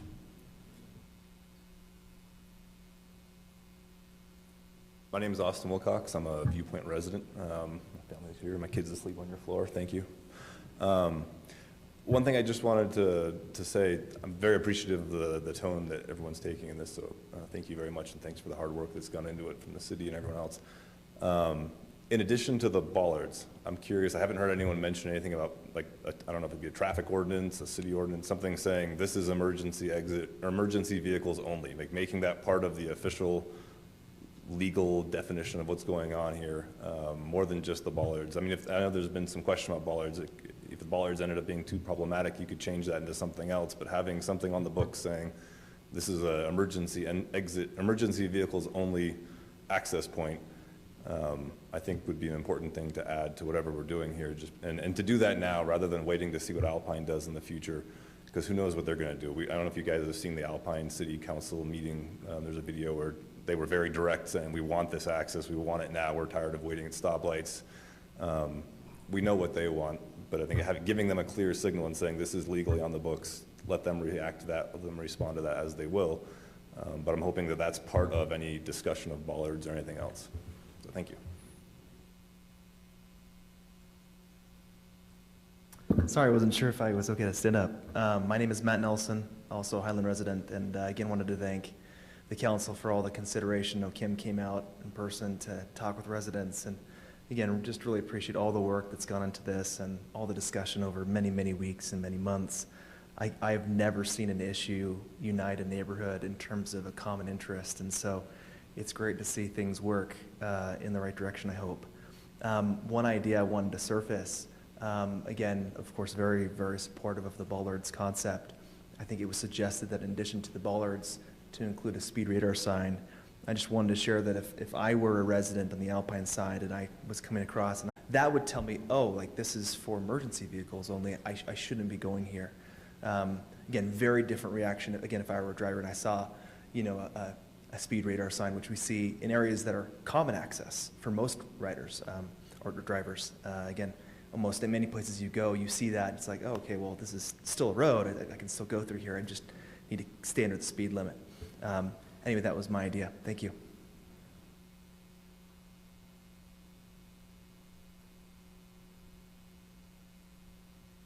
Good evening, Randall Benagas, and just again echoing, appreciative of the tone, especially from that first meeting we had. I think it's just been awesome to see. Would add I guess a question for something to consider with the bollards, and with, let's say, that gravel road does go through, which that would be, I think, amazing. Love that presentation. The assumption would be that the bollards would be staying there, right? That we're not going to take those out once that road goes through. So maybe it was considered, but I didn't hear it mentioned. And then one other comment would be there was some mentioning about the fire trucks and police kind of driving over those. I mean, I've lived there for 6 years. I think I've seen one fire engine up there in 6 years. I'm sure it's been up there more than that, and very few.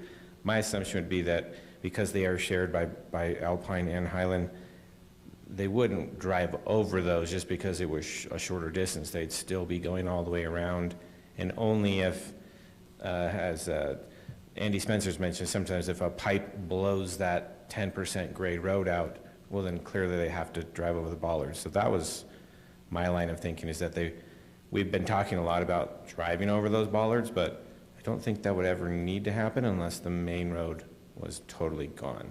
Those are my comments. And thanks for everything.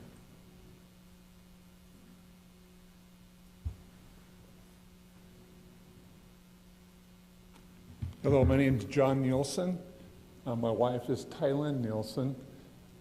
We live in Alpine, and I appreciate the opportunity of sitting here before you and sharing our thoughts.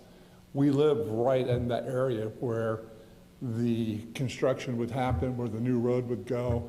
We would see an increase in traffic.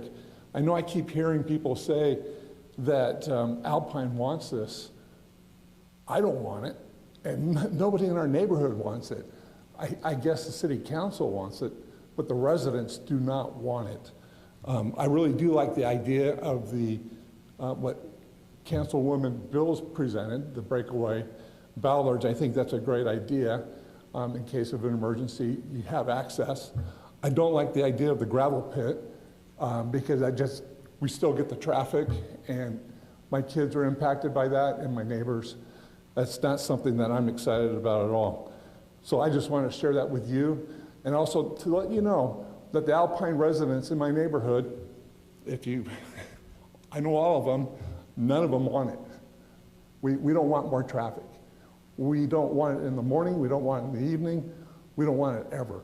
And I think, as was mentioned earlier, all these estimates that we come up with, they always fall short. There's always more traffic than what they expect, and I know that there's going to be a tremendous amount of traffic. I know if there's a way to go through, I know I'll take it, but I don't want it. I'm willing to go a little extra out of my way to avoid traffic and to avoid having that mess in our neighborhood. So, thank you very much.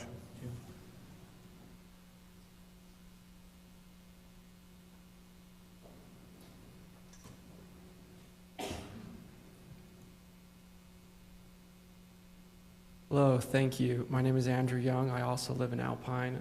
I want to express the enormous difference between how you have conducted yourself and how Alpine City conducts themselves at our meetings. You are what democracy and what local government should be. Alpine City is the ones that exploded at me for bringing up the concerns that we've brought up in the past. You listen to your citizens. Alpine City does not listen to its citizens. It's awful. It's sad. So I thank you for what I have watched today is black and white difference than what we get in Alpine. They do not think they represent us. They think they are enlightened and do what is in their best interest. So thank you for listening to your citizens. Not one Alpine citizen wants this through road. We value traffic. We value safety. We value families. We value Highland families. We want your families safe. We are not self-interested. We are interested in children. We are interested in the greater good for both of our communities. So, like he said, like John said, our neighbor, the Alpine citizens are not for this. Just the city council, and we have no idea why. We ask them, they do not give us a reason. We ask them why they raise our taxes, they do not give us a reason. The citizens are with you, and that's all I had to say. Thank you.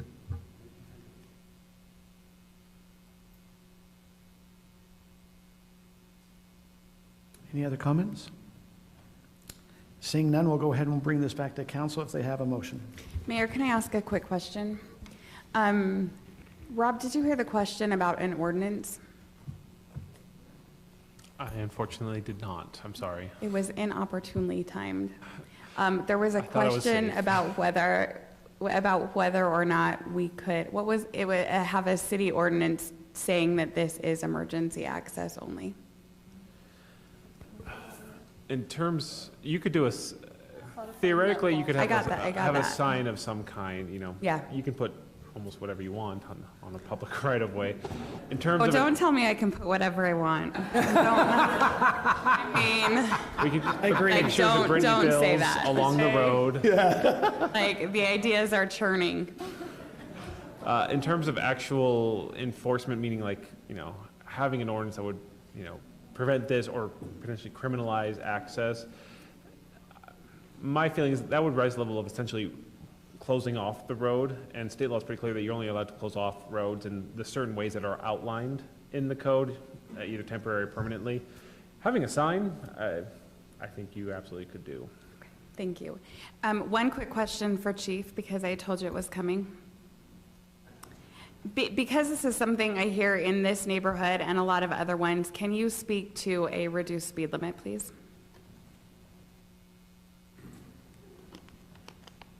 It's going to make you super popular, I know. I'm not in favor of reducing the speed limit. I think you're criminalizing drivers in creating more of a problem by reducing a speed limit in one neighborhood. We have a standard across the state. Residential neighborhoods are 25 miles an hour. If you want to put in traffic calming measures, that would be my preference, as opposed to reducing the speed limit. Thank you. So I don't know, Sarah, you had talked about making a motion earlier. I would like to request as part of that motion, besides the things we've already talked about, signage that shows clearly that that road is not accessible. And as long as we're all here and we've discussed the funding and know where it would come from, I would also like to request 2 speed tables that would connect with crosswalks, the trails that are in our neighborhood. We have trails that are not opposite each other, and I think it's a problem. So if you would be willing, I would like to include that. One thing I want to have staff have a chance to look into, and I'm sorry, you warned me of this and I neglected to talk to Rob about it, is I'm wanting to be sure that we can use open space fund sales for this. I understand that we haven't really designated it as to what to do for it, but I'm wondering if that's an issue because we're talking about trading what was kind of parkland towards traffic mitigation, whereas the other funds that we've used from open space sales have gone to parks in some way, shape, or form. So if it's okay, I would like some time for staff to look into that before we designate that as the source of funds. So we can make the motion without specifying where the funds will come from? That would be my preference, to just give us some time there, if that's possible. I think that's fair. I'm happy to make a motion on this. So I'm just going to wait. I'm having a slide difficulty. We just wanted to clarify, you were asking, I think, for 2 speed tables. We're trying to clarify where you were looking. Yeah, where on the map are you thinking? I want the speed tables connecting, you can see right there where it says The crosswalk with traffic calming, yeah. Well, there are 3. There are 3. So, so the 2 that I was in this, I mean, I was thinking about the ones that would connect the parks that are So the one on the southwest side? Because there are two trails that don't connect, and the one on the, right in the middle. So the only thing I have a question. And I'm I mean, happy if you look at the requesting number 3. of homes we have here, are those crossings, I mean, it appears maybe, let's assume we have 18 to 20 homes. Has that been a concern with some crossing as well? Yes. You're trying to address that? Yes, I would like the ones that have the crosswalk printed on top so that it is very clear that this is where. It's not obvious because the trails don't line up. And that's to address the current problems. that That's to you're address seeing. current problems as long as we're all here. So And is it's on it- the motion. So you're saying, just to make that one, where the little, In a And the next southwest one? side crossing, but not the third one down at the bottom? Yeah, and you know what, it's possible that it would be good to say the 3, and then we can work with staff to decide where those are most effective, because I don't claim to be an engineer. In fact, I'm for sure not. So, I think that's important to include in the motion, that we allow staff to determine the best yeah, I for area sure would want those. Andy's input on that. okay. Okay, I'm happy to make a motion. Okay, I move that the city council approve staff to move forward with the following traffic calming options along Park Drive. The breakaway post and bollards to include signage for emergency vehicles only, and speed tables as shown on the map, but for staff to come back with a recommendation of where those are best placed, along with not moving forward with the breakaway posts or bollards until the Smooth Canyon subdivision is approved by Alpine and is being constructed. But the speed tables can move forward right away. Can I request also, I'm sorry, that the space between the bollards only be that 1 lane, 20-foot access that fire requires? Can we wait for Andy to give his suggestion first on that? Is that important to discuss tonight? So we have a Or motion that's by not gonna be a Sarah. hot Are you topic, I asking think? if she'll put part of her motion Did we- about where the access between Highland and Alpine is choked down to 20 feet? Is that what- I would ask to include that because that is the state standard for fire access, yes? And Yeah. just one little comment, that hate to, but I would be sure, I mean, there was discussion of putting the bollards in different places, maybe up on the north end of Park Drive. Oh, yes, Yeah. I was definitely meaning up on the north end, The connection between Alpine and Highland. Yes. connection between Alpine and Highland. Okay, so let's kind of focus back on this motion. Sorry, Stephanie, we Let's are- focus back on the motion of what, so we know the location is going to be on the, up between the Highland Alpine area. Okay, And then so- you've done number 4, which is the breakaway posts. On the north end side, where Highland meets Alpine. Now you said something about signage. Oh, with signage to state it's for emergency vehicles only. Oh, and 20 feet. I can do 20 feet. The road, Only 20 feet wide. the road The is road only is only 20 feet wide where the bollards are With at. the Is that what you're trying to? Now, does that allow for all the fire equipment to get through? Okay. None Yeah, of the firemen. but- Wait, yes, I want to make sure it allows for the fire truck to get through. Well, 20 feet. Yes. And Rob can correct me on the code, but I think it's important, this is also for egress. Yes. ingress. Not just emergency vehicle access, but resident egress. If there's emergency for the Good point. residents, they can use it. Yes. Yep, And so I think Yep. I'd be careful on the type of signage that we'd put up, and not just specifying emergency vehicles. just emergency access only. Okay, so is that part of your motion? Are you? Yep, that's part of my motion. The sign will say emergency Emergency access only. only. Okay. If you would, one thing to consider, so signs are very heavily dictated by a manual that Andy always has to tell me the name of as to what kind of signs you put up. So if you could give some staff some discretion on that as well, that would be helpful.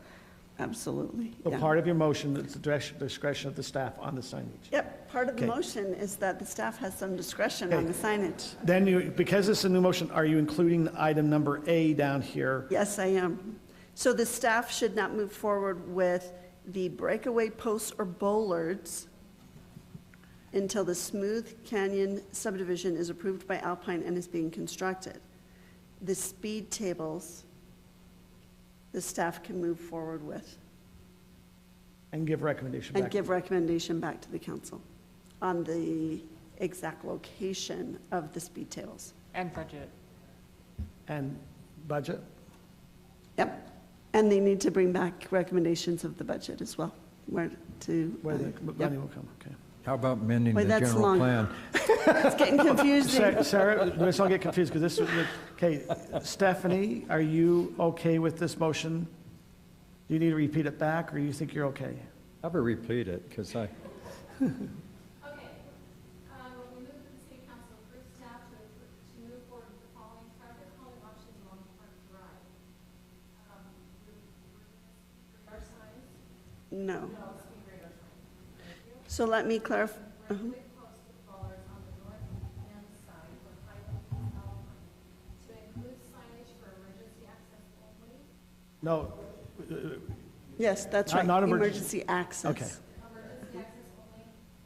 The road will only be 20 feet wide. Correct. at that access point, yeah. Speed tables as shown on the map for staff to come up with a recommendation. Breakaway posts and bollards. Staff not move forward with breakaway posts or bollards until the Smooth Canyon subdivision is approved by Alpine and is being constructed. Will staff can move forward with staff recommendation. Mm-hmm. Staff needs to bring back recommendation with funding. Yes, that was great. Okay, that is the Stephanie. motion, that Sarah, that is your motion. We have a, actually, No, but No. the motion's here. yeah, let's keep that motion. We can, Okay, that is the motion. Is there a second?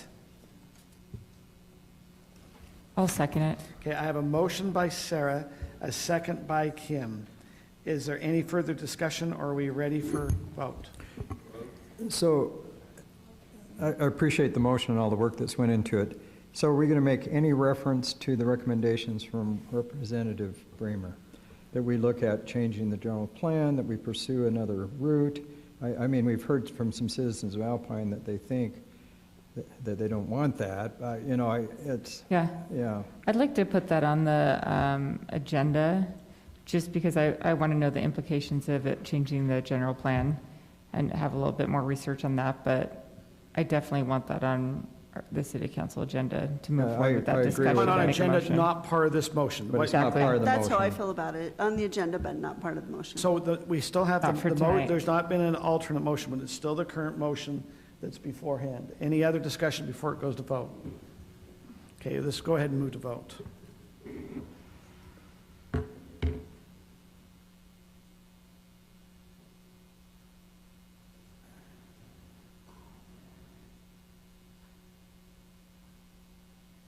This passes 5-0.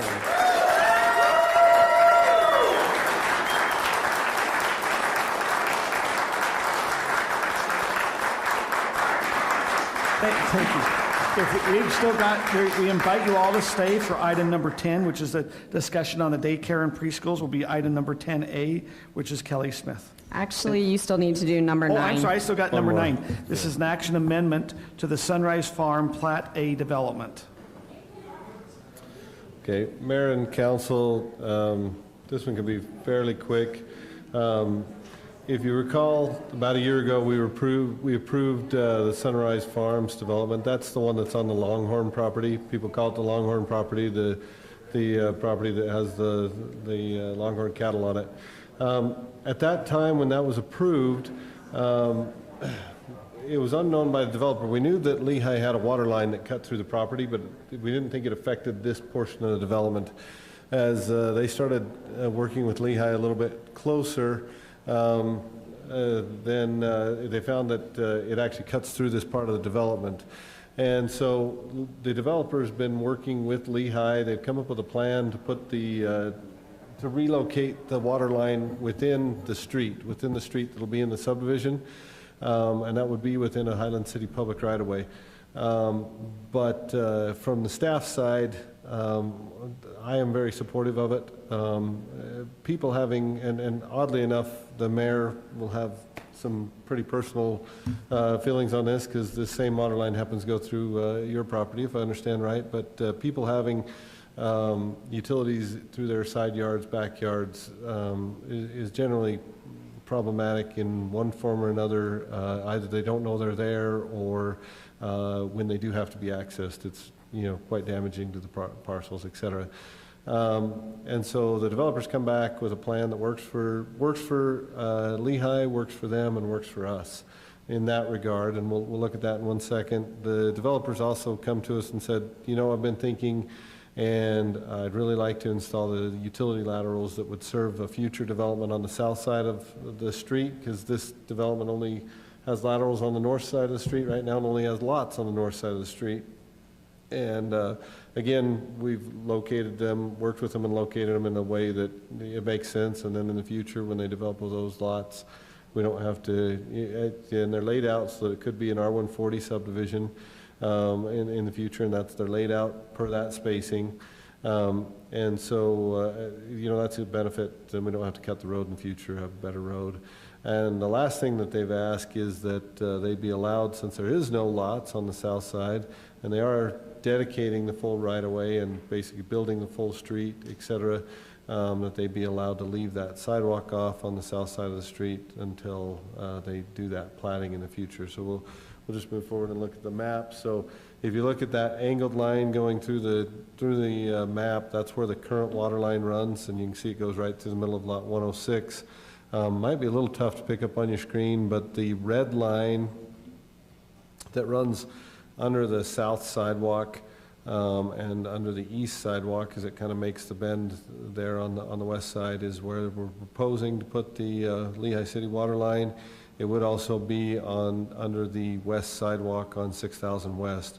But essentially it takes it from, running through, people's side yards, et cetera, and puts it out to where if there is a problem, it's certainly going to be problematic fix wherever it is, but it's out in front of somebody's yard and in a street where people are used to dealing with construction issues. And probably the most beneficial part for Lehigh is most people are a little more gung-ho in digging in their yard. When it's in your backyard or whatever, people are very generally pretty tentative on digging in the city streets without permission and properly checking it out. So there's a lot less chance it's going to be hit or damaged. Just to clarify, can you go to the next page real quick? Just the suggested motion has you tie this to parcel A, the development of parcel A. Parcel A is kind of a future development parcel that is included on the approved plat. So when you look at your suggested motion, it ties it to parcel A, and so just wanted to explain what parcel A is. So with that, I'm happy to answer any questions, but as far as staff's concerned, we're supportive of all of the developer's request in this case. So I have a couple questions. Sure. So did you negotiate this? Did I? No. In this case, we worked with them, but they led the way with Lehigh, and kind of them and Lehigh got their heads together, and they've involved us, et cetera, but we haven't been the point person on it. Well, because I think this is a really nice solution. Oh. And great. I should take care of it. I mean, yes. Yes, of Andy, course. you were all involved. I did that. I heard Yes. about you talking about it 6 months ago. I noticed this is a great solution that I think Lehigh has been very helpful. And I want All to say parties that have been because able to come sometimes together. I'm kind of critical of our city to the west. But I think this is great. The other question I have is, did you design the lot that's shaped like Utah? That wasn't my design either, sorry. Okay. So Andy, I just want to verify, they do know where because this is an error where they thought the line was someplace. They've actually Yeah. dug and they recognize where the line's at. Now they know where the line is. Because I'll tell you, in our subdivision, we have the same line, and it's not where the easements are at, it's not where we thought it was, Right. because this line is off of what they've been measuring. So we know where the pipe's at, that when we're making this change, we know exactly where we're connecting and all the stuff. They know where it enters. It actually goes through the property to the north of this for a little bit. They know where that is, and so, yeah, they've done enough homework to be confident in where it is. Part of the problem is that the Lehigh water line, in this case, according to the developer, doesn't actually have a recorded easement. It's a prescriptive easement at this point, but however it got there, there's not a recorded easement, and so they were kind of going off of quote-unquote tribal knowledge, you know, as relative to where the water line was, and then they were wrong, you know, in that regard. Are there any other questions we need, or are we ready for a motion? I'll make the motion if we're ready for it. Yep. Okay, I move that the Highland City Council approve the amendments to the Sunrise Farms development as shown in the provided development plans, allowing Lehigh City to install a water line in the Highland City right-of-way. Also approve the developer's request to install utility laterals for future lots as shown in the provided plans, and allow the public sidewalk on the south side of Sunrise Way to be constructed with the development of Parcel A in the Sunrise Farms Division Plat. I'll second. Okay, motion by Scott, second by Kim. Ready for a vote? And thanks for having that printed out, because that was a mouthful. Yeah, that's a good one. Yeah. That was an epistle. I know. Yeah, I thought the one you made tonight was a harder one. I'm voting for this. I've got a little Okay, tech so that's problems good. because it's So 10:30. Scott, you're a yes. Let's go Yes. ahead and reveal the rest. That passes 5-0. Yes. Okay, now we will move on to item number 10. It's the mayor and council and staff communication item. Item number A, which is daycare and preschools. Kelly? Yes, thank you, Mayor and members of the council. Obviously, this is what the resident came in earlier. This is the communication item associated with her concern.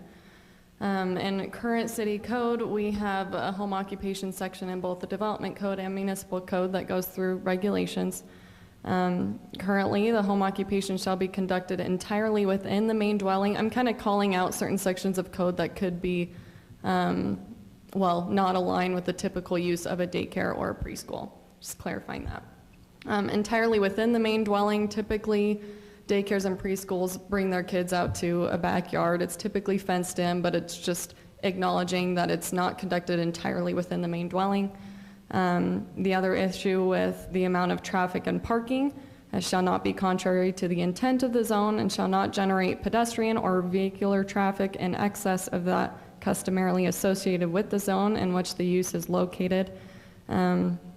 Oftentimes, like the request that we've gotten recently was 8 to 16 kids for the daycare, and typically, while understanding one child would be 4 trips because you have it there and back twice, pickup and drop off. Average trips per day for a single family home in the state of Utah comes out to 11.26 trips for just a single family home. And so we're thinking of each child at the daycare as an additional 4 trips on top of this average. So it's just kind of acknowledging impact in a single family zone. In municipal code, this is one that the resident pointed out. Only bona fide residents of the premises are defined by the zoning, as defined by the city zoning ordinance, shall be employed by the licensee. So what she pointed out is it doesn't allow her to have another caretaker or caregiver that does not live in the home. Daycares versus preschools, the state regulates them very differently. They actually don't regulate preschools at all. Anything that is childcare less than 4 hours, they don't even consider to license. But daycares, they do. They're very strict with their regulations for daycares. I'll go through what they regulate in a moment. As we were talking about it as staff, preschools, their impact is definitely more concentrated. You typically have 2 or 3 hours possibly, one time in the morning and maybe one time in the afternoon. Daycares are typically, can be from 7 a.m. to 7 p.m. You typically have the peak times being again like morning and evening, but it can also generate trips throughout the day dependent on who their clients are. Like I said, that impact of approximately 4 trips per day is something to consider. Another thing is cars backing out onto public roads. I know with some existing preschools, there have been complaints from residents about people doing U-turns in front of other residents' properties. That has caused issues. And then that other issue of caregivers that do not live in the home. This is what the state regulates. They're very strict as far as children to caregiver ratios. They're actually based on ages of the children, and so having 6 children, dependent on age, can require 1 caregiver or 2 or even 3. And then as far, they regulate requiring training hours for the caregivers. They do background checks on every caregiver and anyone in the home that's older than 12. They regulate safety and injuries, food, transportation. If it's provided, a lot of daycares will bring their kids to school and pick up as well, which could also generate more trips. They also regulate the medical records, and then the state also conducts annual inspections to make sure that they are compliant. As far as state licensing, they actually do require evidence that the city would approve the business license for them, for the state to give their approval. And talking with Candace, we were trying to come up with some sort of way to make sure that we had documentation of that state license, whether it was within a certain amount of days after their business license was issued or just at renewal. We make sure that they always have their updated state license. I looked a little bit at other cities. A lot of cities don't regulate it at all. Obviously, the state does. Orem, Lehigh, and Provo are ones that I saw that had really specific regulations for daycares. Orem actually has some site plan regulations for them. They only allow them on collector arterial streets. They don't allow any backing out, and so you have to provide in your site plan. Is this for daycare and preschool? This is daycares, Okay, sorry. okay. Parking and turnaround areas are required, or you can have a circular drive where it has an in and out. They also have required parking ratios. It's like 0.24 parking spaces per child, 1 per caregiver, and I think 0.5 for part-time caregivers. Lehigh, they separate it based on number of children. 5 to 8 is more considered residential daycare. 9 to 16 is commercial, and they also require a conditional use permit for that number of children to be in a daycare. Provo just limits it at 6 children under a home occupation permit. Candace recently went to a business licensing conference, and they said you cannot, by state, you can't cap it at a number and say these are not permitted. We can designate certain zoning for different numbers of children.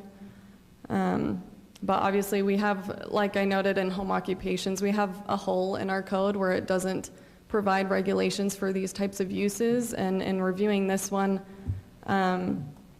we had complaints come up, which is why we really looked into the impact of it, and noticed that it really doesn't meet our home occupation license requirements. So when you say complaints, like what would be the thing that the residents are calling about? Are they worried about traffic? They worried about safety of kids in the home? I mean, what were the complaints based on? It's primarily about traffic, just impact more people coming in and out on local roads. We were, as staff, hoping to get your thoughts as far as if we were to move forward with a development code or municipal code amendment to regulate preschools and daycares. I would assume we would treat them differently like the state does because one has more concentrated impact and one can be all day long. And then also number of kids to be considered residential. Like I said, we can't just cap it at a number and be done. It would be wise to split them into specific zoning designations. And then as far as site plan regulations, if you're wanting to do something similar to Orem and trying to mitigate that impact by having certain requirements, it could be an option. Okay, so you're looking for input from the council. So we allow preschools throughout the city, do we not? So, yes, we have 6, I counted. We have 6 preschools that have home occupation licenses. They're all different impacts. In the past, we don't do this now, but in the past, when they applied for a home occupation license, the applicant had to get signatures of everyone within the 500 feet.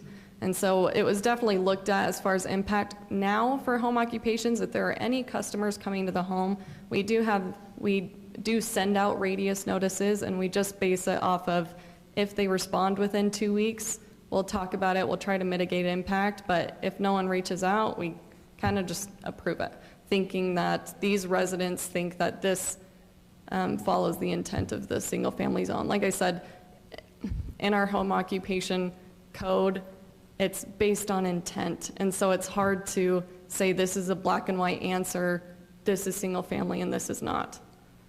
That's where I'm kind of The stuck. one that reached out to us was more of a daycare, more than the preschool. It's a daycare. Are we getting a lot of, do we get a lot of complaints on preschools? Yes, Oh, we do. we have in the past.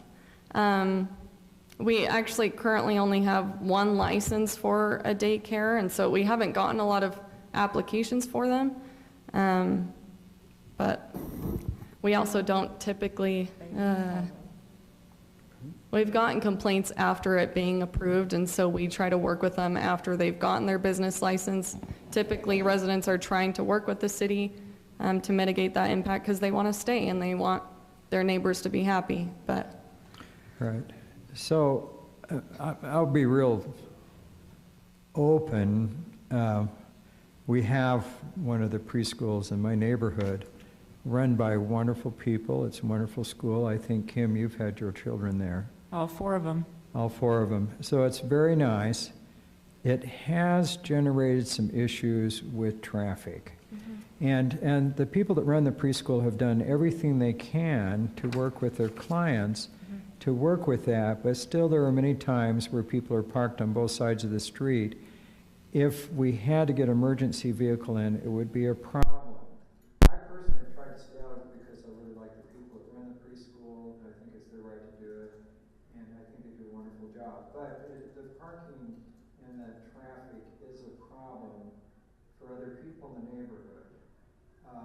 And Mr. Brown, who's here representing, a change in daycare, is also a neighbor who lives in this neighborhood too. So I'm not sure if he's thinking about opening up a daycare, but at the same time, that's been always the concern with these, is just the traffic and that. So if we can find some way to mitigate it, I'm not opposed to them by any means, but it's just the traffic, and I have a lot of people complain about traffic on this issue. What do you think about how Orem, can you go back on Orem seemed to have more of a traffic, now, one of the concerns, we've seen only on Collector Road to other roads, we're going to struggle on Highland because we try to put any cars or any homes facing that way, so they're not going to be really on Collector's Road period, so I'm not sure that works. But this backing out, parking, and turn around area required, and the ratio, and the child care, no parking on the street, I don't know how we work with that. Another thing Orem requires, it's pretty lenient, but just saying they don't allow more than 2 cars per hour between the hours of 9 p.m. and 5 a.m. That's like the only times they regulate, but an idea could be regulating cars per hour if you wanted to go that route. But it can be difficult to take care of. Let's assume we have 12 kids. Some of the kids might walk there in the neighborhood to go. But I learned, like, when my kids, and this is a century ago, we drove. We went to someone in Arkham Fork, we went to someone down in Lehigh. Your driving, it appears to go down to the Pheasant Hall area. I assume, that we might have cars. I just don't know how we regulate just 2 cars an hour or 2. I don't think you should. Just based on my preschool experience, it's a public road, and I should have the right to be able to access that road, to park on that road. But when you start bringing impact upon all the roads in front of the houses, so it's a business instead of I'm just saying, so, So then are we gonna, look at social events and how do they impact it? If it's somebody's party, birthday party, how does that impact it? I mean, how far do we well, go? this is for a business, this is for a business permit, so we know the person is running their business. If they're having a party, that's not a business. Now, if it's a party business doing a home, we regulate it. That's. So that said, I just want to clarify a thing. There's been a big argument over the years whether that's a public road I know, or not. yeah. Yeah, I actually took the paperwork in to make it a public road, but apparently it never got onto the county. Whole time I asked I if it was know. a public Now- road or not. Yeah, I know. no, We thought it was. Okay. Is the issue because of the one down in Pheasant Hollow? No. Because the HOA can help, if that's, I think the HOA, they have policy regulations. This is really for the rest of the city. I mean, because HOAs will regulate sometimes what a daycare or a home occupation can do in their HOA. Well, Yes. some HOAs do. Yes, and that's, if not, they always look to us to be the HOA president, so. Kelly, what other service provider things like this do we have? We have the residential treatment centers, right? Like, And for the elderly, Assisted living. yeah, The so you elderly, have like yeah. rehab, elderly, this, and they're all separate categories with separate rules. yeah, so I mean, those aren't considered home occupations, those are permitted uses with conditions. So technically they get business licenses and people live and sleep there, but it's a permitted use where it doesn't need to be accessory to the use of a single-family home, whereas this would be, unless you want to regulate it otherwise. That was a great explanation. Okay, so Thank I've you. looked at Lehigh. Lehigh, this is for childcare in a home. Is a care of a child within a family residence that provides care for five or more children, but less than 8. And that's a type 1. And then they kind of just go in, they're gonna be underneath 14 years of age, less than 3 hours, and then they go up, if they're gonna have more than 8, then it becomes a commercial use, and they have to be in a different setting. I'm just going, I had to pull up their table of uses to find out that it was a conditional use, but yeah. their code is. Child care does not mean care provided for children in the home with their parents, legal guardians, grandparents, brothers, sisters, uncles, or aunts. They're saying, hey, you might be dropping off your cousin or. Family doesn't count. Yeah, it's family. And so, I'm okay with what, this doesn't really go into any of the traffic, but I'm okay with how Lehigh kind of described it there. They go into a child preschool, is a care in a residential structure providing instruction and education of no more than 12 children, 4 years or older for less than 3 hours. Now, I don't get this, so there's a child, that's the daycare, and this is the preschool, so they could have up to 12 kids in a preschool. In the case of an in-home child instruction, including but not limited to preschool, dance, music, and art instruction. So we have others that have the same use. Now, they leave it to the planning commission to approve this. We're talking, this would be just part of our business license. Which is staff reviewed unless the council wanted to take another direction. Well, I definitely think we should look at this. I kind of like some of the regulations from Lehigh that the mayor just delineated. I like Lehigh's. We're not really talking a lot about Yeah. parking or things that way. It's just- Right. I think I like it, I definitely want to look into it more, but I think it's 11 o'clock at night and we have ULCT tomorrow, I know. so, And we have an executive and session. we still have an executive session. And with that, can we just say, maybe go look at the Lehigh and Look at bring it Lehigh. back? Base an amendment off of theirs. Okay. Okay. Now, is there any other direction that council or staff have? I can move forward with that. Okay. Item number 10B, which is the August financial report. Tyler.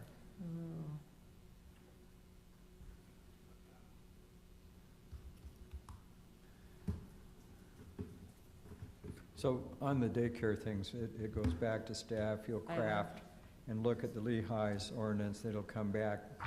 Does it have to come to the planning commission first, or will it come? right We to were the gonna council? determine that by looking at both, development code and municipal code and try to figure out where the best place to draft it would be in. Obviously, if development code, we would have to go to planning commission, but I haven't done enough research yet to Okay. figure it out. But we can pursue and look into this. And either way, it'll eventually come back to council. Okay.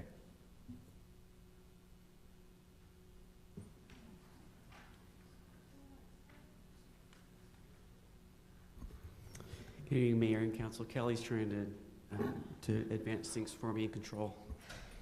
the slide, but we appreciate that. Real brief overview here. This is the same information that we emailed to you previously with regard to August. By way of context, August represents 2 months into the fiscal year. We're 17% complete with fiscal year 23. So 10 more months to go in the fiscal year. Overall, we've noted in all of the funds that our interest income is higher than was anticipated, primarily because the Fed's been raising rates the last few months. So that interest income is coming in above budget, trending towards that.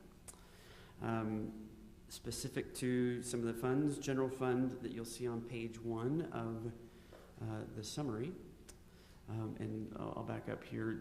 The documents you have include the fund summary, revenues and expenditures, as well as the check register for the month of August. So the general fund on page 1, you'll note that licenses, building permits, revenue is at 33%, almost 34%. They're trending higher than anticipated.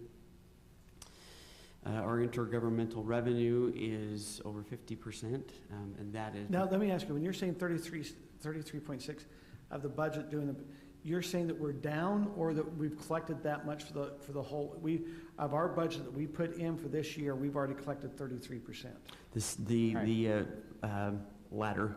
Okay. So of the total that it was anticipated for the full year, we have already collected almost 34%. So pretty close to double what we would anticipate at this point of the year, if all 12 months are equal. That's a great question. So the city did receive the second and final installment of the ARPA funding in July. And so that's where the intergovernmental revenue shows above 50%. There is an expenditure line under council expenditures that actually is currently showing net revenue, and that's because of $30,000 received from a couple different participants to help fund the road connecting with 5600 West. So those the expenses will exceed, of course, the $30,000. So you're putting that underneath the council. That Right. road is coming in underneath the council, so 30,000 come in, and then we have the expenditures. Correct. Administrative and planning and zoning expenditures are running a little higher than anticipated because of recent salary and vacation payouts. And then streets and road expenditures for snowplow purchases that are part of the anticipated budget adjustments. Those were previous purchases authorized in fiscal year 22, and then because of supply chain, those won't be finished here until this fiscal year. Any questions about the general fund specifically? A quick question on the community events. Yes. So we have expended almost 31%, even though we're only 2 months into the fiscal year? That's correct. And that's because the fling happens towards the beginning of the fiscal year, and we have discussed that as staff. The revenue, we're still going to be revenue positive, and those expenses are pretty much wrapped up for this fiscal year on the fling.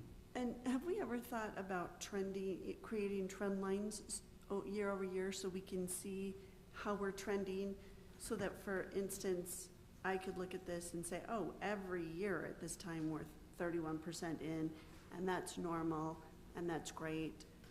But then in July or in November it plummets, right? Sure. And then we could see the trend year over year? Certainly. There will be, depending on the specific line, that may be more advantageous than others, depending on seasonality. Like some it wouldn't make sense. Right? But we can produce that. Yeah, absolutely. With regard to the other funds, open space, you'll note that we have already met the budget of anticipated revenue from sales of open space property, and those will likely continue throughout the year. excuse me. Can I blame that on Kelly as well? Library, you'll note that there's not much revenue. That's because the library is funded primarily by property tax, which will come in December and January. So no need to panic on behalf of the library yet. Parks tax is on target with our projection of $135,000 for the fiscal year.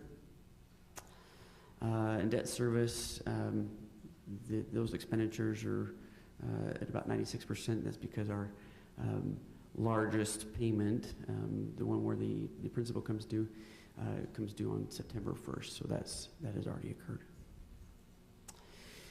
Turning to sales tax specifically, remember that July and August revenue received in those 2 months actually belongs to the prior fiscal year.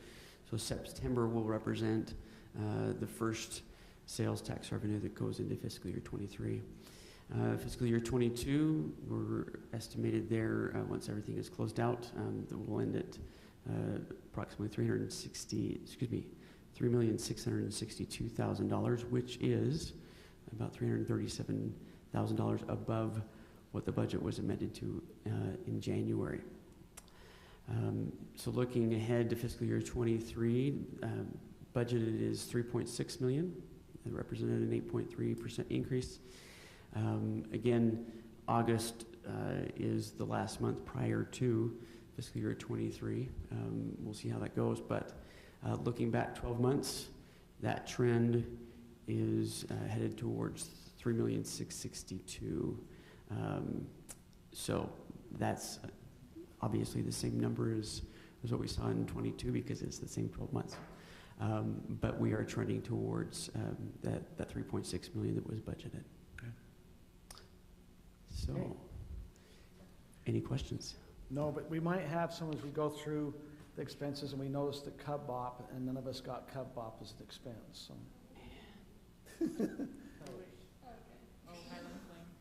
Oh, was a Highland Fling Cub Bop? Maybe that's where it was. They had to repay, you had to pay back We pay that, we give them fling bucks, right, to different people. So we were paying Cup Bot back for whoever from the fire department spent fling bucks there. Yeah, it's late at night and we're hungry. So, speaking of late at night, I'm wondering if there's some way we can kind of shorten this if we've got an executive session, because we're talking about going to 1 o'clock in the morning. Let me ask you, as we go through here, is there anything here you see that can be moved? I really need to do the events position, and the fire ISO will take 30 seconds. Okay, go. So on the events communications position, Mayor and Council, this is really kind of a question of level of service. So as you know, unfortunately, both our events coordinator and the assistant events coordinator are currently quitting. And so I was kind of looking at how do we structure this position. So communications has been one of those things that just gets assigned to different people depending on what's going on in the city. So it was me for quite a while in the assistant position. During the pandemic, we switched it over to Corinne at the time because she didn't have a lot going on and she was qualified to do this. And so to give her some extra hours, it was switched there and it freed up my time. And then when Corinne left, Miranda came on board. Miranda didn't want the same number of hours that Corinne did. She wanted less, and so we switched it over to the assistant position. But with that changing again, we thought it was time to reevaluate. So what I'm proposing is to actually create an independent position. So I would still have an events coordinator and an assistant events coordinator, but then there would be a communications coordinator position as well. This would be a part-time? Part-time, 20 hours per week over the course of the year. I'm almost sure it's 20 hours. So I've listed out the job duties that they would do. But overall, I've seen this evolution in communication. So when I first, started working in the profession, it was just starting where cities had to start getting on social media. Nobody was really trained, and so somebody in the city administrator's office did it. But this has become a more and more involved profession, and more professional and more specialized. And so while I've been able to handle it, Corinne was able to handle it, it would benefit us, in my opinion, to have somebody specialized. Another thing that we would actually add to this position, because it's not 20 hours a week by itself for what we're currently doing, is to actually, so as you may or may not know, we contract with different providers to help us with our communications for public works projects. like 6800 West, like Country Club, like what we're going to be doing for PI meters soon. And so we would add that to this position and bring that in-house so that we have a bit more say in how it works and a bit more involvement there as well. And we feel like that would be an overall benefit. If you go to the next slide, so how this looks is we decrease some hours in some position, we add the communications position, and then we've spent about $14,000 per year on the consultants that we've used for public works projects. That's actually all we've spent so far this year to date because we've had a lot of projects going on, so I know that's going to continue to increase. If you do the math in your head though, it's not a net gain for the city. Kelly, if you move forward one, what I'm estimating is actually increases our costs overall by $6,500. Now again, so this would, because we would be having this position do public works stuff, we would spread those costs out to the enterprise fund, so it wouldn't have as big as impact to the general fund. It's really a level of service question. We feel like this could provide a higher level of service, Mayor and Council, to our residents, but is the potential increase in cost worth it for you? And I want to say with this position too, I'm not saying that we're never going to need to have some help with public works projects like the PI one. I'm not sure, just because that's such a big thing, but it would absolutely give more ability to staff in-house. This is really more of a social media outreach to the community, letting them know what's going on. If we have a public works job, we're going to notify that neighborhood. Now, when you only put 16,000, Andy, I thought when we did 6800 West, we paid like $30,000 to that company to notify everyone, all the businesses and that, about what was going on. Would that person take over that job? Or do you still need a company to go out and notify of construction projects? Two questions, or two answers. First answer, we haven't finished paying them out yet for 6800 West. Their contract is anticipated to cost about 30 grand. But yeah, it is anticipated that if this communication position came in-house, that part of how we would fund that is not pay a consultant, but we pay, this position to do it, and that they would take over the principal communication for all the construction projects. At least that's what I... So as we're going down in the country club, for instance, they would be notifying, hey, we're in this section to all those homes, and as they move, they'd be, but then if we have Facebook posts, like I actually got a hold of Aaron last night and said, hey, would you put out about that we're going to be having at 6 p.m. work session about the internet? And so they'd handle, if we have some social media posts, that we'd like to at least be out there, either giving good information, of what's happened. Like we could send something out about if we had that, they could send out about the water. Hey, we have had. And we've tried our best to do this in the past, and it just, especially as of late, when we have two people pretty much not working here anymore, and this short staff we do now, it's not happening very much right now, and we recognize that. I will say, so if I applied $30,000 to this would be a savings to the city. And again, I want to be careful, and we're not 100% sure what this looks like.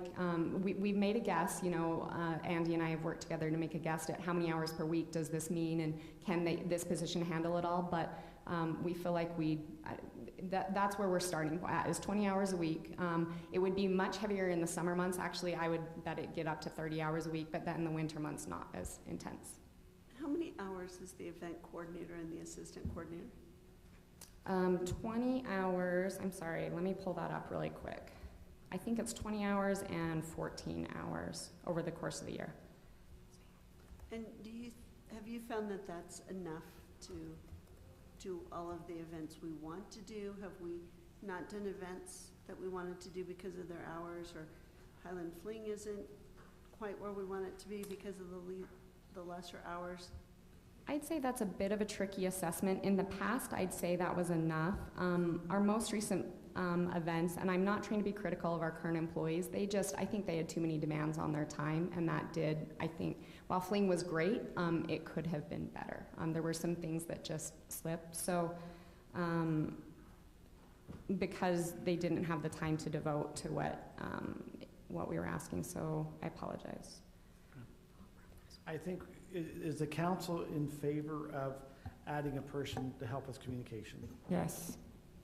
So we have budgeted currently 20 hours for the events position and 14 hours for the assistant events position. And we're asking to reduce the assistant position by 4 hours to take away those communication duties and add a new position at 20 hours. Okay, I have Kim. What is the other council? Okay, so Brittany, you said yes. Anyone else? Yes. Tim, you got your 4. Oh, you're 3. There might be 3. It's late. Yeah, it's 3. Okay, let's move on. You got number D, which is fire ISO rating update. Mayor, Council, I'll make it super quick. The fire department recently requested and received a new ISO rating. I don't know if you're familiar with what an ISO rating is. It's basically the Insurance Service Office rates our ability to provide fire protection within the community. And they scored on a 1 through 10, 10 being the worst, 1 being the best. Currently, we're at a 4. I'm happy to say with this new rating, we're down to a 2. That puts us probably in the top 8 or 10%. We're at 2 or we're at 4? We're currently at a 4. Our new rating puts us at a 2. That will not go into effect until January 1st. The impact to the residents is unknown, but I would expect a pretty significant decrease in insurance premiums because of it. We're super proud of the rating. We're super excited for what it could mean to the Highland City residents, and we're thankful for you guys, thankful for your support. So I should see a decrease in my premiums come January. No, well, no, it's when you do your new policy. Oh, March. I sure hope so, but If I don't, I'm changing. Okay. What did you do different that got us down lower? What's the one or two things you guys did? I didn't keep see mustaches. Was that one of the criteria? It might be a mustache thing. Yeah, it might be a mustache thing. I actually didn't see the old rating to see why we were where we were with a 4. I just seen the current one to know where we are. Chief Patton spoke to the kind of the different model that we do for staffing now. We have increased. With Cedar Hills leaving, that actually kind of helped in some ways with the staffing. In addition, kind of kudos to our public works teams. We have really good water pressure at our fire hydrants, which also helps as well. So those were some of the things he pointed out to me. Yeah, great point there. We got a perfect score on the water, which is like unheard of. So, Thanks, Public Works. That's awesome. Any questions? Great, thank you. Okay. Thank you. Okay, next one, I notice you have it down for me, Trick or Treat Street. I assume as a city council, you're asking for the plan, is what the plan for the council is, correct? Well, this was just allow you guys to plan, so you can plan at a later time if you would like on this. Hey, on October 24th, we're gonna have a city council booth at the Trick or Treat Street. We invite all to be there and in costume. I'm going to be there enthusiastic and not in costume.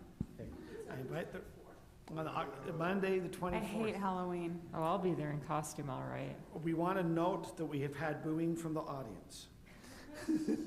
Was that directed at me? Yes.